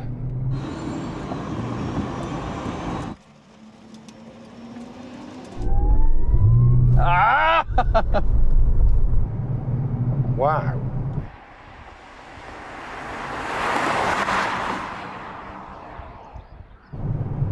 That's pretty fast on electric power. Where is that blooming Ferrari?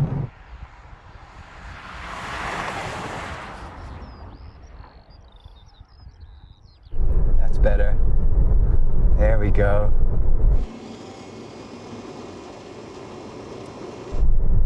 That's working.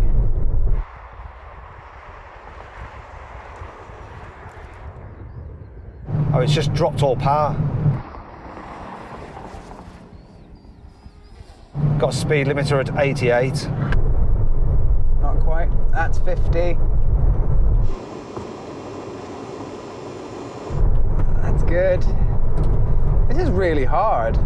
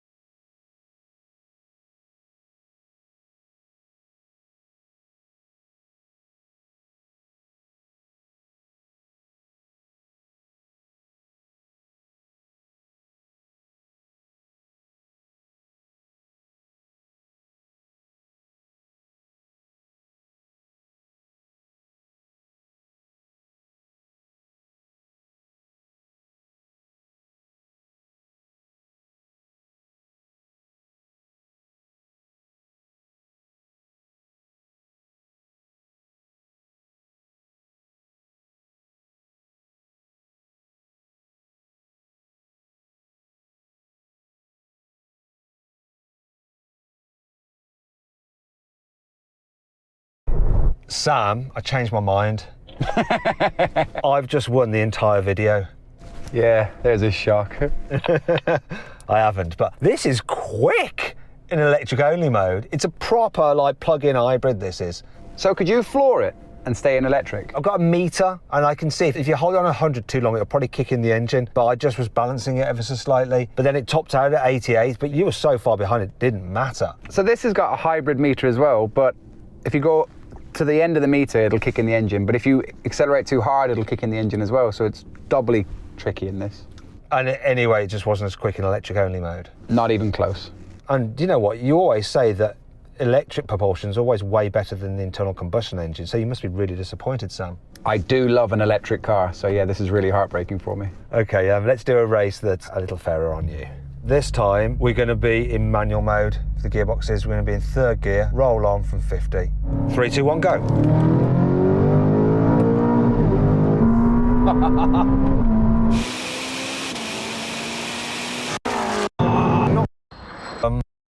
Huge distance apart, isn't it? That's what they are. What do you think of this as a platform for tuning? I don't think it's as good as the previous generation. The F90 was just amazing. This has now become an M7 more than an M5, and I think with the extra weight, we're never going to overcome that with extra power. Because it is slower than when you did the big version? Yes, I don't think so either. Oh. Which is quite frustrating for us. It is. It's the same engine. Yeah. Why can't you just whack more power in? Why can't we build this engine? We can, but again, it'll always be trying to overcome a 600 kg differential, and you can't take the weight out of the car. What about in terms of like the gearbox and stuff? If you did get the engine up to what, 1200 horsepower? Yeah, you'd have to build the gearbox as well. Oh, the gearbox already maxed out. Really? Yeah. We can actually get more power out of this with the tune, but we're not doing it on purpose because we think something will break. Okay. From a customer's point of view, though, I can get a 1,000 horsepower car by paying you £7,000. With the old M5, how much did I have to pay you to get 1,000 horsepower from an M5? 25. So if you want... Not good for your business. Not great for his business. For a customer, if you want to say, oh, I've got a 1,000 horsepower car. Yeah, bragging rights, right? When you're down the pub, how many people can say I've got 1,000 horsepower? And it feels quicker than the standard car. It definitely does. And for £7,000, how much £7,000 on the old M5? What would that take you to horsepower? About 800. Which is the car that we drove. Yeah, which is still my car in the early stages. Yeah. So it's tough, innit? I think I would rather have the older car actually. Oh well, it is what it is. Let's do a brake test. What do you think is going to happen now? Brakes. It's got ceramics, it should be okay. It should be, we'll find out. When we reach the line, full emergency stop. The car that stops in the shortest distance wins. If you'd rather watch another drag race, in fact the drag race with the old 1,000 horsepower M5, click on the pop-up braking on all 2 feet.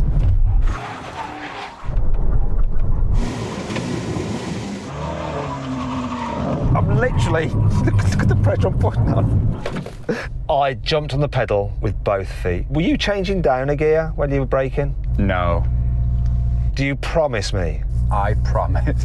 Just to clarify, it really makes no difference. Then will you stop doing it? Because I don't believe you. I tell you what would have been a problem with you. If you did jump on with both feet, you might have gone straight into ABS. So it may have just peaked a bit too high on that pressure. Mate, you tell me when we're on track to hit the brake pedal as hard as I can.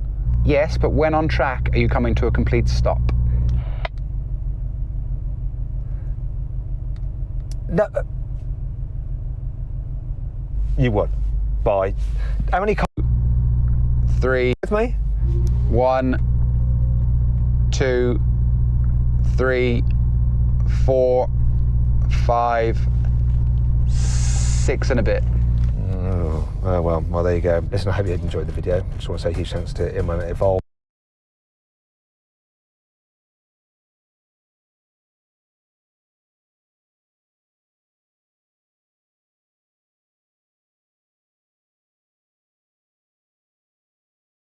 What will win in a drag race between and a tuned BMW mile? I'm a bunch of...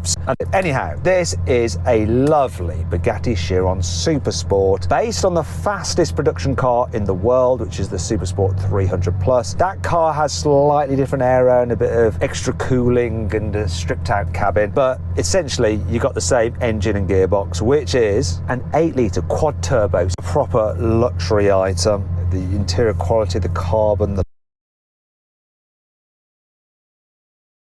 I didn't know the M5 was part of his gang as well, and I get lots of pleasure. So does Sam. I can see Sam's pleasure like Google for adverts. All right.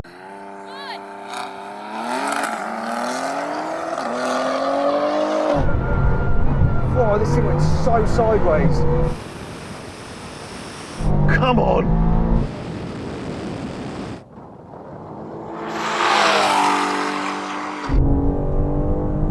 I'm coming past the BMWs now. Come on, Bugatti! Oh! Ah! Oh my God! That was so close! This car's insane! I was going left and right and drifting a little bit, but wow! I don't know who won that. Do you know who won?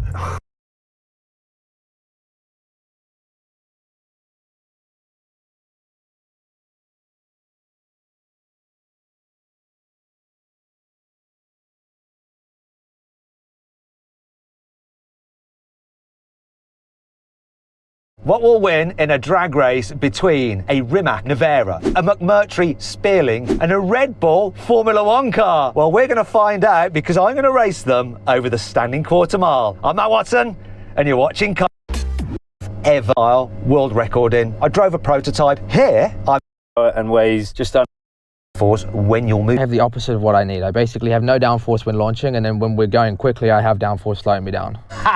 Down or not a didn't have to get and do it through car. It on your silica. At launching than I am strapping myself in. Oh, before we race, we need to rev up your car. I would like to put earplugs in first, but yes, I think if we're allowed to do that, we can do that. So, Alex, what we do on Car Wow? If we have electric cars that obviously don't, I'm going to have to make the noise myself. So I'm going to do some kind of engine noise. So this is. So that was my impression of a. Yes, I can. Do it, Alex. Make your electric car rev, which is weird.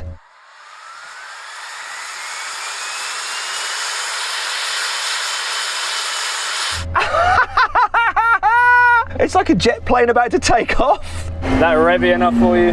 That is so impressive. V8 revving. Okay, well, Alex. Do it. Let's race. Hit the bell icon. Racist.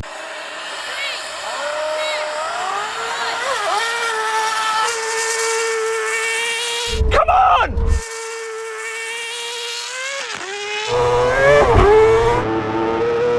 Come on!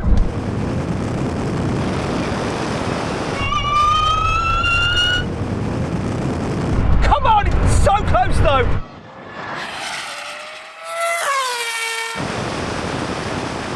Come on! I got him! Yes! I think he might have hit his limiter and that's when I came past him. I do not know. Oh, Liam, I'm going to come to you first, mate. How was it for you? I just had bad wheelspin off the line. I cannot believe how fast you guys. Alex, it was so close between limiter and I came past you. Yes, I got this with the stewards. Please tell me I did not jump the start. It was a good start. What's going to happen now is that Alex in the McMurtry is going to spin up his wheels before he starts to get some temperature in his tyres to reduce his wheel spin. He did not have the best of launches.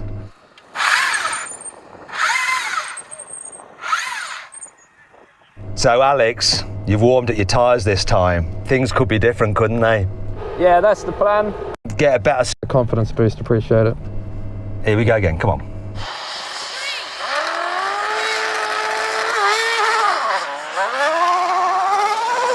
Oh no, he had me. My start wasn't good, I got wheel spin.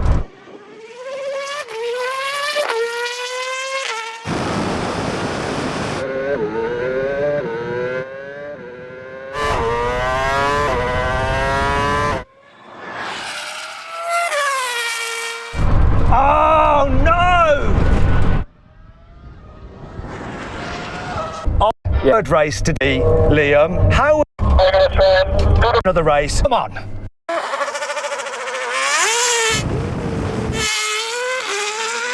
Come on, no! Oh, you got best on. Come on!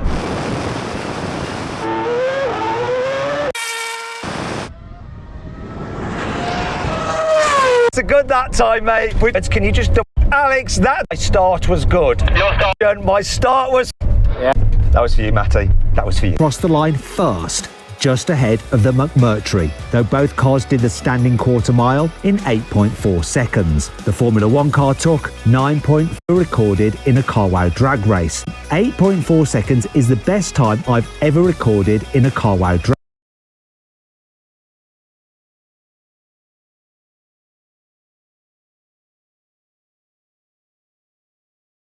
What will win in a drag race between a Rimac Nevera, a Red Bull KTM Spin What's motor? It has 160 Newton.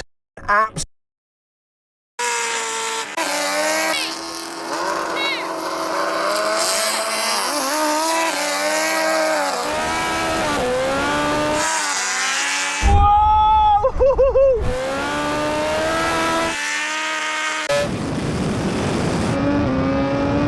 It's coming back!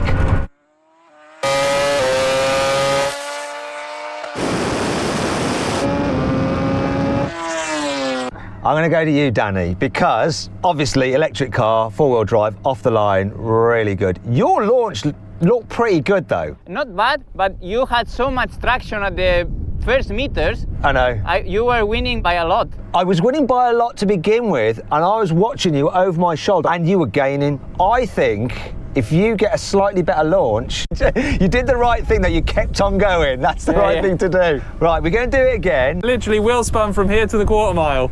Is your tyre now warm because of all the spinning? It's done a quarter mile burnout. It's now warm. Oh, it's got me on the line. Come on, car!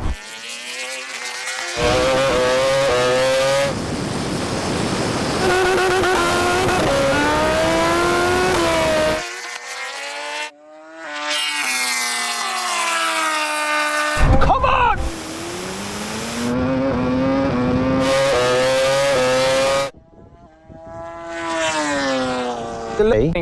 Does that count? A launch? I reckon I can, yeah. But we as motorcyclists are winning. Does that count? What, in terms of overall points? Well... All right then.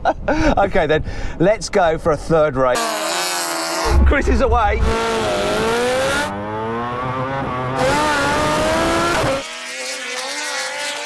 Here comes Danny. Come on.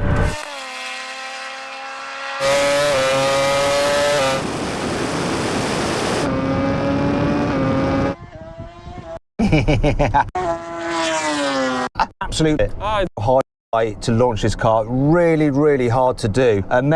What's the technique? Brake and gas? Okay, so this is really, really difficult. It takes a lot of skill, Danny. I'm not sure whether you're going to have the ability to do it properly. What you need to do is turn a knob over there so it says D. Is it changing? D. Okay, so you got it in D. Left foot on the brake, right? Hold it hard. Floor the throttle. There we go. It says ready for launch. And then what you do, don't do it yet. Then you lift off the brake. That's it. It's really hard. Okay, much harder than your GP bike. Much harder. Okay. Ready? No, not yet, not yet. We've got to race. We're racing. Okay. So the first time you're going to do it is in this race. So, quarter mile race against the tuned Hayabusa. What's the quickest car you've ever driven so far? I think the Spider last year. The Porsche 918 Spider? Yeah. Here. Yeah, okay. That's the quickest car you've driven? Yeah. I'll get ready for this then. A little tip, you might want to just put your head back. Yeah. Well, you'll see. Oh, yes! Blimey!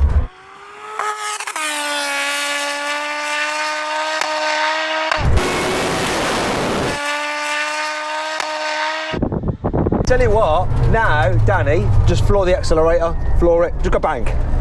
What?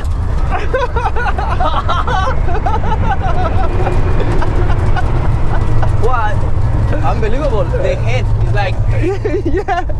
Do you enjoy that? Yeah, unbelievable. It would work out quite so well if... Yeah. Would you like... It's fine for me. Really? Yeah. You definitely want to go again? Yeah. All right then. Oh, he had a good launch. Yeah, you back. Yeah. Drag race that was. In the standing quarter, 6 seconds, while the Suzuki was last.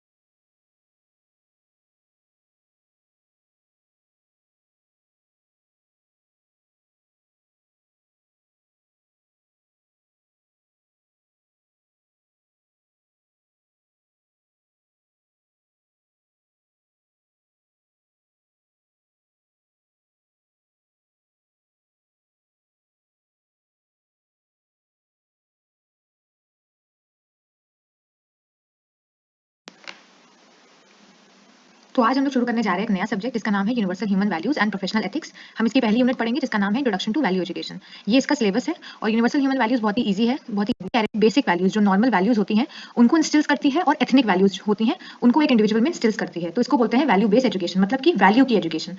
अब आता है इसकी significance का, क्या है, क्यों हम इसको यूज कर रहे हैं, क्या जरूरत है वैल्यू एजुकेशन की। So value education enable us to understand our needs and visualise our goals correctly. Value education का क्या काम होता है, ये हम लोग की जो नीड्स हैं उसको अंडरस्टैंड करना, मतलब उनको समझना, और अपने गोल्स को विजुअलाइज करना, सही से गोल्स को विजुअलाइज करेंगे जो कि सही तरीके से, और आइडेंटिफाई करेंगे या फिर इंडिकेट करेंगे कैसे हम उसको फुलफिल करते हैं। मतलब इसका काम क्या है वैल्यू एजुकेशन का, या फिर इसकी सिग्निफिकेंस क्या है, हमारी जो नीड्स हैं उनको अंडरस्टैंड करना, हमारे जो गोल्स हैं उनको विजुअलाइज करना, और हमारा जो कैसे हम अपने गोल्स को फुलफिल करेंगे वो बताना। It also helps us to remove our confusions and contradiction and enable us to rightly utilize the technological innovation। ये हम लोग को इसलिए भी हेल्प करता है क्योंकि हम लोगों की confusions और contradictions जो हमारे दिमाग में चल रहे हैं उसको रिमूव करता है। अब है नीड फॉर वैल्यू एजुकेशन। क्यों जरूरी है वैल्यू एजुकेशन? सबसे पहले correct identification of our aspirations, जो हमने पहले भी पढ़ा था कि वैल्यू एजुकेशन से क्या होता है, हम अपने जो एस्पिरेशंस हैं, जो हमारे गोल्स हैं, हम उसको इजीली आइडेंटिफाई कर सकते हैं सही तरीके से। दूसरा पॉइंट क्या है? दूसरा पॉइंट है understanding universal human values to fulfil our aspirations in continuity. क्यों हम यूज कर रहे हैं? क्योंकि सबसे पहले हमने क्या किया, हमने अपनी एस्पिरेशंस जो थी या फिर हमारे जो गोल्स थे उसको हमने आइडेंटिफाई कर लिया। दूसरा स्टेप क्या आता है? दूसरा स्टेप आता है कि अपने एस्पिरेशंस या फिर अपने गोल को फुलफिल करना, वो हमें बताता है वैल्यू एजुकेशन। तीसरा क्या होता है? कॉम्प्लीमेंटैरिटी ऑफ वैल्यूज एंड स्किल। तो आजकल हम देख रहे हैं कि लोगों के पास स्किल्स हैं, लेकिन स्किल्स होने के साथ साथ वैल्यूज होना भी बहुत ज्यादा जरूरी है हर एक चीज में। चौथा पॉइंट है इवैल्यूएशन ऑफ आवर बिलीव्स। तो हम लोगों के पहले से बहुत सारे बिलीव्स होते हैं, कुछ पास कंडीशनिंग बेस होते हैं, कुछ प्री कंडीशनिंग में, तो उन बिलीव्स को सही से इवैल्यूएट करना कि वो ट्रू है या फॉल्स है, ये भी काम करता है वैल्यू एजुकेशन से। पांचवा पॉइंट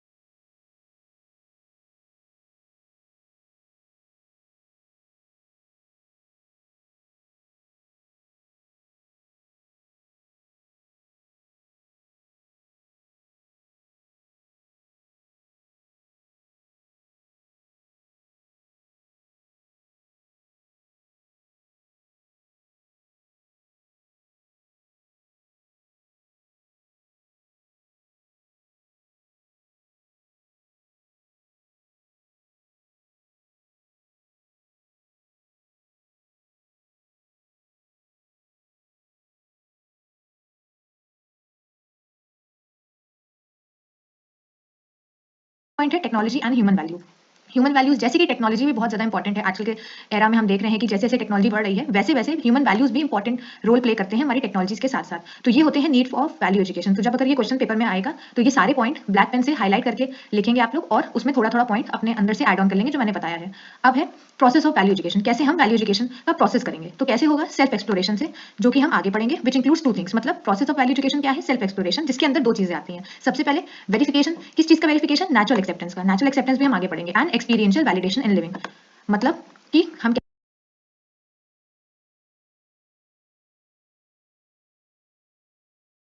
कैसे करेंगे process of value education? Self exploration से, जिसके अंदर दो चीजें आएंगी, एक verification at the level of natural acceptance and experiential validation in living. तो पहला क्वेश्चन हमारा खत्म हो गया वैल्यू एजुकेशन के ऊपर।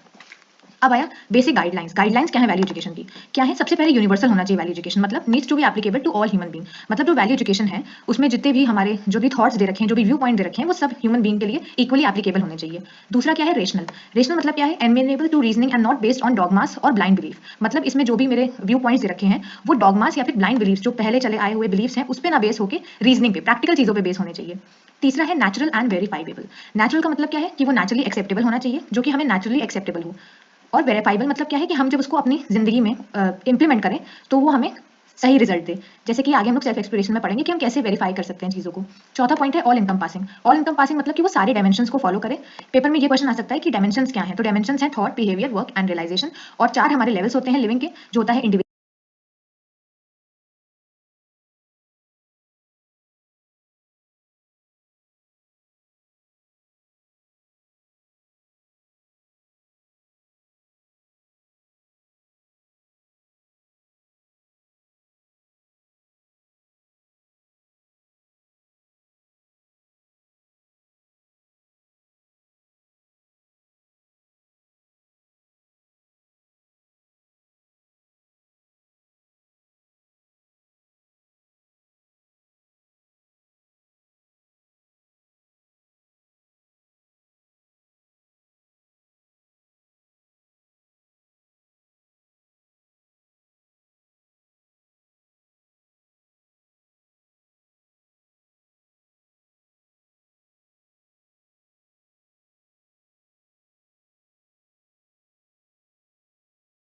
इंडिविजुअल या फिर self level, family level, society and nature and existence.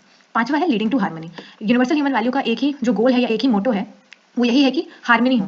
Harmony मतलब the state to be happy. तो अल्टीमेटली उसका टारगेट क्या है? To promote harmony. यहाँ पर लिखा भी है to promote harmony individual level पे, नेचर के लेवल पे, फैमिली के लेवल पे, सोसाइटी के लेवल पे। तो इन चारों लेवल पे हार्मनी हो, यही इसका मेन मोटो है। अब है कंटेंट ऑफ वैल्यू एजुकेशन। इसका कंटेंट क्या होता है वैल्यू एजुकेशन का? तो इसमें क्या है? वही जो मैंने अभी ऊपर बताया कि it has to encompass understanding of harmony at various levels and finally learning to live in accordance with this understanding. मतलब कि हम क्या करें कि हार्मनी चारों लेवल पे हो और हम उससे जीना भी सीखें। Learning to live in accordance with this understanding, इसी को बोलते हैं कंटेंट ऑफ वैल्यू एजुकेशन। अब जब भी वैल्यू एजुकेशन का कोई भी क्वेश्चन आए पेपर में तो उसमें कुछ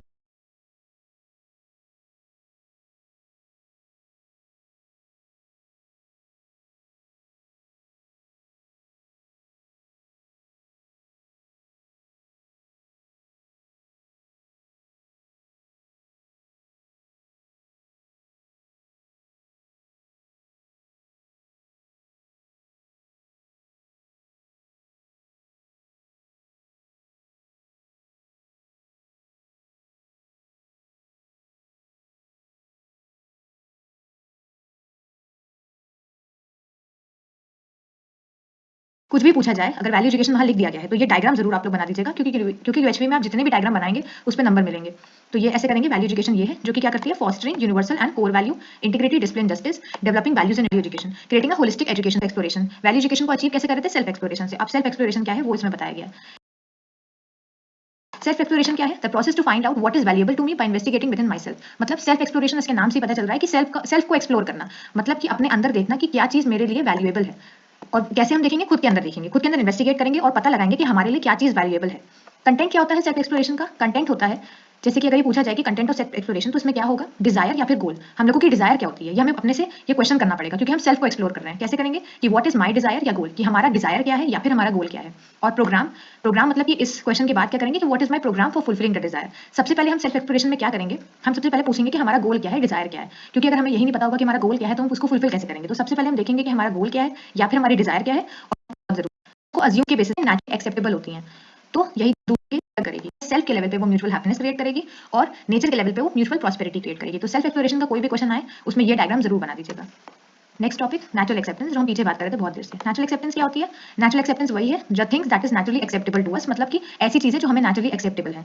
अब इसके अंदर कुछ चीजें आती हैं, जैसे कि नेचुरल एक्सेप्टेंस जो होती है वो टाइम के साथ चेंज नहीं होती है। जैसे सुबह आपको कोई चीज नेचुरली एक्सेप्टेबल हो और रात तक वो ना एक्सेप्टेबल हो, तो ऐसा नहीं हो सकता। नेचुरल एक्सेप्टेंस टाइम के साथ चेंज नहीं होती है।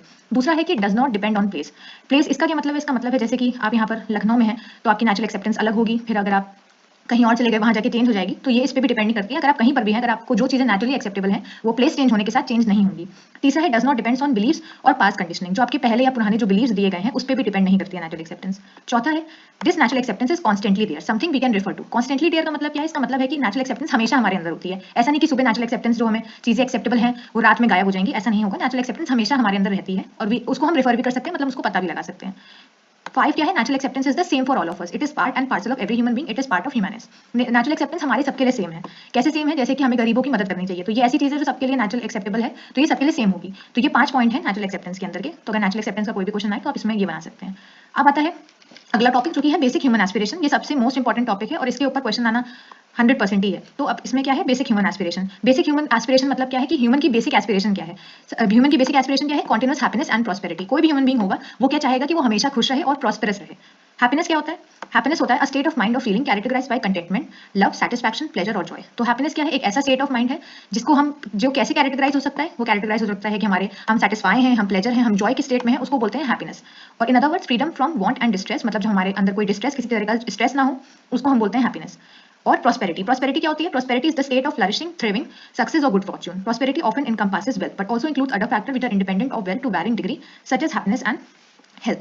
तो प्रॉस्पेरिटी क्या होती है? The feeling of having more than required physical facility, मतलब कि आपके पास अच्छी खासी फिजिकल फैसिलिटी है। यहाँ नीचे लिखा भी हुआ है prosperity is the feeling of having more than required physical facilities, मतलब जितनी फिजिकल फैसिलिटीज हमें रिक्वायर हैं उससे ज्यादा अगर आपके पास फिजिकल फैसिलिटी है तो आप प्रॉस्पेरस माने जाएंगे। पर आजकल लोग क्या करते हैं? प्रॉस्पेरिटी और वेल्थ को इंटरचेंज कर देते हैं, उसको गलत मीनिंग में ले लेते हैं। वेल्थ क्या होती है? वेल्थ एक फिजिकल थिंग होती है और प्रॉस्पेरिटी वो चीज नहीं होती है। वेल्थ क्या होती है? कि आपके पास मनी है या फिर आपके पास बहुत सारी फिजिकल फैसिलिटी है या फिर बोथ है। और प्रॉस्पेरिटी क्या होती है? प्रॉस्पेरिटी होती है कि जितनी आपको जरूरत है उससे थोड़ा ज्यादा, वो है प्रॉस्पेरिटी। और वेल्थ क्या है? जितनी आपको जरूरत है उससे बहुत ज्यादा या बहुत ज्यादा पैसा होना, उसको बोलते हैं वेल्थ।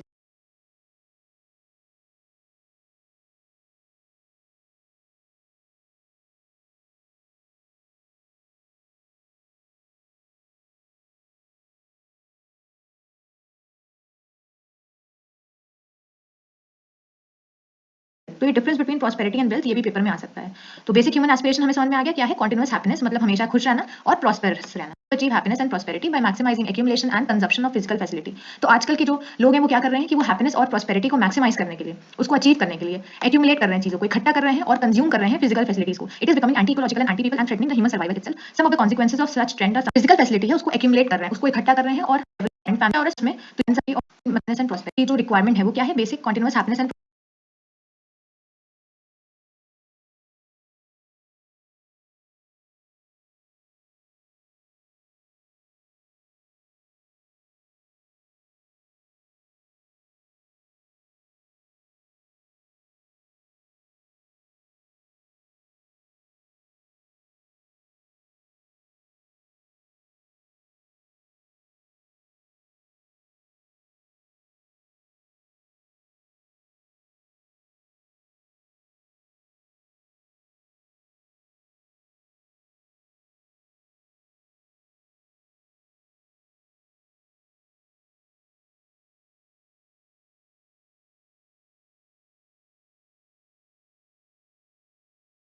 प्रॉस्पेरिटी। हमने भी पीछे पढ़ा कि बेसिक ह्यूमन एस्पिरेशन क्या है, कॉन्टिन्यूअस हैप्पीनेस एंड प्रॉस्पेरिटी। तो उसको अचीव करने के लिए क्या चाहिए, उसको अचीव करने के लिए जो ह्यूमन बीइंग है उसको क्या करना पड़ेगा, उसको इस ऑर्डर में चीजों को प्रायोरिटाइज करना पड़ेगा। जैसे कि फर्स्ट में उसको रखना पड़ेगा राइट अंडरस्टैंडिंग, सेकंड पे उसको रिलेशनशिप रखना पड़ेगा और थर्ड पे फिजिकल फैसिलिटी। मतलब उसको इसी ऑर्डर पे इन तीनों चीजों को प्रायोरिटी देनी पड़ेगी। सबसे पहले राइट अंडरस्टैंडिंग को प्रायोरिटी देनी पड़ेगी, फिर रिलेशनशिप को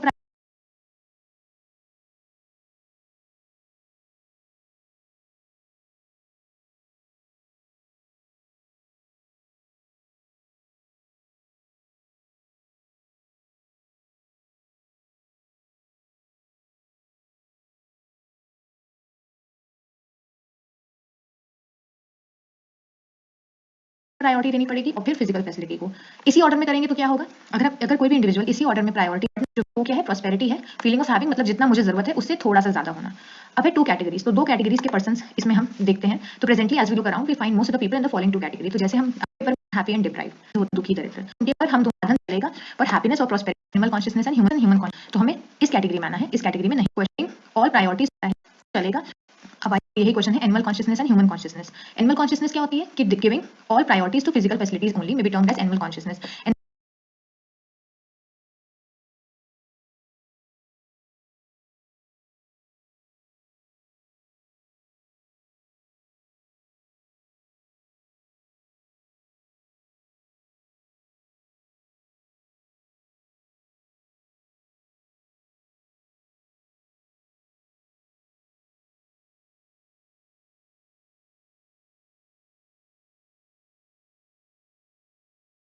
एनिमल कॉन्शियसनेस क्या है कि हम केवल फिजिकल फैसिलिटीज को ही प्रायोरिटी दे रहे हैं कि वही सबसे पहले नंबर 1 पे है और हमारे लिए कुछ भी नहीं है, वो होगा एनिमल कॉन्शियसनेस। इसका एग्जांपल देख सकते हैं, जैसे कि ये काऊ है तो उसके पास ग्रास होगी, तो अगर उसको भूख लगेगी तो वो ग्रास ढूंढेगी और जैसे उसको ग्रास मिल जाएगी तो वो खुश हो जाएगी, उसको चू करने लगेगी, खाने लगेगी। तो इसका यही एक एग्जांपल है कि एनिमल्स क्या करते हैं, वो फिजिकल फैसिलिटी को फर्स्ट प्रायोरिटी पे रखते हैं।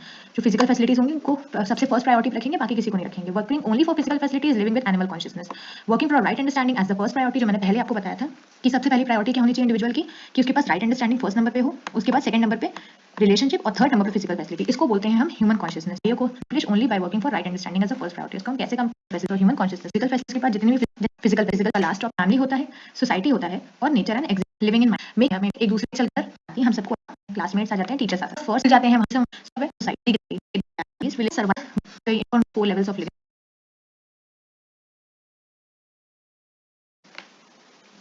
तो आज हम लोग शुरू करने जा रहे हैं एक नया subject. Hello guys, welcome to iTech world. तो आज हम पढ़ने जा रहे हैं सेल्फ फॉर्म क्या कहते हैं, आई कहते हैं और बॉडी हमारी नेचुरल होती है।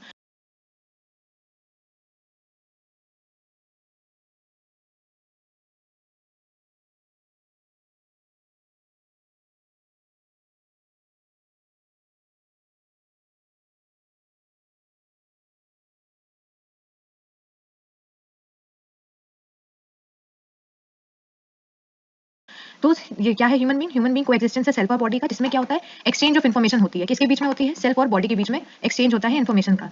तो एग्जाम में जब भी ये आए कि ह्यूमन बीइंग एज द को existence of self and body, तो ये जो डायग्राम यहाँ पर बना है ये आप लोग अपने पेपर में बना सकते हैं, जिसमें लिखा है कि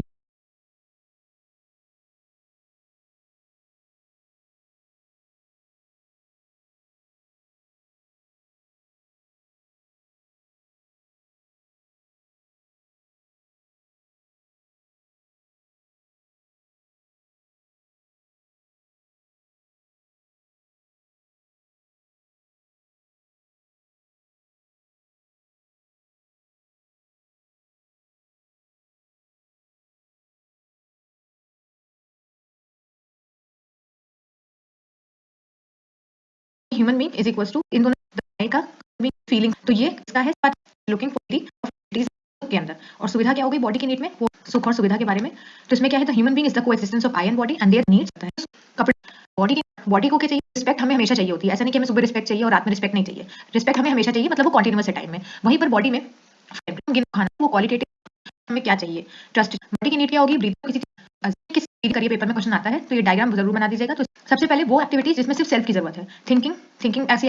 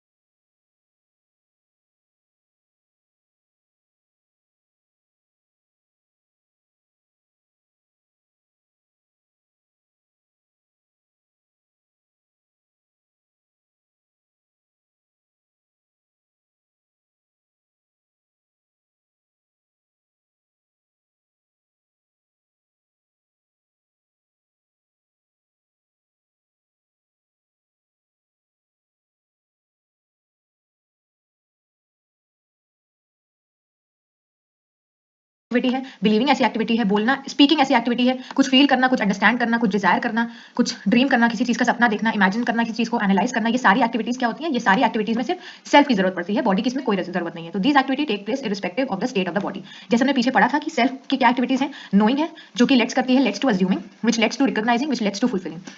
तो ये डायग्राम भी बना सकते हैं पेपर में। तो एक्टिविटीज ऑफ सेल्फ क्या होगी, ऐसी एक्टिविटीज जिसमें सिर्फ सेल्फ की जरूरत हो, जिसमें आ गई thinking, believing, speaking, feeling etcetera.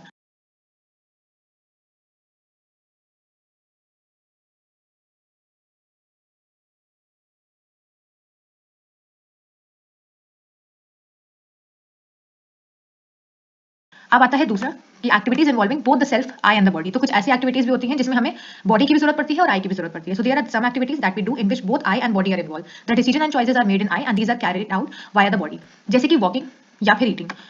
अगर हम यहाँ पर ईटिंग का एग्जाम्पल लें तो यहाँ लिखा है the decision and choices are made in I. तो जितने भी डिसीजन है, जैसे मैंने डिसीजन लिया कि मुझे कुछ खाना है,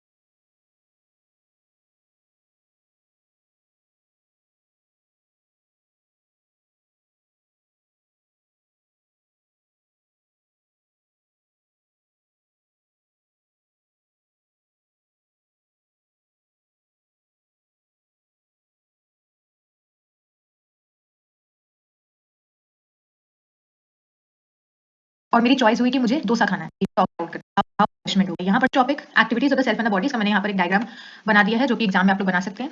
तो यहाँ पर सेल्फ है, को एक्सिस्टेंस है बॉडी के साथ। सेल्फ क्या है, कॉन्शियस एंटिटी है जो कि क्या करती है, डिजायर करती है, थिंक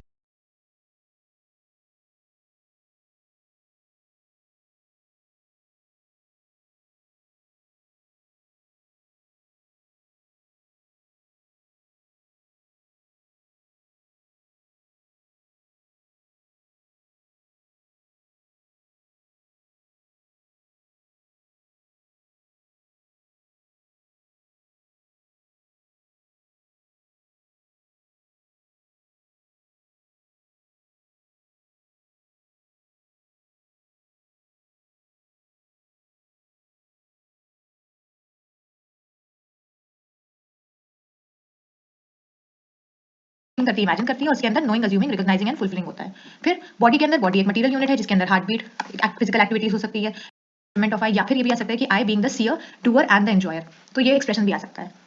तो उसको समझते हैं कि body is my instrument, I am the one who takes decision, the body acts accordingly. तो उसका मतलब क्या है कि बॉडी मेरा एक इंस्ट्रूमेंट है, ये मैं हूँ जो डिसीजन लेता हूँ। यहाँ पर मैं का मतलब क्या है, यहाँ पर मैं का मतलब है सेल्फ या फिर आई, और बॉडी मेरे हिसाब से काम करती है। जैसा मैं सोचता हूँ या जो मैं डिसीजन लेता हूँ उस हिसाब से मेरी बॉडी काम करती है।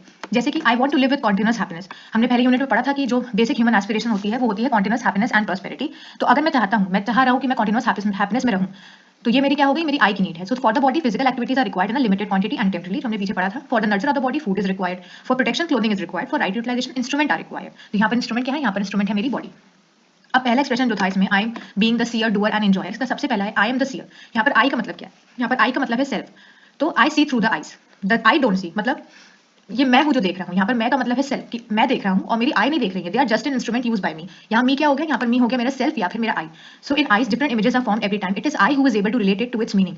मतलब कि बहुत टाइम आपने देखा होगा कि हम लोग के सामने बहुत सी इमेजेस चलती रहती हैं, पर ये आई है, ये सेल्फ है जो कि रिलेट कर पाता है उसकी सही मीनिंग को। जैसे मैंने किसी एप्पल को देखा, तो वो एक इमेज है जो कि मेरे सामने चल रही है, लेकिन उसकी सही मीनिंग को इंटरप्रेट करना काम किसका है, आई का है, कि ये एक एप्पल है। तो सीयर का मतलब क्या है, seer also means the one that understand, understand मतलब जो समझ रहा है कि ये एक एप्पल की इमेज है। तो वो क्या हो गया, वो हो गया सीयर, इसलिए इसको दृष्टा कहते हैं। ये वर्ड आप यूज कर सकते हैं, दृष्टा। तो इसका मतलब है आई एम द सीयर, इसका मतलब है कि मैं, आई है वो देख रहा है, और मेरी जो आईज है वो सिर्फ एक इंस्ट्रूमेंट की तरह काम कर रही है। मेरी आईज नहीं देखती हैं, मेरा सेल्फ देखता है जो कि आई है। अब आता है नेक्स्ट जो कि है आई एम द डूअर। है, ये चार्ट बनाना बहुत जरूरी है। अगर पेपर में आया कि explain harmony in the self, तो आप ये चार्ट बना सकते हो। यहाँ पर क्या है, सबसे पहले यहाँ पर सेल्फ बताया, ये फिल्म किसी चीज सबसे पहले मतलब क्या होता है, मतलब बॉडी कट से जाता है। और स्वास्थ्य, ये भी बहुत इंपॉर्टेंट है, मोस्ट इंपॉर्टेंट टॉपिक है संयम एंड स्वास्थ्य। तो देखते हैं क्या होता है, harmony of the I with the body. जो मेरा सेल्फ है उसका और बॉडी के बीच में हार्मनी कैसे मेंटेन होगी, संयम के बेसिस पे, जिसको हम सेल्फ रेगुलेशन कहते हैं। संयम किस पार्ट पे होगा, संयम मेरे आई के पार्ट पे होगा, और जो स्वास्थ्य है या फिर जो हेल्थ है वो मेरी बॉडी के पार्ट में होगा। तो अब देखते हैं संयम और स्वास्थ्य है क्या। संयम क्या है, self regulation. Sanyam is the feeling of responsibility in the self for nurturing, protection and right utilization of the body. संयम का मतलब क्या होता है कि एक ऐसी रिस्पॉन्सिबिलिटी जो कि आई समझ रहा है, जो है there is harmony among the different parts of the body. जो मेरे डिफरेंट पार्ट्स हैं बॉडी के, उसमें हार्मनी मेंटेन रहती है, and the body acts accordingly to me as a useful instrument. जैसे मैंने पीछे ही पढ़ा था कि बॉडी आई का एक यूजफुल इंस्ट्रूमेंट की तरह काम करती है। तो जब हम अपनी आई को कहते हैं कि संयम से चलो, तो क्या होता है, मेरी जो बॉडी के डिफरेंट पार्ट्स है उसमें हार्मनी मेंटेन रहती है और बॉडी मेरे अकॉर्डिंग चलती है। फिर आता है स्वास्थ्य। स्वास्थ्य किस एंड पे होता है, स्वास्थ्य या हेल्थ होता है बॉडी के एंड पे। तो swasthya is the condition of the body where every part of the body is performing its expected function. जैसे कि जिस भी जो मेरा पार्ट है बॉडी का, उसको जो फंक्शन करना चाहिए, जो एक्सपेक्टेड फंक्शन है वो करे, तो उस कंडीशन को बोलेंगे स्वास्थ्य। तो उसमें क्या होता है, स्वास्थ्य या हेल्थ वही कंडीशन है जिसमें क्या होगा, मेरी बॉडी के जितने भी पार्ट्स हैं वो अपना परफॉर्म करें, एक्सपेक्टेड फंक्शन परफॉर्म करें। जैसे कि हार्ट का जो फंक्शन है वो सभी परफॉर्म करे, जो भी लंग्स का फंक्शन है वो अपना एक्सपेक्टेड फंक्शन परफॉर्म करें, कुछ भी अलग से ना करें, उसको बोलते हैं स्वास्थ्य। और संयम क्या होगा कि मेरी बॉडी जो ऐसी रिस्पॉन्सिबिलिटी होती है मेरे सेल्फ के अंदर, जिससे वो नर्चर करे, प्रोटेक्ट करे और राइट यूटिलाइजेशन करे मेरी बॉडी का। ये जो तीनों वर्ड है, नर्चर, प्रोटेक्शन और राइट यूटिलाइजेशन, ये संयम में जरूर लिख लीजिएगा आप लोग। अब आता है एस्पेक्ट ऑफ स्वास्थ्य, कि हेल्थ के क्या एस्पेक्ट है। तो दो तरह के हेल्थ के एस्पेक्ट है। सबसे पहले फिजिकल हेल्थ है, मेंटल हेल्थ। जैसे नाम से पता चल रहा है फिजिकल हेल्थ, मतलब कि for humans physical health means a good body health which is healthy because of regular physical activity. Physical का मतलब ये फिजिकल एक्सरसाइजेस, गुड न्यूट्रिशन, मतलब फिजिकल हेल्थ हमारी सही है। मेंटल हेल्थ का क्या मतलब हुआ, मेंटल हेल्थ मतलब वही सारी हेल्थ जो कि पीपल्स की कॉग्निटिव एंड इमोशनल वेलबींग को डील करती है। मेंटल हेल्थ मतलब कि मेरा स्टेट ऑफ माइंड सही होना चाहिए, कि मेंटल हेल्थ के अंदर आ गया। फिजिकल हेल्थ मतलब मैं फिजिकली फिट हूँ, फिजिकल एक्सरसाइज और गुड न्यूट्रिशन लेके। ये हो गया harmony of the self with the body. अब आता है understanding and living with the संयम, कि संयम जो मेरा था, सेल्फ रेगुलेशन था, उसको कैसे हम अंडरस्टैंड करें और उसके साथ कैसे रहें, ताकि मेरी बॉडी के अंदर जो है वो सही तरह से उसका यूटिलाइजेशन हो, उसका सही प्रोटेक्शन हो और उसका सही नर्चर हो। तो इसमें क्या आता है, सबसे पहला टॉपिक आता है जो मैंने कहा था, तीन जो कीवर्ड्स होते हैं संयम में, वो जरूर लिखिएगा। सबसे पहले आता है nurturing the body. Nurturing the body का क्या मतलब है, कि बॉडी को मैं क्या कर रही हूँ, प्रॉपर फूड दे रही हूँ, सही खाना दे रही हूँ, हवा मिल रही है, उसको पानी मिल रहा है सही अमाउंट में, वो क्या nurturing the body. The food needs to be taken only when we feel hungry. तो खाना हमें तभी चाहिए होता है या तभी खाना चाहिए जब हम हंग्री महसूस करें। तो choice of the food is such that it is easy digestible and food needs to be taken with proper posture of the body and right quantity. तो ये बहुत ऑब्वियस है कि जब हमें भूख लगे हम तभी खाना खाएं, और क्या करें कि जो मैं फूड का चॉइस कर रही हूँ वो क्या होना चाहिए, इजीली डाइजेस्टेबल होना चाहिए। और क्या होना चाहिए कि जब हम फूड ले रहे हो तो हमारी बॉडी का एक प्रॉपर पोस्चर होना चाहिए और सही क्वांटिटी में होना चाहिए, ना ज्यादा ना कम। तो इससे क्या होगा, मेरी बॉडी नर्चरर रहेगी। तो नर्चरिंग द बॉडी के अंदर यही पॉइंट है कि प्रॉपर फूड हो, सही एयर हो, वाटर हो, और मैं जब भूख लगे तभी खाना खाएं, प्रॉपर चॉइस ऑफ फूड हो और तभी फूड लें जब भूख लगे, और प्रॉपर पोस्चर के साथ राइट क्वांटिटी में फूड लिया जाए। अब है दूसरा पॉइंट जो कि है प्रोटेक्शन ऑफ द बॉडी, कि हम बॉडी को कैसे प्रोटेक्ट करेंगे। To ensure the health of the body we need to take care of the following. क्या है उसमें, ये चार चीजें आती हैं कि अगर हम प्रोटेक्शन की बात कर रहे हैं तो ये चार चीजें जरूर इंश्योर होनी चाहिए। सबसे पहला क्या है, proper upkeep of the body. इसके अंदर क्या आता है, need to ensure proper time, posture and ways to work and to rest. तो इसमें पहली वाली चीज आ गई कि सही टाइम पे खाना खाना चाहिए, सही पोस्चर के साथ खाना खाओ या जो भी हम कर रहे हैं, और ways to work and to rest. तो जब हम अपनी बॉडी को प्रॉपर अपकीप करेंगे कि सही ज्यादा काम भी नहीं करना है और बहुत ज्यादा रेस्ट भी नहीं करना है, सही अमाउंट में काम करना है और सही अमाउंट में रेस्ट करना है, ये इसके अंदर आ गया proper upkeep of the body. और सही प्रॉपर टाइम में और प्रॉपर पोस्चर में हमें अपना काम करना है, हमारे लंग्स को जो हेल्प करे hello guys, welcome to iTech world. तो आज हम पढ़ने जा रहे हैं ह्यूमन फैमिली की एक पार्ट हो गया। Then there are other relations such as grandparents, aunts, uncles. तो ये सब मेरी फैमिली के अंदर आ जाता है। और फैमिली क्या होती है? अब जो सेकंड टॉपिक का है मीनिंग ऑफ न्याय या जस्टिस। तो जस्टिस या न्याय जिसको बोलते हैं वो क्या है? Justice means recognition of values, मतलब वैल्यूज को आइडेंटिफाई करना, उनको रिकॉग्नाइज करना, देयर फुलफिलमेंट, उनको फुलफिल करना, the right evaluation of fulfilment resulting in mutual happiness. मतलब जस्टिस या न्याय क्या है? वैल्यूज को रिकॉग्नाइज करेंगे सबसे पहले, फिर उनको प्रॉपर ऑन वैल्यू चारों वैल्यू रिलेशनशिप में, जब ह्यूमंस के बीच में रिलेशनशिप होती है तो उसमें वैल्यूज क्या होती हैं? तो इसमें 9 वैल्यूज होती हैं।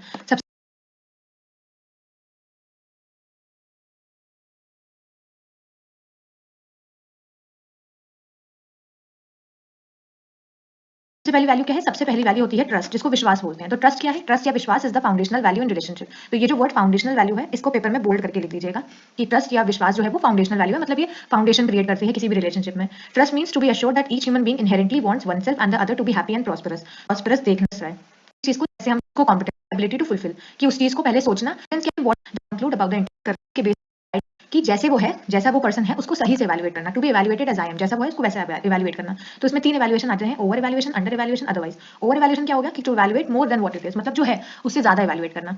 अंडर जैसे उसके नाम से पता चल रहा है कि जो है उससे कम इवैल्यूएट करना, और अदरवाइज मतलब जो है उससे अदरवाइज इवैल्यूएट करना। तो रिस्पेक्ट वही है कि जितने कौन-कौन happy I side to understand के चारों लेवल पे, और अदर पर्सन को भी हार्मनी पे भी, ये सब एंड बेसिक 4 लेवल्स के दूसरा। और हम लोग क्या कर रहे हैं कि समझ रहे हैं कि ये एक चीज की रिस्पेक्ट है, लोगों से ज्यादा रिस्पेक्ट कर रहे हैं किसी से भी, जो दूसरा पर्सन है उससे एक ऐसी फीलिंग रखना कि हम उससे रिलेटेड हैं, उसको बोलते हैं affection.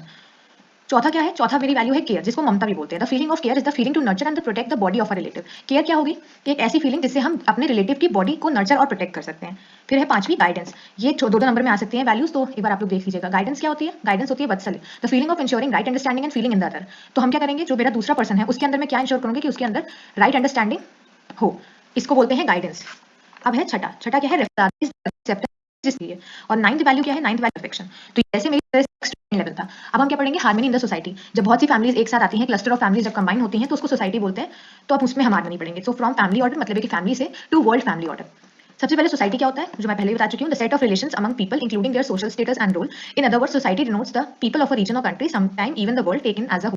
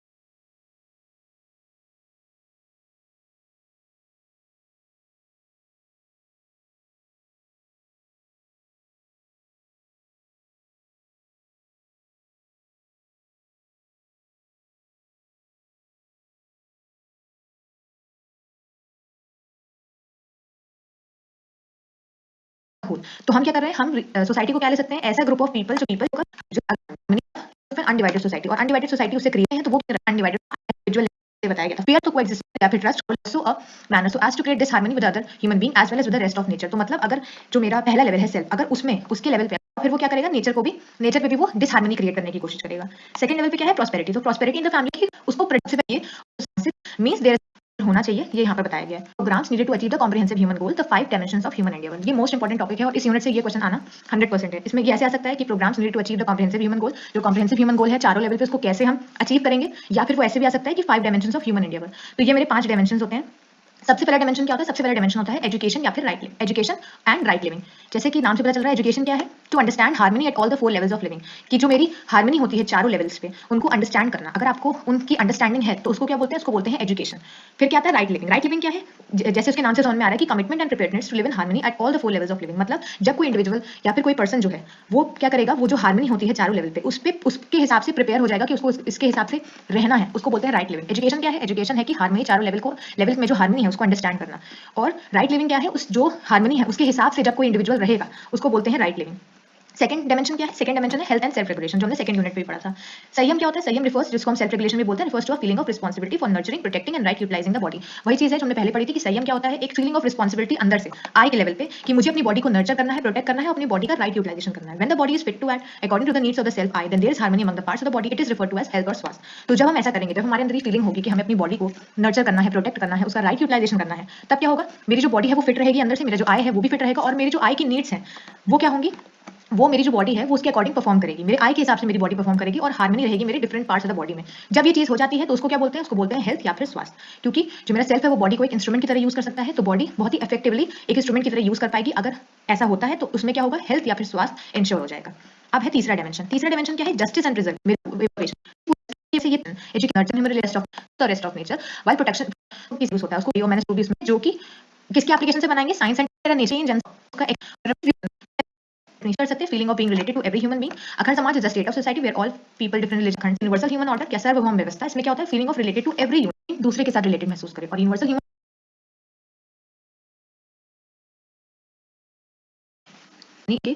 Of all the mutually interacting unit big और स्मॉल। मतलब क्या है नेचर का? नेचर क्या है? कॉम्बिनेशन है सब चीजों का, उन सभी चीजों का कॉम्बिनेशन है जो कि सॉलिड, लिक्विड और गैस स्टेट में है। तो जो भी चीजें मेरी gas, liquid, we can categorize all these units into 4 distinct order. तो ये जो यूनिट है, ये जो छोटी या बड़ी यूनिट है, इनको हम 4 तरह के ऑर्डर में कैटेगराइज कर सकते हैं, जिसमें आता है सबसे पहला ऑर्डर मटेरियल ऑर्डर, देन प्राणिक order, human order and animal order. तो सबसे पहले हमने क्या देखा कि अपने नेचर की हार्मनी के उसमें हम देखते हैं कि मेरा नेचर क्या है? नेचर एक ऐसी चीज है जो कॉम्बिनेशन है सॉलिड, लिक्विड और गैस का, जो कि स्मॉल भी हो सकती है, बिग भी हो सकती है। उसमें 4 तरह के ऑर्डर होते हैं, मटेरियल ऑर्डर, प्राणिक ऑर्डर, ह्यूमन ऑर्डर या एनिमल ऑर्डर। प्राणिक ऑर्डर मतलब प्लांट ऑर्डर भी इसको कह सकते हैं। फिर आता है interconnectedness and mutual fulfilment in the nature. So in the nature all the units are connected to each other and fulfilling each other. Human being is related to all other human being on the basis we have feelings and emotions for everyone. तो यहाँ पर बताया गया कि ये जो मेरे 4 order हैं कि कैसे अपने अपने आप में आपस में म्यूचुअल फुलफिलमेंट को क्रिएट कर रहे हैं। तो सबसे पहले जो 2 ऑर्डर है, जो है material order and plant order या बायो ऑर्डर, जिसको हम प्राणिक ऑर्डर भी कहते हैं, वो कैसे अपने अंदर म्यूचुअल फुलफिलमेंट क्रिएट कर रहे हैं। तो सबसे पहले क्या है? Material order. So material order कैसा हो गया? जैसे वही सब चीजें जो मटेरियल की कैटेगरी में आती हैं वो होती है मटेरियल ऑर्डर। जैसे कि सॉइल हो गया, वाटर हो गया, एयर हो गया, ये हो गया मटेरियल ऑर्डर के अंदर। तो material order provides nutrients to the plant या bio order in the form of soil, minerals etcetera. तो जैसे मटेरियल ऑर्डर क्या है? वो सॉइल हो गई, तो वो न्यूट्रिएंट प्रोवाइड करेगी किसको? प्लांट को। उसी तरीके से जो प्लांट है जो कि बायो ऑर्डर में आता है, वो क्या करेगा? वो डीके होगा, मतलब वो खराब होगा, और वो क्या करेगा? वो nutrient material order D. So we are not able to, यहाँ पर वीक फिल्म नहीं करते, क्या करते हैं? Animals to for the species anti towards animal. तो ये क्वेश्चन अगर आता है और यहाँ पर एनिमल पर the cycle of water evaporating, मतलब है जो कि क्या हो गया? रेगुलेटर ज्यादा कंडीशन में खत्म, ये चीज लिखे गए हैं, फिर कुछ थिंग्स लिखी गई हैं, ट्रीज हो गया, यूनिट है। तो मैंने बता दिया कि यूनिट मतलब, यूनिट हम लोग अभी आगे पढ़ेंगे, लेकिन यूनिट का मतलब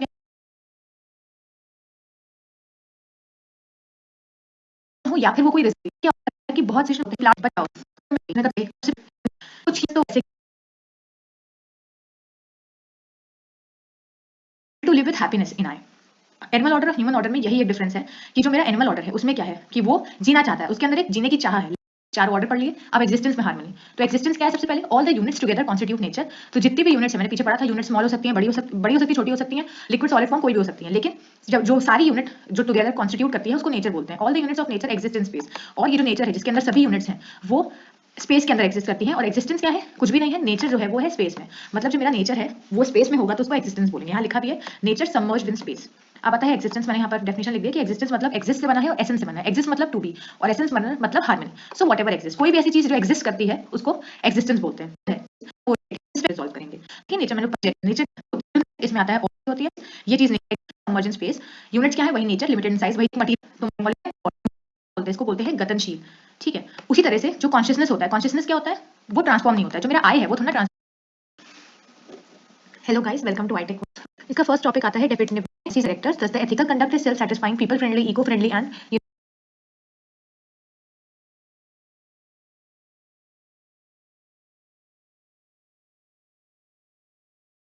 universal the right understanding gain through self exploration. सबसे पहले यहाँ पर एथिक्स के बारे में बताया गया। एथिक्स क्या है? ह्यूमन कंडक्ट की डिफेक्टिवनेस को हम एथिक्स कहते हैं, और जो राइट अंडरस्टैंडिंग होती है जो कि गेन करते हैं हम सेल्फ एक्सप्लोरेशन के थ्रू, जो कि हमने यूनिट 1 में पढ़ा था, उससे क्या होता है? वो इनेबल करता है हमें आइडेंटिफाई करना इस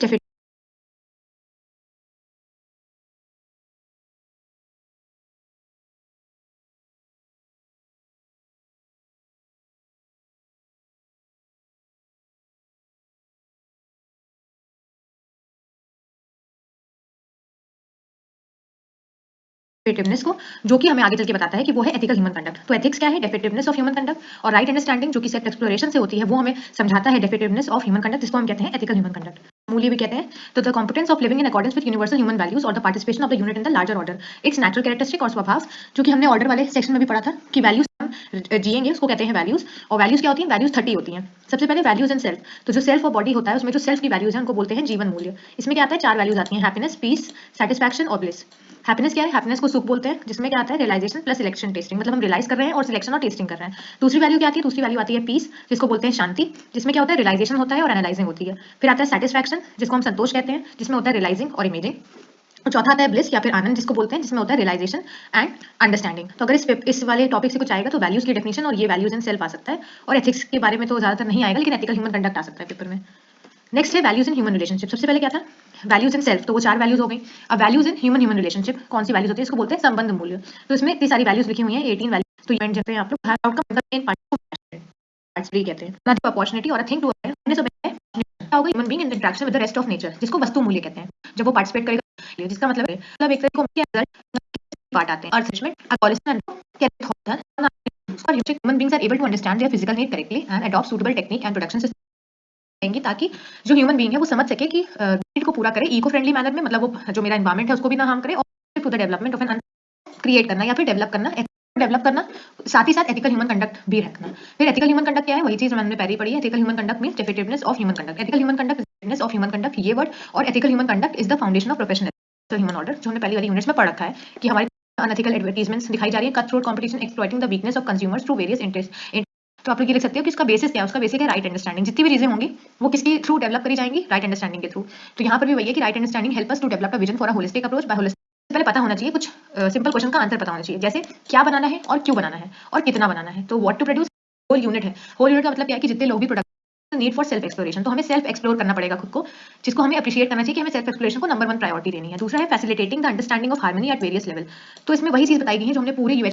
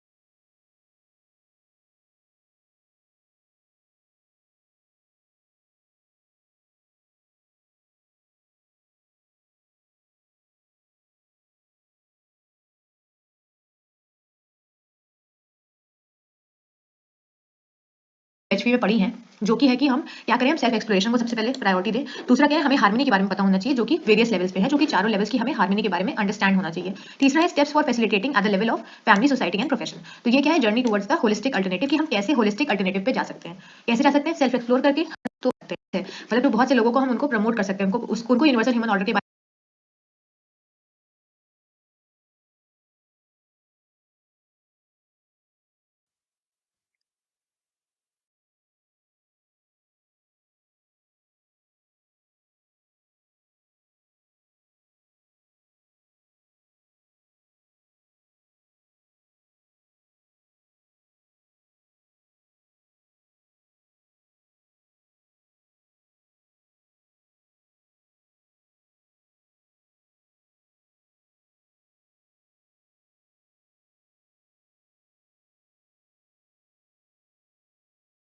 हेलो स्टूडेंट्स, आज से हम एक नया सब्जेक्ट पढ़ने की शुरुआत करने वाले हैं जो कि है एनवायरमेंटल साइंस या फिर बोल लो एनवायरमेंटल स्टडीज, जिसे शॉर्ट में ईवीएस या ईएस से भी जाना जाता है। तो इस सीरीज में हम सारे एग्जाम रिलेटेड इंपॉर्टेंट क्वेश्चंस पढ़ने वाले हैं। So I hope you are ready with your pen and paper. So without wasting much time let us start this video. तो आज का ये वीडियो इंट्रोडक्टरी वीडियो होने वाला है, जिसमें से एग्जाम में बहुत बार क्वेश्चन पूछे जाते हैं, जैसे कि एनवायरमेंट का डेफिनेशन क्या है, उसके कौन से दो पार्ट्स है, उसके कौन से।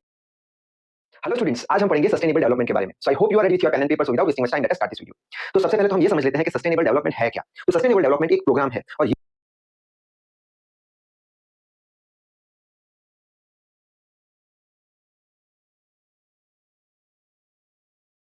ये प्रोग्राम बनाया गया है जो ग्लोबल एनवायरनमेंट का सबसे बड़ा जो इश्यू है उसे खत्म करने के लिए। अब क्वेश्चन आएगा कि कौन सा ग्लोबल एनवायरनमेंट का इश्यू है जिसे खत्म करने के लिए सस्टेनेबल डेवलपमेंट प्रोग्राम बनाया गया है। तो हमें पता है कि जिस तेजी से हम नेचुरल रिसोर्सेज का यूज कर रहे हैं, जैसे कि हो गए पेट्रोल डीजल, तो हमारी जो आने वाली पीढ़ी है उनको हम ये पेट्रोल डीजल मुहैया नहीं करा पाएंगे। और जिस तेजी से हम एयर को पॉल्यूट कर रहे हैं, लैंड को पॉल्यूट कर रहे हैं, पानी की जो शॉर्टेज आ चुकी है, तो हमारी जो आने वाली पीढ़ी है उन्हें भी हम ये सारी चीजें मुहैया नहीं करा पाएंगे। तो अगर ये सारी चीजें क्या हो गया, रिसोर्सेज हो गया, पेट्रोल डीजल हो गया, अच्छे हवा पानी हो गया, अगर ये सारी चीजें अगर हमें हमारी आने वाली पीढ़ी को देनी है तो उसके लिए एक प्रोग्राम बनाया गया है जिसे हम बोल देंगे सस्टेनेबल डेवलपमेंट। ठीक है, तो अब लिखना कैसे हमें वो देख लेते हैं एग्जाम में। तो सबसे पहले तो हम ये लिख लेंगे कि हमें पता है कि जो इंडस्ट्रीज है, जो व्हीकल है, वो बहुत ही तेजी से बढ़ रहे हैं, जिसके कारण क्या हो रहा है, जिसके कारण हवा और पानी जो है वो प्रदूषित हो रहे हैं। और साथ ही साथ हमें ये भी पता है कि इंडस्ट्रीज और ये जो व्हीकल है वो बहुत ही बड़ी मात्रा में पेट्रोल और डीजल का यूज कर रहे हैं, जिसके कारण हम क्या बोल देंगे कि जो नेचुरल रिसोर्सेज है उसमें क्या आ गया है, शॉर्टेज आ गया है, उसमें कटौती करना जरूरी है, नहीं तो हमारी आने वाली पीढ़ी ये सारी चीजें का यूज कर नहीं पाएगी, शायद से वो साइकिल पे होगी। अच्छा, तो इससे कंक्लूजन क्या निकल के आता है, तो कंक्लूजन ये निकल के आता है कि हमारा जो पानी है उसकी कमी हो चुकी है, जो नेचुरल रिसोर्सेज है उसमें भी कमी आ गई है, और जो हवा है वो भी प्रदूषित हो गई है। अब ये कंक्लूजन से हम क्या बोल सकते हैं कि जो हमारी आने वाली पीढ़ी है उनको बहुत ही मुश्किलात आएगी किसके लिए, जिंदा रहने के लिए। ठीक है, तो अगर हमें हमारी आने वाली पीढ़ी की जिंदगी को अच्छा करना है, पेट्रोल डीजल नेचुरल रिसोर्सेज अच्छे हवा पानी अगर पहुंचाने हैं उन तक, तो हमें क्या करना पड़ेगा, तो उसके बेटरमेंट के लिए हमारी आने वाली जो पीढ़ी है उसके अच्छे के लिए एक प्रोग्राम बनाया गया है। वो प्रोग्राम को बोलते हैं सस्टेनेबल डेवलपमेंट। ठीक है, तो सस्टेनेबल डेवलपमेंट का मतलब तो शायद से क्लियर हो गया होगा आपको। तो यहाँ पे अच्छे से डेफिनेशन भी लिखी हुई है। सस्टेनेबल डेवलपमेंट यानी क्या, कि अभी की प्रेजेंट की जो हमारी जरूरी है, जो भी जरूरी चीजें हैं, वो चीजों में हमें कोई भी कॉम्प्रोमाइज करना नहीं है। जिस तरीके से हम नेचुरल रिसोर्सेज का यूज करते हैं, जिस तरीके से इंडस्ट्री और व्हीकल्स बढ़ रहे हैं वो बढ़ रहे हैं, लेकिन हमें उसमें कुछ कटौती करनी नहीं है। कुछ पॉइंट्स है जिसका कंट्रोल अगर हम ले लेंगे तो हम ये सारी रिसोर्सेज, सारे अच्छे हवा पानी हमारी आने वाली पीढ़ी को हम पहुंचा सकते हैं। तो वही लिखा है कि अभी की जो प्रेजेंट की जो कंडीशन है उसमें हमें कुछ भी कॉम्प्रोमाइज नहीं करना है, फिर भी हम हमारी आने वाली जो पीढ़ी है उनको सारी उनकी जरूरत पूरी हो सकती है अगर हम कुछ पॉइंट्स का पालन करें। तो वो कौन से पॉइंट्स है, तो फर्स्ट पॉइंट यहाँ पे लिखा हुआ है कि जो पॉपुलेशन बढ़ रहा है उसे हमें कंट्रोल में करना पड़ेगा। हम जो ओवर यूज यानी ज्यादा से भी ज्यादा जो यूज कर रहे हैं नेचुरल रिसोर्सेज का, उसे हमें थोड़ा बहुत कम करना पड़ेगा, यानी यहाँ से वहां तक जाने के लिए हमें बाइक का यूज करना नहीं है, पैदल भी हम जा सकते हैं। नेक्स्ट आता है कि हमें जो भी वेस्ट होता है उसका मिनिमाइजेशन, उसको कम करना पड़ेगा। कैसे, उसका रिसाइकल कर लो या फिर उसका रीयूज कर लो, जिससे करके जो जमीन का पॉल्यूशन है वो कम हो जाएगा। आगे कौन से पॉइंट हमें ध्यान रखने होंगे कि हम ज्यादातर क्या यूज करते हैं, नेचुरल रिसोर्सेज का, पेट्रोल डीजल का यूज करते हैं, बस उसकी जगह पे हमें नॉन कन्वेंशनल एनर्जीज का यूज करना जरूरी है, जैसे कि हो गया सोलर एनर्जी, विंड एनर्जी और बायोमास एनर्जी। नेक्स्ट कौन सा पॉइंट हमें ध्यान रखना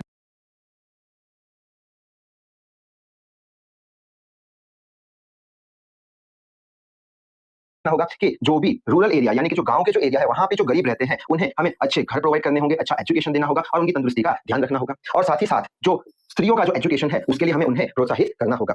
नेक्स्ट पॉइंट क्या है कि इंडस्ट्री में से जो भी पॉल्यूशन निकल रहा है वो पॉल्यूशन को कंट्रोल करने की मेथड्स हमें डेवलप करनी चाहिए, जिससे करके जो पॉल्यूशन का लेवल जो है वो कम हो जाए। ठीक है, साथ ही साथ हमें ऐसी स्ट्रेटजीज यानी ऐसी रणनीति भी बनानी पड़ेगी जिससे करके जो गरीबी है वो पूरी तरीके से हट जाए। ठीक है, और लास्ट दो पॉइंट हमें याद रखने होंगे कौन से, कि हमें ट्री का जो प्लांटेशन है उसका प्रोग्राम बनाना चाहिए कि भाई हमें ट्री प्लांट करने चाहिए, अवेयरनेस जगानी होगी, और peace of justice to all यानी सबको एक जैसा न्याय मिलना चाहिए। तो यहाँ तक लिख के आने पर हमें एग्जाम में फुल मार्क्स मिल जाएंगे। तो इस वीडियो में बस इतना ही। नेक्स्ट वीडियो में हम क्लाइमेट चेंज के बारे में पढ़ेंगे। तो तब तक के लिए hard work hard. Thank you very much. Hello students, आज हम पढ़ेंगे क्लाइमेट चेंज के बारे में। So I hope you are ready with your pen and paper. So without wasting much time let us start this video.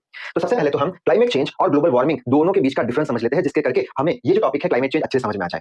Global warming जो है इसके लिए सेपरेट वीडियो बना देंगे, यहाँ पे शॉर्ट में देख लेते हैं जिससे करके ये टॉपिक समझने में आसानी हो। ग्लोबल वार्मिंग जो है उसमें हम सिर्फ और सिर्फ एक ही पैरामीटर कंसीडर करते हैं, किसका, एनवायरमेंट का, यानी एनवायरमेंट के सिर्फ और सिर्फ एक ही पैरामीटर को कंसीडर करते हैं जो कि है टेंपरेचर। जैसे कि हम बोल देंगे कि ग्लोबल वार्मिंग के कारण हर साल 0.8 डिग्री सेंटीग्रेड जितना टेंपरेचर अर्थ का बढ़ रहा है तो उसे ग्लोबल वार्मिंग बोल देंगे। अब क्लाइमेट चेंज के अंदर हम कौन से पैरामीटर कंसीडर करेंगे एनवायरमेंट के, तो हम कंसीडर करने वाले हैं टेंपरेचर, विंड, जो बारिश लंबे समय तक गिरती है, वो जो हमारे सीजन होते हैं वो लंबे समय तक कुछ वेरिएशन उसमें आता है। तो ये सारे पैरामीटर जो है क्लाइमेट के या फिर एनवायरमेंट के, अगर इनमें से एक या सारे के सारे चेंज होते हैं तो हम बोल देंगे कि क्लाइमेट हमारा चेंज हो रहा है। जबकि ग्लोबल वार्मिंग के अंदर हम सिर्फ और सिर्फ एक ही पैरामीटर चेंज होता है उसकी बात करते हैं, यानी कि क्लाइमेट चेंज के अंदर ही ग्लोबल वार्मिंग आ जाता है, उसके अंदर ही ग्रीन हाउस इफेक्ट आ जाता है और उसके अंदर ही ओजोन लेयर डिप्लेशन आ जाता है। यानी ग्लोबल वार्मिंग यानी क्या, तो यहाँ पे डेफिनेशन लिखा है कि एनवायरमेंट के या फिर क्लाइमेट के जितने भी फैक्टर है वो अगर चेंज होते हैं कौन से फैक्टर, जैसे कि हो गया टेंपरेचर, हो गया हवा, हो गई बारिश, लंबे समय तक रहेगी, लंबे पीरियड तक रहेगी, अगर ऐसा कुछ चेंज हमें देखने को मिलता है तो हम बोल देंगे कि क्लाइमेट जो है हमारा चेंज हो रहा है। अब क्वेश्चन आएगा कि क्लाइमेट चेंज होने के कारण कौन से हैं, क्यों क्लाइमेट हमारा चेंज हो रहा है। तो फर्स्ट रीजन लिखा है कि जो सूरज की इंटेंसिटी है वो चेंज हो रही है, यानी सूरज की गर्मी बढ़ रही है, इसके कारण क्लाइमेट चेंज हो रहा है। नेक्स्ट है कि जो पेट्रोल और डीजल है वो बहुत ही, जिसे हम फोसाइल फ्यूल बोलते हैं, वो बहुत ही ज्यादा मात्रा में चलाए जाते हैं। क्यों? व्हीकल्स बढ़ रहे हैं, इंडस्ट्रीज बढ़ रही है, तो ये सारे जो फोसाइल फ्यूल है उनका यूजेज भी ज्यादा हो गया है। इनके कारण क्या होता है? हवा का प्रदूषण होता है। तो बोल देंगे कि ये भी एक कारण हो गया क्लाइमेट चेंज का। ठीक है, नेक्स्ट आता है डिफॉरेस्टेशन। डिफॉरेस्टेशन यानी जंगल को हम काट रहे हैं, जंगल कम हो रहे हैं। क्यों जंगल कम करने पड़ रहे हैं? क्योंकि हम सड़कें बना रहे हैं, बड़े बड़े पावर स्टेशन बढ़ा रहे हैं, जिसके कारण क्या हो रहा है? जिसके कारण क्लाइमेट चेंज हो रहा है।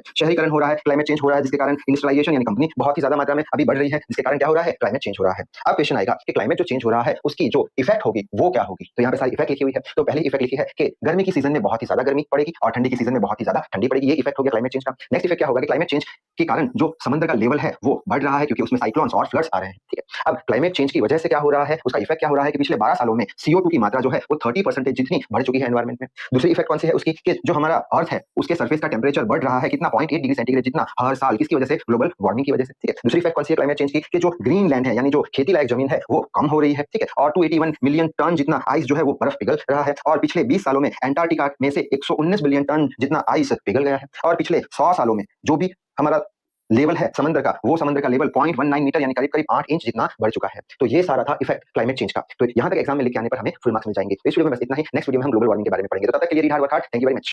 हेलो स्टूडेंट्स, आज हम पढ़ेंगे ग्रीन हाउस इफेक्ट के बारे में। So I hope you are ready with your pen and paper. So without wasting much time let us start this video. तो सबसे पहले ग्रीन हाउस क्या है वो समझ लेते हैं।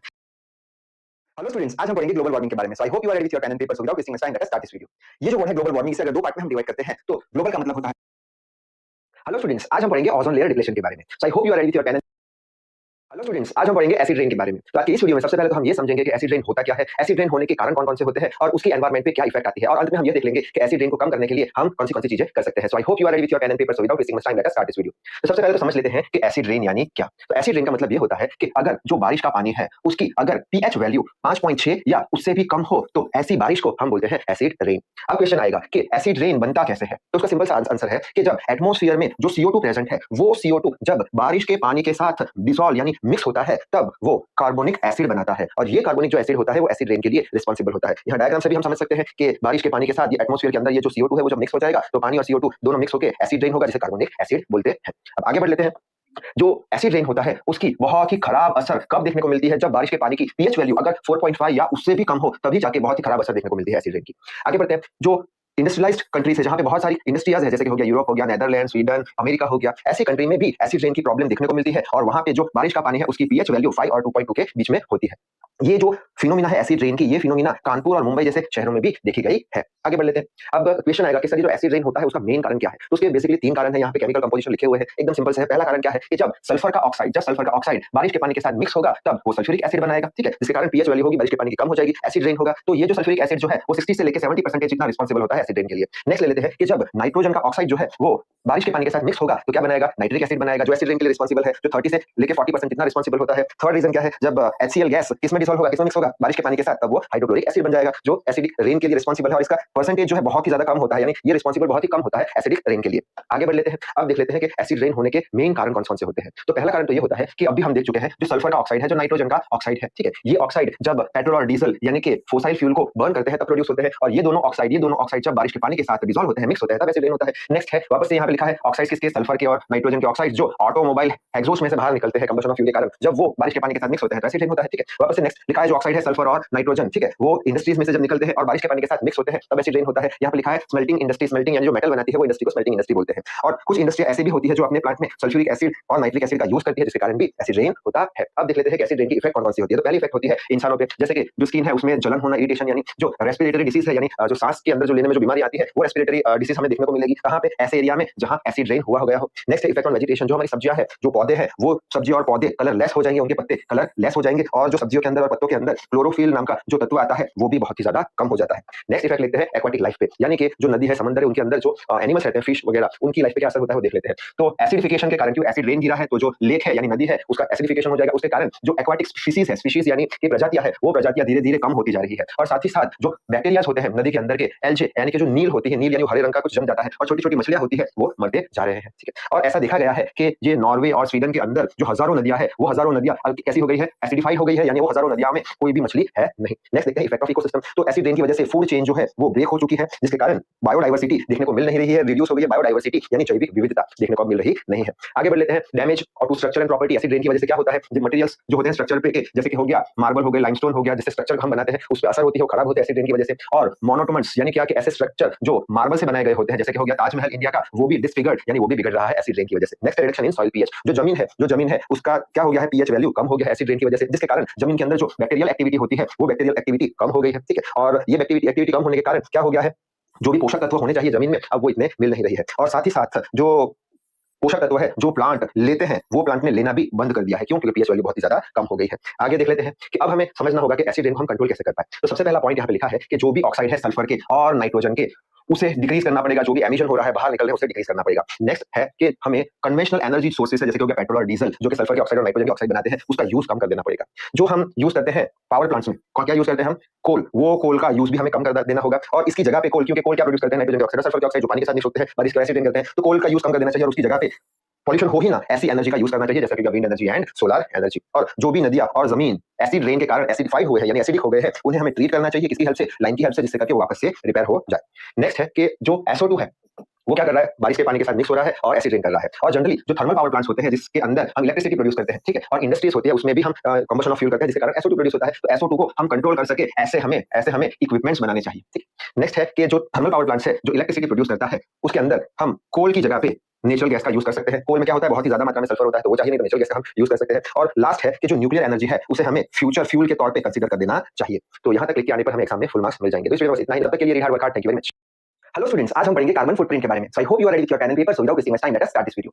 अब कार्बन फुटप्रिंट क्या है वो चीज को समझने के लिए यहाँ पे एक मैंने पैर का निशान बनाया है समझने के लिए। कार्बन फुटप्रिंट जो है वो एक नाप बताता है कि हमारी जो एक्टिविटीज है, चाहे वो डायरेक्ट एक्टिविटी हो या इनडायरेक्ट एक्टिविटी हो, वो एक्टिविटीज की वजह से जो कार्बन निकल रहा है, जो ग्रीन हाउस गैसेस निकल रहे हैं, उसका अमाउंट कितना है। ग्रीन हाउस गैसेस कौन से हो गए, मीथेन हो गया, CFC, PFC हो गया, NO2 हो गया, SF6 हो गया। तो हमारी जो डे टू डे जो एक्टिविटीज है उसकी वजह से कितना CO2 क्रिएट हो रहा है और कितना ग्रीन हाउस क्रिएट हो रहा है, और उसकी वजह से एनवायरमेंट पे क्या असर हो रही है, उसे हम बोल देंगे कार्बन फुटप्रिंट। अब हमारी जो एक्टिविटीज होती है वो डायरेक्ट भी होती है, इनडायरेक्ट भी होती है। ये कार्बन फुटप्रिंट को बनाने में डायरेक्ट एक्टिविटी कौन सी हो गई, जैसे कि घर के अंदर हमने कुछ कचरा जला दिया, तो उसके कंबशन की वजह से क्या होगा, CO2 निकलेगा यानी कार्बन बढ़ेगा, मीथेन और ये सारे ग्रीन हाउस गैसेस भी निकलेंगे, यानी हमारा जो कार्बन फुटप्रिंट है वो बढ़ जाएगा। इनडायरेक्ट एक्टिविटी कौन सी हो सकती है हमारी, जैसे कि हमने बाजार से कुछ किताबें खरीदी, किताबें बनाने के लिए पेड़ को काटा जाता है, ठीक है, पेपर बनाने के लिए, तो उसकी वजह से कुछ कार्बन फुटप्रिंट बनेगा हमारा। जैसे कि हम एक जगह से दूसरी जगह जा रहे हैं बस में या फिर ट्रेन में, तो बस और ट्रेन में जो फोसिल फ्यूल होते हैं, पेट्रोल डीजल, उनका कंबशन होता है, तो उनकी वजह से भी जो हमारा कार्बन फुटप्रिंट है वो बढ़ता जाएगा। कार्बन फुटप्रिंट के टोटल दो टाइप होते हैं। पहला टाइप होता है प्राइमरी फुटप्रिंट। प्राइमरी फुटप्रिंट यानी क्या, जो डायरेक्ट एमिट करता हो ऐसा सोर्स, जैसे कि हो गया कार, प्लेन्स, जो डायरेक्टली कार्बन डाइऑक्साइड है, ग्रीन हाउस गैसेस उसको डायरेक्टली एमिट करते हैं और जो फुटप्रिंट है कार्बन का उसे बढ़ाते हैं, एनवायरमेंट को इंपैक्ट करते हैं, क्लाइमेट चेंज होता है। दूसरा होता है सेकेंडरी फुटप्रिंट। सेकेंडरी फुटप्रिंट यानी क्या, इनडायरेक्ट एमिशन। इनडायरेक्ट एमिशन यानी क्या, जैसे कि हम बस या कार की हेल्प से एक जगह से दूसरी जगह पे जा रहे हैं, उसकी वजह से फ्यूल का कंबशन होगा, कार्बन बनेगा और उसकी वजह से जो ग्रीन हाउस गैसेस होंगे वो भी निकलेंगे, जिसके कारण कार्बन का जो फुटप्रिंट है वो बढ़ता जाएगा। अब ये जो कार्बन का फुटप्रिंट है वो एक इंसान का भी हो सकता है या फिर पूरे ऑर्गेनाइजेशन का भी हो सकता है। कार्बन फुटप्रिंट अगर हमें पता है कि कितनी मात्रा में हम CO2 बना रहे हैं, ग्रीन हाउस गैसेस बना रहे हैं, तो उसका फायदा क्या है कि अगर हमें पता है कार्बन फुटप्रिंट इतना है तो उसे कैसे कम कर सकते हैं, उसके बारे में हम सोच सकते हैं। और कार्बन फुटप्रिंट को अगर हमें मिनिमाइज करना है तो उसके लिए हमें बहुत सारे पेड़ पौधे उगाने होंगे, जिसके कारण पेड़ पौधे क्या करेंगे, कार्बन को एब्सॉर्ब कर लेंगे, जिसके कारण कार्बन फुटप्रिंट कम हो जाएगा, जिसके कारण जो एनवायरमेंट को इंपैक्ट मिलेगी वो कम हो जाएगी और जिसके कारण क्लाइमेट चेंज जो है थोड़ा बहुत कम हो जाएगा।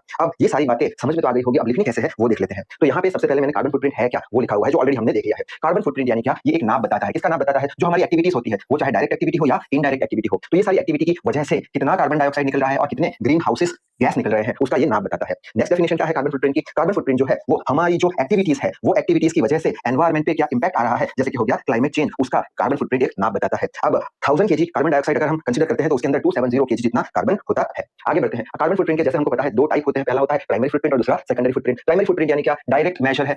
हेलो स्टूडेंट्स, आज हम पढ़ेंगे कार्बन फुटप्रिंट के बारे में। So I hope you are ready with your pen and paper, so without wasting much time let us start this video. अब कार्बन फुटप्रिंट क्या है वो चीज को समझने के लिए यहाँ पे एक मैंने पैर का निशान बनाया है समझने के लिए। कार्बन फुटप्रिंट जो है वो एक नाप बताता है कि हमारी जो एक्टिविटीज है, चाहे वो डायरेक्ट एक्टिविटी हो या इनडायरेक्ट एक्टिविटी हो, वो एक्टिविटीज की वजह से जो कार्बन निकल रहा है, जो ग्रीन हाउस गैसेस निकल रहे हैं, उसका अमाउंट कितना है। ग्रीन हाउस गैसेस कौन से हो गए, मीथेन हो गया, CFC, PFC हो गया, NO2 हो गया, SF6 हो गया। तो हमारी जो डे टू डे जो एक्टिविटीज है उसकी वजह से कितना CO2 क्रिएट हो रहा है और कितना ग्रीन हाउस क्रिएट हो रहा है और उसकी वजह से एनवायरमेंट पे क्या असर हो रही है, उसे हम बोलेंगे कार्बन फुटप्रिंट। अब हमारी जो एक्टिविटीज होती है वो डायरेक्ट भी होती है, इनडायरेक्ट भी होती है। ये कार्बन फुटप्रिंट को बनाने में डायरेक्ट एक्टिविटी कौन सी हो गई, जैसे कि घर के अंदर हमने कुछ कचरा जला दिया, तो उसके कंबशन की वजह से क्या होगा, CO2 निकलेगा यानी कार्बन बढ़ेगा, मीथेन और ये सारे ग्रीन हाउस गैसेस भी निकलेंगे, यानी हमारा जो कार्बन फुटप्रिंट है वो बढ़ जाएगा। इनडायरेक्ट एक्टिविटी कौन सी हो सकती है हमारी, जैसे कि हमने बाजार से कुछ किताबें खरीदी, किताबें बनाने के लिए पेड़ को काटा जाता है, ठीक है, पेपर बनाने के लिए, तो उसकी वजह से कुछ कार्बन फुटप्रिंट बनेगा हमारा। जैसे कि हम एक जगह से दूसरी जगह जा रहे हैं बस में या फिर ट्रेन में, तो बस और ट्रेन में जो फोसिल फ्यूल होते हैं, पेट्रोल डीजल, उनका कंबशन होता है, तो उनकी वजह से भी जो हमारा कार्बन फुटप्रिंट है वो बढ़ता जाएगा। कार्बन फुटप्रिंट के टोटल दो टाइप होते हैं। पहला टाइप होता होता है प्राइमरी फुटप्रिंट। प्राइमरी फुटप्रिंट यानी क्या, जो डायरेक्ट एमिट करता हो ऐसा सोर्स, जैसे कि हो गया कार, प्लेन्स, जो डायरेक्टली कार्बन डाइऑक्साइड है, ग्रीन हाउस गैसेस उसको डायरेक्टली एमिट करते हैं और जो फुटप्रिंट है कार्बन का उसे बढ़ाते हैं, एनवायरमेंट को इंपैक्ट करते हैं, क्लाइमेट चेंज होता है। दूसरा होता है सेकेंडरी फुटप्रिंट। सेकेंडरी फुटप्रिंट यानी क्या, इनडायरेक्ट एमिशन। इनडायरेक्ट एमिशन यानी क्या, जैसे कि हम बस या कार की हेल्प से एक जगह से दूसरी जगह पे जा रहे हैं, उसकी वजह से फ्यूल का कंबशन होगा, कार्बन बनेगा और उसकी वजह से जो ग्रीन हाउस गैसेस होंगे वो भी निकलेंगे, जिसके कारण कार्बन का जो फुटप्रिंट है वो बढ़ता जाएगा। अब ये जो कार्बन का फुटप्रिंट है वो एक इंसान का भी हो सकता है या फिर पूरे ऑर्गेनाइजेशन का भी हो सकता है। कार्बन फुटप्रिंट अगर हमें पता है कि कितनी मात्रा में हम CO2 बना रहे हैं, ग्रीन हाउस गैसेस बना रहे हैं, तो उसका फायदा क्या है कि अगर हमें पता है कार्बन फुटप्रिंट इतना है तो उसे कैसे कम कर सकते हैं, उसके बारे में हम सोच सकते हैं। और कार्बन फुटप्रिंट को अगर हमें मिनिमाइज करना है तो उसके लिए हमें बहुत सारे पेड़ पौधे उगाने होंगे, जिसके कारण पेड़ पौधे क्या करेंगे, कार्बन को एब्सॉर्ब कर लेंगे, जिसके कारण कार्बन फुटप्रिंट कम हो जाएगा, जिसके कारण जो एनवायरमेंट को इंपैक्ट मिलेगी वो कम हो जाएगी।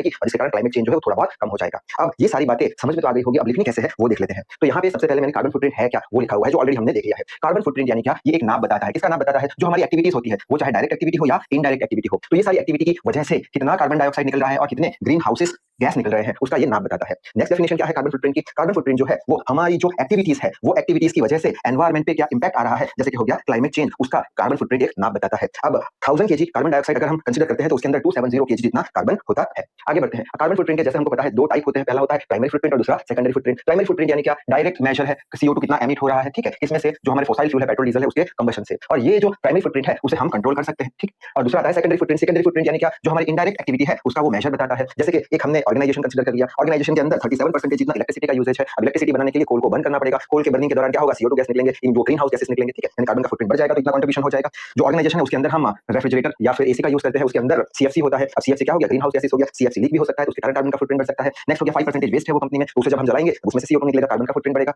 23% बिजनेस ट्रैवल यानी क्या, कि अगर हमें कंपनी के काम से एक जगह से दूसरी जगह जाना है तो हम ट्रेन बसेस प्लेन का यूज करेंगे, उसके अंदर फॉसिल फ्यूल यूज होते हैं, वो जलेंगे, उसके अंदर से कार्बन बनेगा, यानी कार्बन फुटप्रिंट बढ़ेगा, जिसका कंट्रीब्यूशन 23% जितना होता है। नेक्स्ट है 14% कंपनी ओन व्हीकल, यानी कंपनी के खुद के पास भी कुछ व्हीकल होंगे, उसमें से भी कार्बन निकलेगा। और 19% गैसेस का वो यूज करते हैं, कुछ बॉयलर को गर्म करने के लिए, एक्सेट्रा उनकी जो केमिकल प्रोसेस होती है उसके लिए। तो इस तरीके से कार्बन फुटप्रिंट बढ़ता है इनडायरेक्ट एक्टिविटीज से। आगे बढ़ते हैं कि कार्बन फुटप्रिंट अगर हमें पता है तो उसके क्या एडवांटेज है, क्या बेनिफिट है। तो अगर हमने कोई ऑर्गेनाइजेशन का कार्बन फुटप्रिंट कैलकुलेट कर दिया तो उसकी हेल्प से हम क्या कर पाएंगे, कि उसकी हेल्प से हम कितना जो एमिशन है CO2 का कितना रिड्यूस कर सकते हैं, वो हम रिड्यूस कर पाएंगे अगर हमें पता है तो।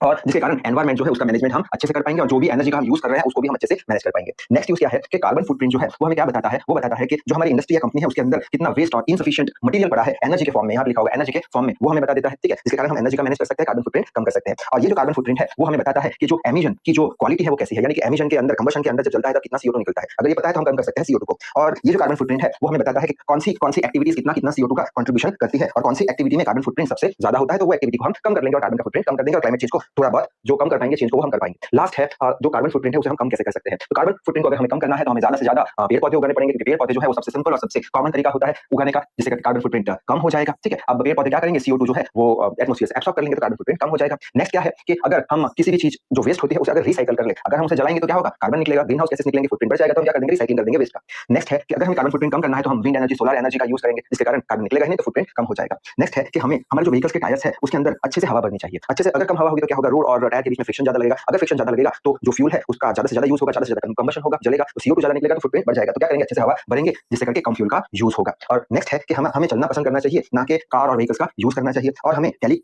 कॉन्फ्रेंस करनी चाहिए। टेली कॉन्फ्रेंस यानी कि अगर दूसरे कोई देश में अगर हमें कंपनी रिलेटेड कुछ बात करनी है तो हम फोन पे बात कर लेंगे, ना कि वहां पे हम जाएंगे। अगर वहां पे जाएंगे तो क्या होगा, हम प्लेन्स का यूज करेंगे, ट्रेन का यूज करेंगे, वापस से कार्बन फुटप्रिंट बढ़ेगा, ठीक है। तो यहाँ तक लेके आने पे एग्जाम में हमें फुल मार्क्स मिल जाएंगे। नेक्स्ट वीडियो में हम देखेंगे CDM के बारे में। तो तब तक के लिए read hard work hard, thank you very much.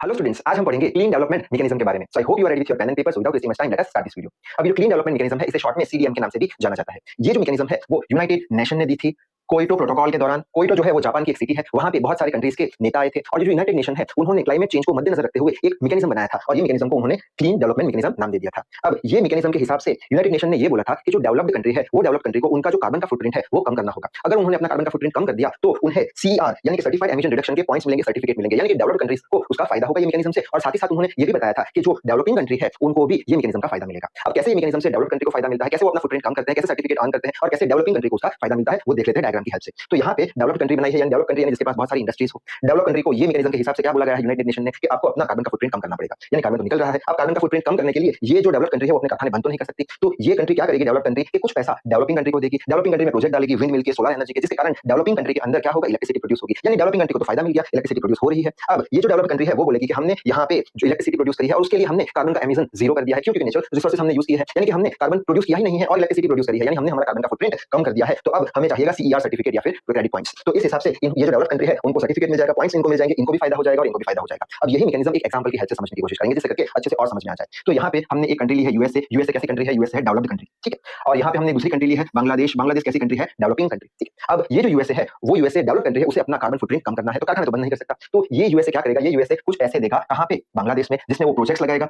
Natural resources का, जिससे करके सपोज करते हैं कि वहाँ पे 100 मेगावाट जितनी इलेक्ट्रिसिटी प्रोड्यूस हो गई, जिससे करके डेवलपिंग कंट्री को फायदा हो गया ये मैकेनिज्म का, ठीक है। बाद में ये जो डेवलप्ड कंट्री है USA वो बोलेगा कि हमने 100 मेगावाट जितनी इलेक्ट्रिसिटी प्रोड्यूस करी है और कार्बन का एमिशन हमने किया नहीं है, हमने फुटप्रिंट कम कर दिया है। अब हमें ये जो सर्टिफाइड एमिशन रिडक्शन का जो सर्टिफिकेट है, पॉइंट्स है, वो हमें चाहिए, हमें क्रेडिट चाहिए। तो उसके लिए कैलकुलेशन होगी, कैसे कैलकुलेशन होगी? सपोज करते हैं कि 100 मेगावाट इलेक्ट्रिसिटी अगर हमें प्रोड्यूस करनी है तो कोयले जो है उन्हें बंद करना पड़ेगा, कुछ टन कार्बन उसमें से निकलेगा। सपोज करते हैं कि 100 मेगावाट इलेक्ट्रिसिटी अगर हमें प्रोड्यूस करनी है तो 10 टन जितना कार्बन डाइऑक्साइड प्रोड्यूस होगा। लेकिन यहाँ पे क्या हो रहा है, कुछ भी कार्बन डाइऑक्साइड प्रोड्यूस नहीं हो रहा और इतनी इलेक्ट्रिसिटी मिल रही है, ठीक है। यानी कि 1 टन कार्बन अगर हम रिड्यूस करते हैं तो हमें 1 कार्बन की क्रेडिट मिलती है, यानी कि 1 सीईआर के बराबर होता है। तो यहाँ पे यूएस ने कितना रिड्यूस किया है? यहाँ पे यूएसए ने 10 टन कार्बन रिड्यूस कर दिया है, यानी यूएसए को 10 पॉइंट ऑन होने वाला है। यानी यहाँ पे डेवलप्ड कंट्री को भी फायदा हो गया और डेवलपिंग कंट्री को भी फायदा हो गया। तो ये सारा मैकेनिज्म था क्लीन डेवलपमेंट मैकेनिज्म। तो इस वीडियो में बस इतना ही। तो तब तक के लिए read hard work hard. Thank you very much.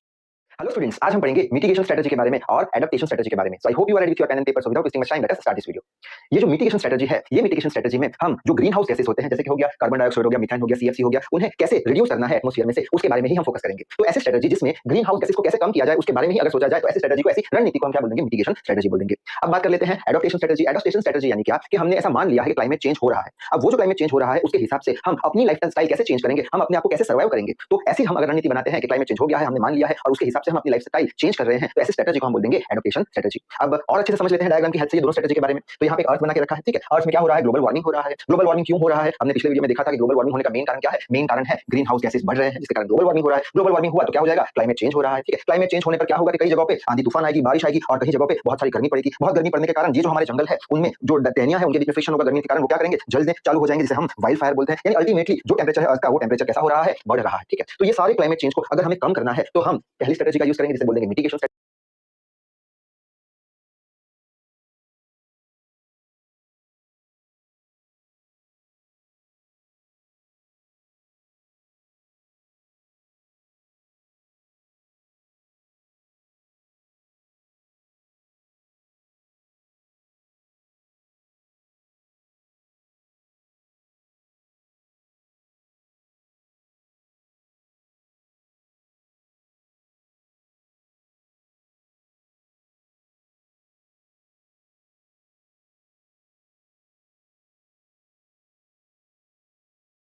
Strategy, mitigation strategy में हम क्लाइमेट चेंज को थोड़ा कम कर सकते हैं, जबकि एडाप्टेशन स्ट्रेटजी में हम क्लाइमेट चेंज हो गया है वो मान के अपनी लाइफस्टाइल को सेट करेंगे। तो मिटिगेशन में हम क्या करेंगे? ये जो ग्लोबल वार्मिंग हो रहा है ग्रीन हाउस गैसेस की वजह से, उसे हम क्या करेंगे? रिड्यूस करेंगे, ठीक है। अब कैसे रिड्यूस करेंगे? तो कुछ पॉइंट्स यहाँ पे लिखे हुए हैं। फर्स्ट पॉइंट में हम क्या करेंगे? रिन्यूएबल एनर्जीज का यूज कर लेंगे, जैसे कि हो गया सोलर एनर्जी हो गया, विंड एनर्जी हो गया, बायोमास एनर्जी हो गया, हाइड्रो एनर्जी हो गया, ठीक है। यहाँ पे हमने 1% कार्बन का यूज किया नहीं है, नेचुरल रिसोर्सेज का यूज किया है। तो जो CO2 है, ग्रीन गैसेस है, वो प्रोड्यूस होने वाले नहीं है, यानी कि यहाँ पे क्लाइमेट चेंज थोड़ा बहुत कम हो जाएगा। नेक्स्ट क्या है? Carbon capture. कार्बन कैप्चर में ऐसा कुछ डॉम बनाया जाता है और एटमॉस्फेयर में जो CO2 है उसे एब्सॉर्ब करके पाइपलाइन की हेल्प से जमीन के अंदर 2 किलोमीटर जितना नीचे ले जाया जाता है और वहां पे 2 साल तक उसे रखा जाता है, जिसके कारण वो पत्थर में कन्वर्ट हो जाता है। तो यहाँ पे भी हमने क्या किया? CO2 जो ग्रीन हाउस गैस है वो एनवायरमेंट में से एब्सॉर्ब कर लिया, यानी एनवायरमेंट से CO2 ग्रीन हाउस गैस कम कर दिया, ठीक है। जिसके कारण ये जो ग्लोबल वार्मिंग है वो कम होगा, क्लाइमेट चेंज भी कम होगा, जिसे मिटिगेशन स्ट्रेटजी में हमने समावेश किया है। लास्ट है इंटरनेशनल एग्रीमेंट्स। अब बहुत सारे ऐसे तो इंटरनेशनल एग्रीमेंट्स होते हैं, लेकिन मेन एग्रीमेंट जो था वो 2016 का पेरिस का था, जिसके अंदर 2 देशों के बीच में ऐसा डिसाइड किया गया था कि हम कार्बन का एमिशन बहुत ही कम करेंगे। कार्बन का एमिशन कम होगा यानी ग्रीन हाउस गैस कम हो जाएंगे, तो ग्लोबल वार्मिंग कम होगा, क्लाइमेट चेंज कम हो जाएगा। यानी कि अगर हम फोकस करते हैं ग्रीन हाउस गैसेस को कम करने में तो उसे हम बोलेंगे मिटिगेशन स्ट्रेटजी, हमारी स्ट्रेटजी है, ठीक। अब आ जाते हैं यहाँ पे कौन सी? Adaptation strategy. एडाप्टेशन स्ट्रेटजी में अभी हमने क्या बोला कि हमने मान लिया है कि क्लाइमेट चेंज हो गया है, हो रहा है। अब हमारी लाइफस्टाइल हम कैसे सेट करेंगे? क्लाइमेट चेंज के हिसाब से हम कैसे सर्वाइव करेंगे? ऐसी रणनीति को बोलेंगे एडाप्टेशन स्ट्रेटजी।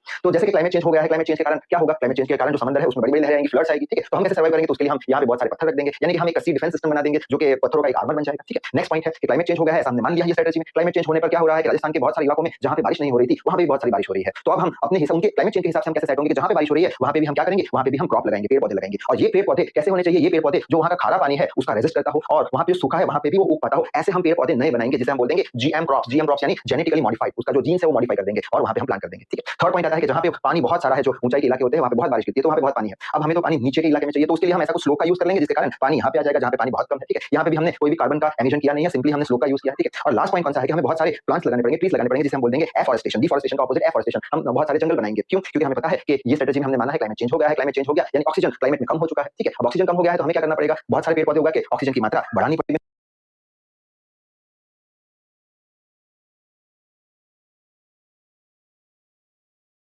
हेलो स्टूडेंट्स, आज से हम एक नया सब्जेक्ट पढ़ने की शुरुआत करने हैं। इसमें हम सारे एग्जाम रिलेटेड इंपॉर्टेंट क्वेश्चंस पढ़ने वाले हैं। बहुत बार तो फ्रेंच वर्ड था एनवान। एनवान यानी क्या कि हमारे आसपास की जो चीजें हैं उसे हम एनवान बोलते हैं, यानी जो सराउंड में हमारी जो भी चीजें है उसे हम एनवान बोलते हैं। तो लिखा है यहाँ पे the word environment comes from French word एनवान व्हिच मींस सराउंड, यानी हमारे आसपास जो चीज है उसे हम एनवायरनमेंट बोलते हैं। इसका डेफिनेशन क्या है? डेफिनेशन ये है कि हमारे आसपास जो हवा है, पानी है, जमीन है और दूसरी जितनी भी चीजें हैं, जैसे कि हो गया सनलाइट हो गया, ह्यूमिडिटी हो गया, मॉइस्चर हो गया, वो सारी कंडीशन जो है वो कंडीशन हमें एनवायरनमेंट बताता है। अगर सारी कंडीशन अच्छी है तो एनवायरनमेंट अच्छा है, सारी कंडीशन अच्छी नहीं है तो एनवायरनमेंट पॉल्यूटेड है। तो डेफिनेशन क्या है? Defined as the conditions of air, air water land and other things surrounding of us. अब कहां से बड़ा है वो समझ लिया, डेफिनेशन देख ली कि हमारे आसपास की जो हवा पानी और जमीन है उसे वो जो कंडीशन है वो एनवायरमेंट बताती है। अब एनवायरमेंट के बेसिक दो पार्ट्स है। फर्स्ट पार्ट को हम बोलते हैं बायोटिक पार्ट और दूसरे पार्ट को बोलते हैं एबायोटिक पार्ट। बायोटिक पार्ट यानी क्या, ये एनवायरमेंट का ऐसा पार्ट है जो कि लिविंग ऑर्गेनिज्म से बनता है। लिविंग ऑर्गेनिज्म यानी क्या, जिंदा जीव जंतु। कौन से जिंदा जीव जंतु है, जैसे कि हो गया पौधे, पशु, पक्षी, माइक्रो ऑर्गेनिज्म यानी सूक्ष्म जीव जंतु, ठीक है। तो लिविंग बायोटिक पार्ट यानी क्या, it made with all living organisms like plant, animal, birds and micro organism. अब उसका ऑपोजिट पार्ट है एबायोटिक पार्ट। एबायोटिक पार्ट यानी क्या, एबायोटिक पार्ट में कौन सी चीजें आती है जो कि नॉन लिविंग ऑर्गेनिज्म या नॉन लिविंग कंपोनेंट होते हैं एनवायरमेंट के। नॉन लिविंग यानी जो जिंदा नहीं है। कौन सी चीजें जिंदा नहीं है, लाइट हो गया, एयर हो गया, वाटर हो गया, टेंपरेचर हो गया, ह्यूमिडिटी हो गया, ठीक है। अब ह्यूमिडिटी यानी क्या, कि जो हवा के अंदर वाटर पार्टिकल्स प्रेजेंट है वेपर के फॉर्म में, उसे हम ह्यूमिडिटी बोलते हैं। तो ये सारी चीजें क्या है, नॉन लिविंग थिंग है एनवायरमेंट की, जिसे हम एबायोटिक पार्ट बोल देते हैं। अब अगर हम बायोटिक और एबायोटिक पार्ट दोनों को कंबाइन कर दे और उससे जो भी एनवायरमेंट बनता है उसे हम बोलते हैं बायोमी एनवायरमेंट, ठीक है। तो यहाँ पे हमने कौन सी चीजें समझी, पहला तो कहां से वर्ड आया, फ्रेंच पे से एक वर्ड आया, बाद में उसकी डेफिनेशन देख ली, बाद में उसके दो पार्ट्स देख लिए, दोनों पार्ट को कंबाइन करने पर जो एनवायरमेंट बनता है उसे हम बायोमी एनवायरमेंट बोलते हैं। और इसके बाद हम देखेंगे इसकी कौन सी दो कैटेगरी है एनवायरमेंट की। तो जल्दी से स्क्रीनशॉट ले लो, आगे बढ़ते हैं। अब एनवायरमेंट को बेसिक दो कैटेगरी में बांटा गया है। पहला है नेचुरल एनवायरमेंट और दूसरा है मैनमेड एनवायरमेंट। नेचुरल एनवायरमेंट यानी क्या, कि ऐसा एनवायरमेंट जो भगवान ने हमें तोहफे में दिया है, भगवान ने हमें गिफ्ट किया है और जिसे भगवान ही चलाता है, तो ऐसे एनवायरमेंट को हम बोल देंगे नेचुरल एनवायरमेंट। नेचुरल एनवायरमेंट यानी क्या, gifted bye God and operated by God. अब ये जो नेचुरल एनवायरमेंट है इसके बेसिक 4 पार्ट्स है या बोलो 4 कंपोनेंट्स है। पहला कंपोनेंट है बायोस्फीयर। बायोस्फीयर यानी ऐसा स्फीयर जिसमें जीवन पॉसिबल है, जहां पे लिखा है स्पेस ऑक्यूपाइड बाय लाइफ, जहां पे जीवन है उसे बायोस्फीयर बोल देंगे। नेक्स्ट है एटमॉस्फेयर। एटमॉस्फेयर यानी ऐसा स्फीयर जहां पे एयर यानी हवा मौजूद है, उसे एटमॉस्फेयर बोल देंगे। नेक्स्ट है लिथोस्फीयर। लिथोस्फीयर यानी ऐसा स्फीयर जिसमें सॉइल यानी कि जमीन मौजूद है। और हाइड्रोस्फीयर यानी ऐसा स्फीयर जहां पे पानी मौजूद है। और ये जो चारों कंपोनेंट है, बायोस्फीयर, एटमॉस्फेयर, लिथोस्फीयर और हाइड्रोस्फीयर, ये सारे कंपोनेंट्स हम डिटेल में हम हमारे अपकमिंग वीडियो में समझेंगे। आज तो ये सारा इंट्रोडक्शन है, ठीक है। अब एक कैटेगरी खत्म, नेचुरल एनवायरमेंट। दूसरी कैटेगरी कौन सी, एनवायरमेंट की मैन मेड एनवायरमेंट। यानी क्या, कि जो हमारा नेचुरल एनवायरमेंट है वो नेचुरल एनवायरमेंट को इंसानों ने अपनी जरूरत के हिसाब से मॉडिफाई किया है और कुछ एनवायरमेंट बना दिया है, जिसे हम बोलेंगे मैन मेड एनवायरमेंट। यहाँ लिखा है created by man by modifying the natural environment as per the requirement या एज पर द नीड। अब इंसानों ने कौन से एनवायरमेंट बनाए हैं नेचुरल एनवायरमेंट को मॉडिफाई करके, तो उसके एग्जांपल है डैम, कैनल्स यानी नहरें, roads, power plants, industries, buildings वगैरह वगैरह। तो ये सारा था इंट्रोडक्शन एनवायरमेंट के बारे में। तो इस वीडियो में बस इतना ही। तब तक के लिए read hard, work hard. Thank you very much.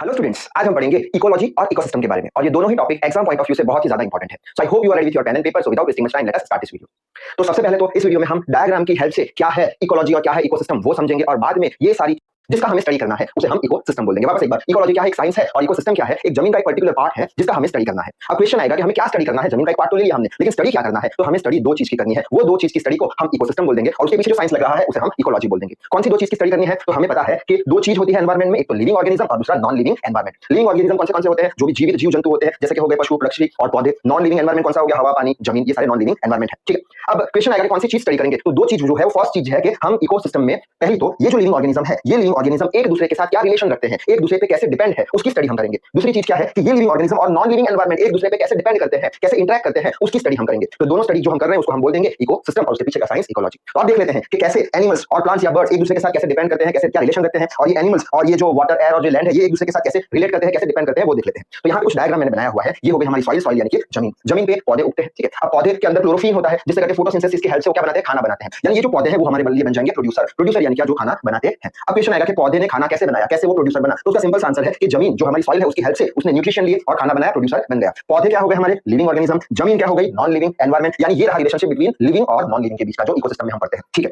अब ये पौधे क्या बन गए, प्रोड्यूसर, जो फूड बनाते हैं। अब यहाँ पे मैंने ग्रास हॉपर बना के रखा है, स्नेक बना के रखा है, ईगल बना के रखा है, यानी ये क्या हो गए, पशु पक्षी हो गए, ठीक है। पशु पक्षी को क्या चाहिए, खाना चाहिएगा। तो ये पशु पक्षी जो लिविंग ऑर्गेनिज्म है वो ये भी लिविंग ऑर्गेनिज्म है, उसको खाएंगे यानी उसमें से फूड ग्रहण करेंगे, ठीक है। यानी ये जो ग्रास हॉपर है, ये ईगल है, और ये जो स्नेक है वो क्या बन जाएंगे, कंज्यूमर बन जाएंगे। तो यहाँ पे लिखा है consumer, consumer depends on food. यानी ये जो लिविंग ऑर्गेनिज्म है वो ये लिविंग ऑर्गेनिज्म पे डिपेंड करता है। ये रहा रिलेशनशिप बिटवीन लिविंग ऑर्गेनिज्म और लिविंग ऑर्गेनिज्म का, ठीक है। अच्छा, अब ये जो ग्रास हॉपर है वो ग्रास को खाएगा, तो इसे हम बोल देंगे प्राइमरी कंज्यूमर, ठीक है। अब ये ग्रास हॉपर को स्नेक खाएगा तो उसे हम बोल देंगे सेकेंडरी कंज्यूमर। ये स्नेक को ईगल खाएगा तो हम उसे बोल देंगे टर्टरी कंज्यूमर, ठीक है। तो ये रिलेशन किसके बीच का बन गया, लिविंग ऑर्गेनिज्म और लिविंग ऑर्गेनिज्म के बीच का। यहाँ पे प्लांट उगा किसकी हेल्प से, नॉन लिविंग की हेल्प से, तो ये रिलेशन बन गया, ठीक है। अच्छा, आगे बढ़ते हैं। जब ये सारे कंज्यूमर मर जाएंगे तब क्या होगा, जमीन में कुछ बैक्टीरिया होंगे, वो बैक्टीरिया क्या करेंगे, उसे सड़ा देंगे, यानी उसे डिकंपोज कर देंगे। तो ये बैक्टीरिया को हम डिकंपोजर बोल देंगे। अब ये सारे जो लिविंग ऑर्गेनिज्म है वो मर चुके हैं, सड़ चुके हैं डिकंपोजर की हेल्प से, और जमीन में आ चुके हैं। अब ये जो डिकंपोज हुए हैं ये सारे पशु पक्षी, उसमें से वापस न्यूट्रिशन कौन लेने वाला है, हमारा प्लांट लेने वाला है। वापस से प्लांट क्या करेगा, फूड बनाएगा, ठीक है। वापस से फूड को ग्रास हॉपर खाएगा, स्नेक खाएगा, ईगल खाएगा, वापस से मर जाएंगे तो डिकंपोज हो जाएंगे, वापस से न्यूट्रिशन लेके वापस प्रोड्यूसर बनेंगे, ये कंज्यूमर बनेंगे, वो डिकंपोजर बनेंगे। यानी ये पूरी इकोलॉजी यानी क्या, वो एक साइंस है। साइंस कौन सा साइंस है, दो चीजों के बीच में जो इंटरेक्शन होता है उसका, कौन सा, लिविंग के बीच का और लिविंग नॉन लिविंग के बीच का। तो it is a science which deals with the study of relationship of living organism with each other and their with non living environment, ठीक है। बाद में हम लिखेंगे इकोसिस्टम की डेफिनेशन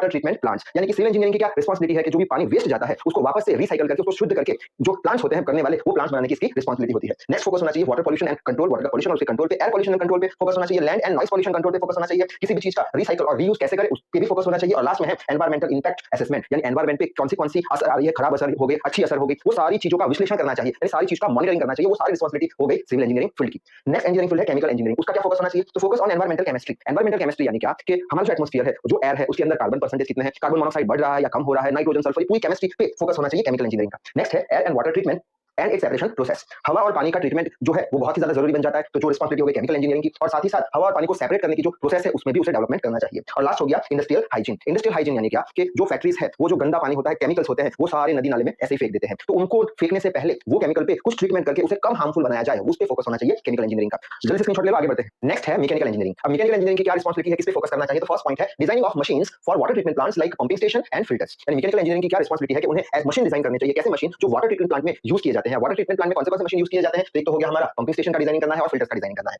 नेक्स्ट पॉइंट क्या है? Designing of vehicles which emits less carbon. तो मैकेनिकल इंजीनियरिंग को ऐसे व्हीकल्स बनाने चाहिए जो कम से कम कार्बन को बाहर फेंके। नेक्स्ट फील्ड है इलेक्ट्रॉनिक्स एंड इलेक्ट्रिकल इंजीनियरिंग। इसका क्या रोल है? तो फर्स्ट है to develop devices which monitor, measure and control the environmental impact. तो ये जो फील्ड है इंजीनियरिंग की, उसका मेन गोल क्या होना चाहिए कि उन्हें ऐसी डिवाइसेस बनानी चाहिए जो डिवाइसेस एनवायरमेंट पे जो असर आ रही है वो असर को ऑब्जर्व करे, उसे मेजर करे कितनी असर आ रही है और उसे कंट्रोल करे। ऐसे डिवाइसेस ये फील्ड को बनाने चाहिए। नेक्स्ट है monitoring and managing energy generation and it's usage. यानी क्या कि जितनी भी एनर्जी प्रोड्यूस हो रही है उस पे मॉनिटर करना है और उसके सामने कितनी एनर्जी का यूज हो रहा है उस पे मॉनिटर करना है। एज फॉर एग्जांपल पेट्रोल है, पेट्रोल का जनरेशन हम ऐसा बोल सकते हैं एग्जांपल के लिए, उसका जनरेशन कम है लेकिन उसके सामने उसका यूजेज ज्यादा है, तो ये सारी चीज ये जो फील्ड है उसकी रिस्पांसिबिलिटी बन जाती है मॉनिटर करने की।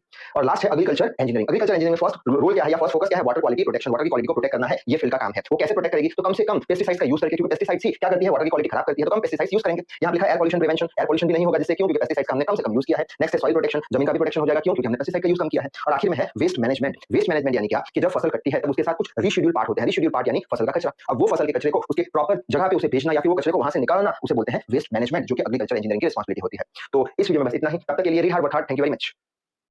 हेलो स्टूडेंट्स, आज हम पढ़ेंगे कंपोनेंट्स ऑफ एनवायरनमेंट के बारे में। जैसे कि हमें पता ही है कि एनवायरनमेंट के बेसिक 4 कंपोनेंट्स होते हैं। फर्स्ट होता है एटमॉस्फेयर, नेक्स्ट है लिथोस्फीयर, थर्ड हाइड्रोस्फीयर और फोर्थ नंबर पे आता है बायोस्फीयर। तो आज इस वीडियो में हम ये 4 कंपोनेंट जो है एनवायरनमेंट के, उसमें से ये जो फर्स्ट जो कंपोनेंट है एटमॉस्फेयर, उसके बारे में डिटेल में समझने वाले हैं। ये 3 कंपोनेंट के लिए हम अलग वीडियो बना देंगे। So I hope you are ready with your pen and paper. So without wasting much time let us start this video.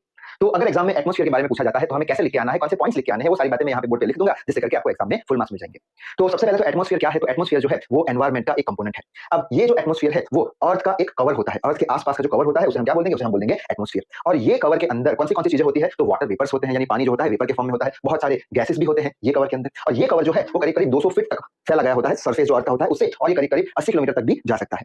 बाद में हम बात करेंगे ये जो कवर है जिसे हम एटमॉस्फेयर बोलते हैं वो दिखने में कैसा होता है? तो वो होता है ट्रांसपेरेंट। ट्रांसपेरेंट यानी हम आर पार देख सकते हैं। और ये जो कवर होता है एटमॉस्फेयर जिसे हम बोलते हैं वो कलरलेस होता है, यानी कि इसका कोई कलर नहीं होता और इसका कोई टेस्ट भी होता नहीं है। तो यहाँ तक हम लिख सकते हैं। बाद में अगर हम बात करें तो यहाँ पे जो कवर हमने बताया जो कि एटमॉस्फेयर था उसके अंदर बहुत सारे गैसेस होते हैं। तो मेनली 3 गैसेस होते हैं। पहला होता है नाइट्रोजन जो कि 78% जितना होता है एटमॉस्फेयर में, ऑक्सीजन 21% जितना, और कार्बन डाइऑक्साइड 0.032% जितना मौजूद होता है एटमॉस्फेयर में। अब ये जो गैस के कंसंट्रेशन से या फिर ये जो गैस की मात्रा है, ये गैस की मात्रा कम होती जाती है कि अगर हम ये एटमॉस्फेयर में ऊपर की साइड जाएंगे, अर्थ से अगर हम ऊपर जाते हैं एटमॉस्फेयर के अंदर, वैसे वैसे ऊंचाई बढ़ने पर ये जो मात्राएं हैं गैस की वो कम होती जाती है। तो लिखा है concentration of this gases decrease as altitude यानी हाइट इज इंक्रीज। जैसे हाइट हम ऊपर जाएंगे वैसे वैसे इसका गैस की मात्रा कंसंट्रेशन कम होता जाएगा। अब ये जो एटमॉस्फेयर है, ये जो कवर है, ये कवर को हम एटमॉस्फेयर बोलते हैं। और ये कवर को या फिर बोल लो ये एटमॉस्फेयर को बेसिक 5 रीजन में डिवाइड किया जाता है। तो हमें आखिर में लिखना है atmosphere can be divided into 5 regions. अब वो कौन से 5 रीजन से क्या लिखना है वो बाद में हम देखेंगे, पहले इसका स्क्रीनशॉट ले लो। तो अभी हमने देखा कि अर्थ के ऊपर का जो कवर होता है ये अर्थ हो गया हमारा, और उसके ऊपर का जो ट्रांसपेरेंट कवर होता है, जो टेस्टलेस होता है, कलरलेस होता है, उसे एटमॉस्फेयर बोलते हैं। और ये जो एटमॉस्फेयर है वो एटमॉस्फेयर को हम 5 पार्ट में या फिर बोलो 5 रीजन में डिवाइड कर सकते हैं। फर्स्ट रीजन है ट्रोपोस्फियर, सेकंड है स्ट्रेटोस्फियर, नेक्स्ट है मेसोस्फियर, नेक्स्ट है थर्मोस्फियर और लास्ट में है एक्सोस्फियर। अब एक एक करके समझ लेते हैं। फर्स्ट है ट्रोपोस्फियर। ट्रोपोस्फियर क्या है? एटमॉस्फेयर का ही एक पार्ट है। ये ट्रोपोस्फियर जो है वो पूरा जो हमारा एटमॉस्फेयर है उसका 70% पार्ट वो कवर करता है, यानी ट्रोपोस्फियर मैक्सिमम होता है कंपेयर टू ये जो हमारे बाकी जो स्फीयर से उसके कंपेयर में इसका मास ज्यादा होता है ट्रोपोस्फियर का, ठीक है, जिसमें माउंटेन्स है, बादल है, ये सारों का इंक्लूड हम उसे करते हैं। अब यहाँ से अर्थ सरफेस से जैसे जैसे हम ऊपर जाएंगे ट्रोपोस्फियर में, तब क्या होगा? डेंसिटी कम होती जाएगी। ये जो हमारा एटमॉस्फेयर है उसकी डेंसिटी कम होती जाएगी। और ये जो ट्रोपोस्फियर है वो करीब करीब 8 से लेकर 18 किलोमीटर तक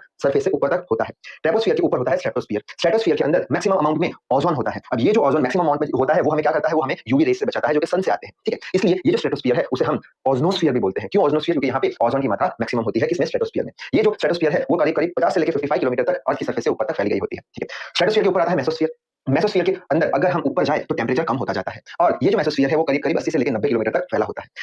अपना जो अर्थ है वहां से जितनी भी साउंड वेव जाती है या फिर बोलो शॉर्ट रेडियो वेव जाती है वो सारी की सारी sound wave short radio wave सारी मेसोस्फीयर को टकरा के वहां से वापस अर्थ पे आती है, यानी मेसोस्फीयर से रिफ्लेक्ट होकर सारी साउंड वेव वापस अर्थ पे आ जाती है। मेसोस्फीयर के ऊपर आता है थर्मोस्फीयर। थर्मोस्फीयर में टेम्परेचर बहुत ज्यादा होता है। थर्मोस्फीयर में जैसे हम ऊपर जाएंगे हाइट बढ़ाएंगे तो टेम्परेचर भी बढ़ता जाएगा। अब ज्यादा टेम्परेचर होने के कारण थर्मोस्फीयर के अंदर जो भी गैसेस होते हैं जैसे कि ऑक्सीजन हो गए, नाइट्रोजन हो गए, कोई भी गैसेस, ये ज्यादा टेम्परेचर पे क्या करेंगे, अपना आयोनाइजेशन कर देंगे। आयोनाइजेशन यानी क्या, एटम जो है वो हाई टेम्परेचर पे अपना बॉन्ड तोड़ देगा जिससे करके प्लस और माइनस दोनों पार्ट अलग हो जाएंगे, जिसे हम आयोनाइजेशन बोलते हैं। तो थर्मोस्फीयर में हाई टेम्परेचर होने के कारण आयोनाइजेशन होगा, इसलिए ये जो हमारा स्फीयर है ये स्फीयर को हम आइनोस्फीयर भी बोलते हैं। और ये आइनोस्फीयर सरफेस से 500 किलोमीटर जितना ऊपर तक पहुंचा हुआ होता है। और थर्मोस्फीयर के लास्ट में आता है, लास्ट कंपोनेंट या फिर लास्ट रीजन एटमॉस्फेयर का जो है एक्सोस्फीयर। एक्सोस्फीयर में टेम्परेचर बहुत ज्यादा होता है, करीब करीब 1200 डिग्री सेंटीग्रेड जितना, और इसका जो हाइट होता है अर्थ की सरफेस से वो करीब करीब 1600 किलोमीटर जितना होता है। अब ये फिगर याद रखनी बहुत ही ज्यादा जरूरी है। अब ये जो हमने सारी बातें करी वो कैसे लिखनी है वो मैं बोर्ड पे लिख लूंगा, ठीक है। तो आप सबसे पहले इसका स्क्रीनशॉट ले लीजिए। तो अभी हमने जो 5 रीजन देखे उसमें से पहला रीजन था ट्रोपोस्फियर। उसमें हमें क्या लिखना है, तो हम लिखना है it is the lower most layer of atmosphere in which most living organism exist, यानी ज्यादातर मानव प्रजाति जो है वो वहां पे एग्जिस्ट करती है। सबसे नीचे का जो लेयर होता है उसमें it can extend up to 8 kilometre at pole and 60 kilometre at equator, यानी जो कवर होता है वो इक्वेटर पे, इक्वेटर यानी ये जो पोर्शन है उसे इक्वेटर बोलते हैं। यहाँ पे ये 16 किलोमीटर जितना होता है और पोल्स पे 8 किलोमीटर जितना होता है, यानी ये हो गया हमारा पोल, यहाँ पे 8 किलोमीटर जितना होता है, ठीक है। It contain 70% mass of atmosphere, जो देख लिया हमने। Density of troposphere decreases with altitude, ऊपर जाएंगे तो डेंसिटी कम होती जाएगी। नेक्स्ट रीजन हमारा था ट्रोपोस्फियर के ऊपर का था स्ट्रेटोस्फियर। ये क्या है, stable layer of atmosphere above troposphere के ऊपर का जो लेयर है उसे स्ट्रेटोस्फियर बोलते हैं। It is present above the earth surface at distance of 50 to 55 kilometre. और इसमें हमने क्या देखा था, ओजोन ज्यादा मात्रा में था, तो in troposphere ozone is present, so this layer is also called as ozonosphere. Ozonosphere क्या करेगा, जो यूवी रे होगी उससे हमें प्रोटेक्शन देगा। तो ये दोनों स्फीयर के बारे में हमने देख लिया। अब नेक्स्ट स्फीयर देख लेते हैं। थर्ड लेयर था हमारा मेसोस्फियर, जिसमें हम लिख सकते हैं कि it is present above the troposphere. Next here temperature decreases with altitude, जैसे ऊपर जाएंगे टेंपरेचर कम होता जाएगा, देख लिया था। और in this layer all sound waves and short radio waves coming from the earth are reflected, ये भी हमने देख लिया था। नेक्स्ट जो हमारा स्फीयर है या फिर नेक्स्ट रीजन है थर्मोस्फियर। थर्मोस्फियर क्या, it is present above the mesosphere. ये स्फीयर के ऊपर स्फीयर होता है उसे मेसोस्फियर बोलते हैं, कि वहां तक एक्सटेंड होता है 500 किलोमीटर तक अर्थ की सरफेस से। इन this layer temperature rises with altitude, यानी जैसे हम ऊपर जाएंगे टेंपरेचर बढ़ता जाएगा। तो टेंपरेचर अगर बढ़ा तो हमने क्या देखा था, आयनाइजेशन हो जाता था। वही बात लिखनी है, ionization of elements like oxygen and nitric oxide takes place, therefore upper part is called as ionosphere. जो अपर पार्ट होगा किसका, थर्मोस्फियर का अपर पार्ट होगा उसे हम आयनोस्फीयर बोलेंगे। और लास्ट स्फीयर है हेक्सोस्फीयर। हेक्सोस्फीयर यानी क्या, दी अपर। हेलो स्टूडेंट्स, आज हम पढ़ेंगे हाइड्रोस्फीयर के बारे में, जो कि एनवायरनमेंट का एक कंपोनेंट है। इसके पिछले वीडियो में हमने एनवायरनमेंट का फर्स्ट कंपोनेंट पढ़ा था जो कि था एटमॉस्फेयर। आज हम हाइड्रोस्फीयर के बारे में पढ़ लेंगे और लिथोस्फीयर और बायोस्फीयर के लिए एक अलग से वीडियो बना देंगे। तो अगर एग्जाम में हाइड्रोस्फीयर पूछा जाता है तो हमें क्या स्टार्ट, यानी कि यहाँ पे लिखा है कि all type of water resources यानी जो पानी के रिसोर्सेज है उससे जो होता है वो पानी से बना हुआ होता है। यानी कि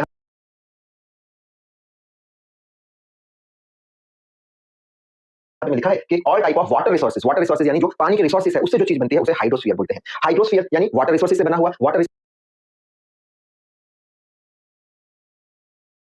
रिसोर्सेज कौन से होते हैं, तो हो गया हमारा समंदर, नदी, अपने तालाब हो गए, पॉन्ड्स, ग्लेशियर्स यानी जो बर्फ के बड़े बड़े पत्थर होते हैं, चट्टानें होती है उसे ग्लेशियर्स बोलते हैं। और हो गया ग्राउंड वाटर यानी जमीन के अंदर जो पानी होता है उसे ग्राउंड वाटर बोलते हैं। तो ये सारे चीज मिलकर क्या बनाते हैं, हाइड्रोस्फीयर बनाते हैं। और हमें ये भी पता है कि ये जो हाइड्रोस्फीयर है जिसमें पानी है वो जमीन का सबसे इंपॉर्टेंट पार्ट है। क्यों, क्योंकि हाइड्रोस्फीयर पानी से बना होता है और पानी बिना हमें पता है कि हमारा जीवन पॉसिबल है नहीं। तो यहाँ पे हम लिख लेंगे hydrosphere is an important part of earth surface. और साथ ही साथ हमें ये भी पता है कि जो अर्थ का जो पूरा अपना जो अर्थ या फिर अर्थ का जो सरफेस है वो सरफेस 70% पानी से कवर है, ठीक है। और ये जो 70% पानी है उसमें से 97% पानी समंदर का है, 2% पानी ग्लेशियर्स का है यानी पत्थर जो होते हैं बर्फ के बड़े बड़े उसका है, 0.75% पानी ग्राउंड वाटर है जमीन के अंदर का पानी है, 0.25% पानी जो हमारी नदी और तालाब है उसका है। अब यहाँ पे ये इंपॉर्टेंट बात लिखनी जरूरी है, अगर आपको फुल मार्क्स चाहिए तो कौन सी, कि अगर अर्थ को हम दो हिस्सों में डिवाइड कर दे तो ऊपर का हिस्सा जो है उसे बोलते हैं हम नॉर्दर्न हेमिस्फीयर और नीचे का जो हिस्सा है उसे हम बोलते हैं साउदर्न हेमिस्फीयर। नॉर्दर्न हेमिस्फीयर में पानी कम है compare to southern hemisphere. Northern hemisphere में 43% जमीन है और साउदर्न हेमिस्फीयर में 57% जमीन प्रेजेंट है। और हमारा जो अर्थ का सरफेस है उस पे करीब करीब 1.4 बिलियन किलोमीटर क्यूब वॉल्यूम जितना पानी अवेलेबल है। तो यहाँ तक हमें हाइड्रोस्फीयर के बारे में लिख के आना है to get the full marks. तो इस वीडियो में बस इतना ही, तब तक के लिए read hard work hard. Thank you very much. Hello students, आज हम पढ़ेंगे आखिरी है वो समझ लेते हैं। तो ये वाला डायग्राम बहुत इंपॉर्टेंट है to get the full marks. तो लिथोस्फीयर यानी क्या, लिथोस्फीयर यानी ये जो हमारा अर्थ है, ये अर्थ के जो ऊपर की जो लेयर है, ये वाली लेयर जो है वो लेयर को हम क्या बोलते हैं, वो लेयर को हम लिथोस्फीयर बोलते हैं, ठीक है। और ये जो अर्थ की सबसे ऊपर की लेयर है उसे हम क्रस्ट भी बोलते हैं, ठीक है। और ये जो क्रस्ट है, ये क्रस्ट के अंदर सॉइल होती है, सॉइल यानी जमीन होती है, रॉक्स यानी पत्थर पहाड़ होते हैं, मिनरल्स यानी पोषक तत्व होते हैं, ऑर्गेनिक और इनऑर्गेनिक मैटर्स होते हैं। ऑर्गेनिक यानी क्या, जिसमें कार्बन कंटेंट हो, इनऑर्गेनिक यानी क्या, जिसमें कार्बन कंटेंट ना हो, ठीक है। तो ये सबसे जो ऊपर का लेयर हो गया उसे क्रस्ट बोलेंगे, लिथोस्फीयर हो गया जिसमें सॉइल, रॉक्स, मिनरल, ऑर्गेनिक और इनऑर्गेनिक मैटर्स होते हैं। अब ये जो सॉइल है ये बहुत ही ज्यादा इंपॉर्टेंट रोल प्ले करती है। क्यों, क्योंकि हमें पता है कि अर्थ का जो सबसे ऊपर का लेयर है जिसे हम सॉइल बोलते हैं या क्रस्ट या लिथोस्फीयर बोलते हैं, उसमें ही तो हमारे पेड़ पौधे उगते हैं। ये सॉइल में से ही तो हम पेड़ पौधे को उगाते हैं या फिर पेड़ पौधे इसमें से मिनरल लेते हैं, इसमें से न्यूट्रिशन लेते हैं। और सॉइल के अंदर हवा, पानी और इंपॉर्टेंट न्यूट्रिशन भी होते हैं, ठीक है। अब ये जो पूरा क्रस्ट है, ये क्रस्ट के दो अपर और नीचे का एक लेयर होता है, यानी ये हो गया अपर लेयर और ये हो गया।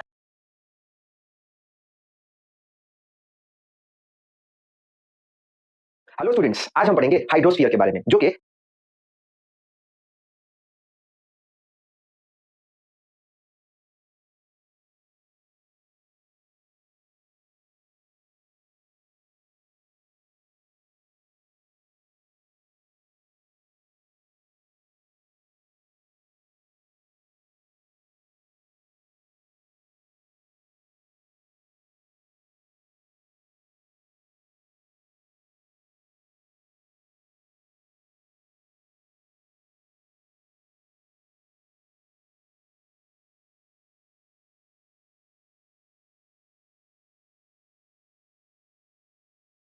हेलो स्टूडेंट्स, आज हम पढ़ेंगे लिथोस्फीयर में समझ लेते हैं। तो ये वाला डायग्राम बहुत ही इंपॉर्टेंट है to get the full marks. तो लिथोस्फीयर यानी क्या? लिथोस्फीयर यानी ये जो हमारा अर्थ है, ये अर्थ के जो ऊपर की जो लेयर है, ये वाली लेयर जो है, वो लेयर को हम क्या बोलते हैं? वो लेयर को हम लिथोस्फीयर बोलते हैं, ठीक है? और ये जो अर्थ की सबसे ऊपर की लेयर है, उसे हम क्रस्ट भी बोलते हैं, ठीक है? और ये जो क्रस्ट है, ये क्रस्ट के अंदर सॉइल होती है, सॉइल यानी जमीन होती है, रॉक्स यानी पत्थर पहाड़ होते हैं, मिनरल्स यानी पोषक तत्व होते हैं, ऑर्गेनिक और इनऑर्गेनिक मैटर्स होते हैं। ऑर्गेनिक यानी क्या? जिसमें कार्बन कंटेंट हो, इनऑर्गेनिक यानी क्या? जिसमें कार्बन कंटेंट ना हो, ठीक है? तो ये सबसे जो ऊपर का लेयर हो गया, उसे क्रस्ट बोलेंगे, लिथोस्फीयर हो गया, जिसमें सॉइल, रॉक्स, मिनरल, ऑर्गेनिक और इनऑर्गेनिक मैटर्स होते हैं। अब ये जो सॉइल है, ये बहुत ही ज्यादा इंपॉर्टेंट रोल प्ले करती है। क्यों? क्योंकि हमें पता है कि अर्थ का जो सबसे ऊपर का लेयर है, जिसे हम सॉइल बोलते हैं या क्रस्ट या लिथोस्फीयर बोलते हैं, उसमें ही तो हमारे पेड़ पौधे उगते हैं। ये सॉइल में से ही तो हम पेड़ पौधे को उगाते हैं, या फिर पेड़ पौधे इसमें से मिनरल लेते हैं, इसमें से न्यूट्रिशन लेते हैं, और सॉइल के अंदर हवा, पानी और इंपॉर्टेंट न्यूट्रिशन भी होते हैं, ठीक है? अब ये जो पूरा क्रस्ट है, ये क्रस्ट के दो अपर और नीचे का एक लेयर होता है, यानी ये हो गया अपर लेयर और ये हो गया लोअर लेयर। अब ये जो अपर लेयर है, ये अपर लेयर में ज्यादा मात्रा में सिलिकॉन और एल्यूमिनियम अवेलेबल होता है, जिससे करके ये जो अपर मोस्ट लेयर है क्रस्ट का, उसे हम सीएल लेयर भी बोलते हैं। उसी तरीके से ये जो हमारा क्रस्ट है, उसका जो लोअर मोस्ट लेयर है, वो लोअर मोस्ट लेयर में ज्यादा मात्रा में सिलिकॉन और मैग्नीशियम अवेलेबल है, जिसके कारण ये लोअर मोस्ट लेयर को हम सीमा भी बोलते हैं, सीमा लेयर भी हम बोलते हैं। अब लिथोस्फीयर या क्रस्ट से अगर हम नीचे जाते हैं तो एक और लेयर आता है, जिसे हम मेंटले बोलते हैं। ये मेंटले से नीचे जाएंगे तो ये पूरा जो लेयर है सेंटर ऑफ द अर्थ जो है, उसे ये पूरे लेयर को हम बोलेंगे कोर। अब ये कोर में दो पार्ट्स होते हैं, एक तो हो गया हमारा आउटर पार्ट और एक हो गया इनर पार्ट, ठीक है? अब ये जो इनर पार्ट है, ये इनर पार्ट के अंदर क्या होता है? मैग्नीशियम और आयरन सॉलिड फॉर्म में होते हैं। यहाँ पे मैग्नीशियम और आयरन सॉलिड फॉर्म में होते हैं। और ये जो आउटर पार्ट जो है कोर का, उसके अंदर आउटर पार्ट में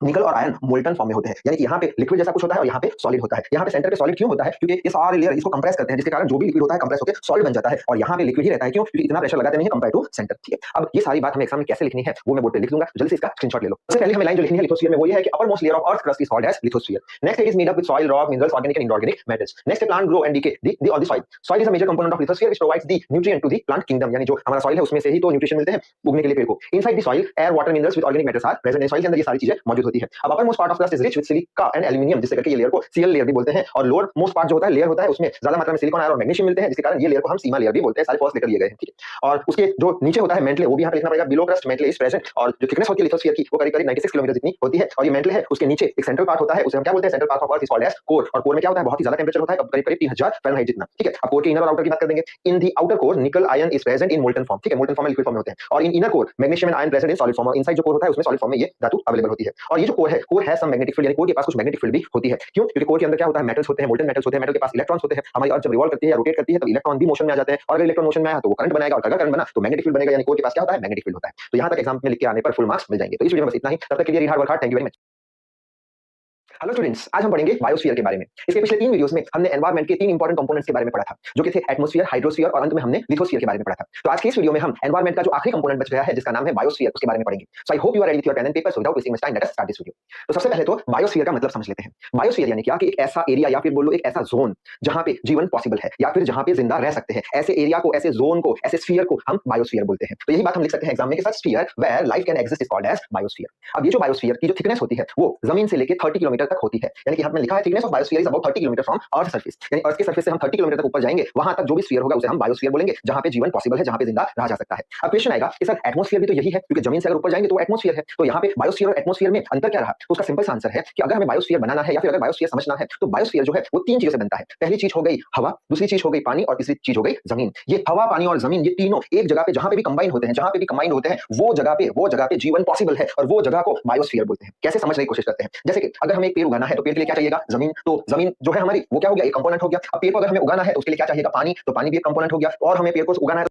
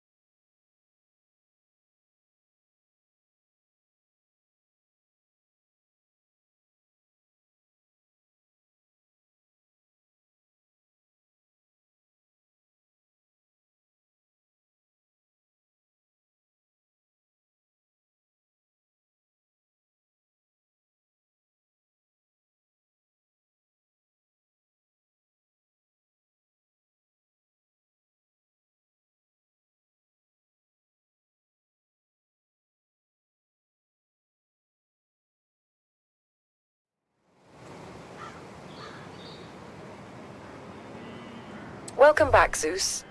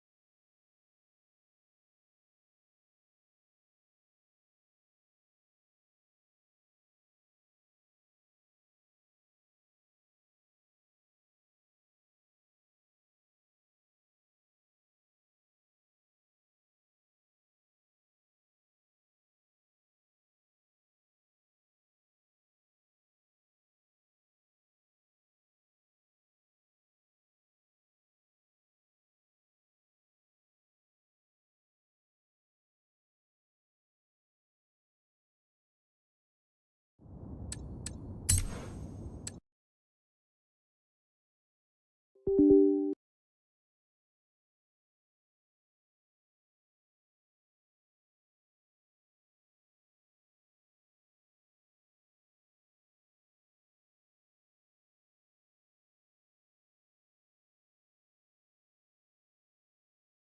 do I become more cold towards girls? I really don't want to be heartbroken again, man. Okay, bro. I am not the best guy to ask this question because I am young and I am dumb. But I do get this question a lot and I wanted to share my thoughts on it. This is my perspective when it comes to things like this. It does not make it the right one. This is just what works for me. All right? Let's say a girl comes into my life who I genuinely admire. I'm attracted to her, I love her, whatever the feeling, whatever it is at the moment of time. I'm not gonna hold myself back from experiencing whatever I want to experience or experiencing whatever I want to feel because I'm afraid of being hurt. Best case scenario, she reciprocates that feeling and we're sweet. Worst case scenario, she doesn't reciprocate that feeling and I learn something. And if I feel the pain that I am scared of feeling, I know that I can transmute that back into my purpose, which is changing more lives, which will always be my main thing because that's my mission. Because I become more empathetic and empathy is my superpower. Now that is a very personalized response to me because I can't answer that question for other people, but I can answer it for myself. It's more of a question you need to ask yourself, bro, in my opinion at least. All right? That is my mindset when it comes to these things. I'm not gonna hold myself back. We get one fucking life, I'm not gonna love 50%. I'm gonna love 100%, fuck it. But worst comes to worst, I'll become better at my purpose. How do I become more cold towards girls? I really don't want to be heartbroken again.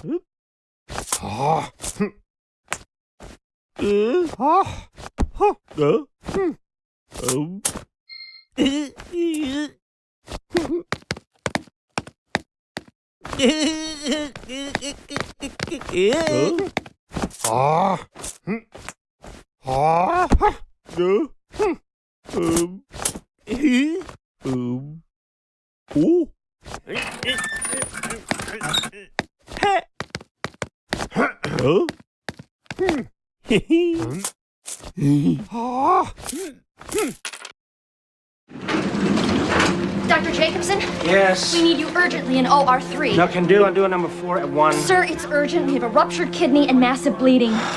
Okay.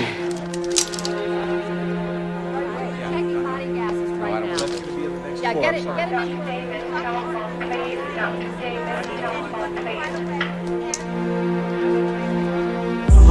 Yes, it's urgent. What's happening? Surgeon's on his way up. At last, Dr. Bean. Hello, doctor. We've got a 45-year-old male, type B negative, brought in by paramedics 10 minutes ago. He's got a penetrating injury to the left chest. Yes. Gotta get him in there right now. Doctor, it looks like a bullet in the lower thorax. Seems to have ruptured the lung, and there's severe inner bleeding along the abdomen. Doctor, he's coming too. All right, give him a T70. Got it?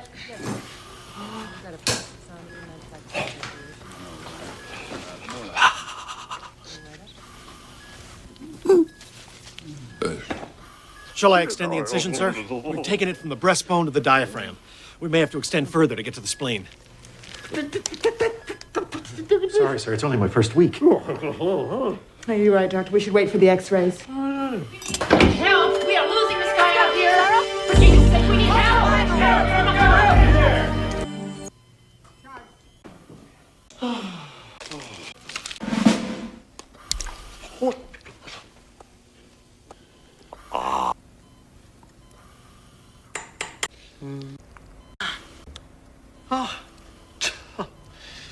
Very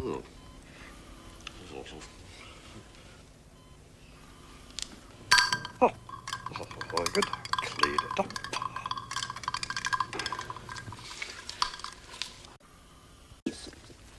Sorry to keep you waiting, sir.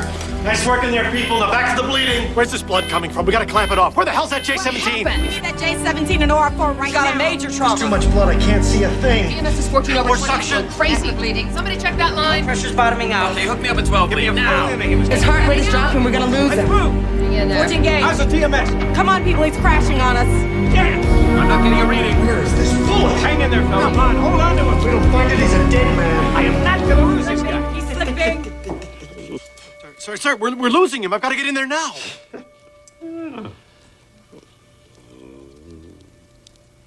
Well, doctor, you can't just... This is too dangerous.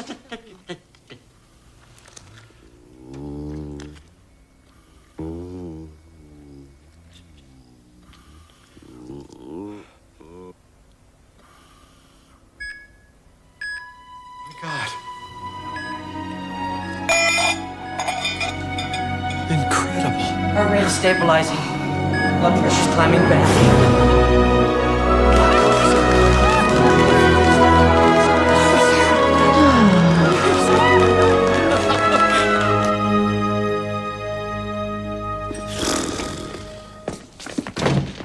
Oh, doctor, thank God my daughter was in an accident. No one's even taken a look at her yet. We're desperate for some medical attention in here. Would you mind?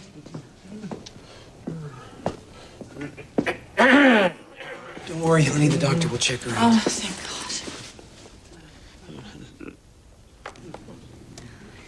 God. Mr. and Mrs. Langley, any kind of damage to the brain is a very sensitive thing to observe, so maybe we should just step outside and give the doctor a little room to work. The first nurse said we shouldn't think of it as a coma, but more like a deep sleep. Yes, that's sort of true. Could I ask you a question?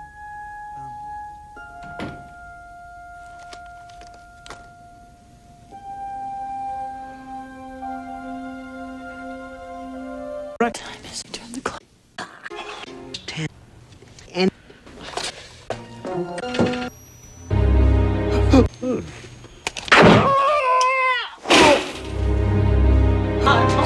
Jennifer. Oh, honey.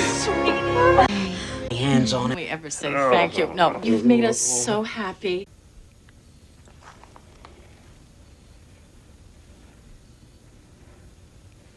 Well, I suppose you could let me stay another week.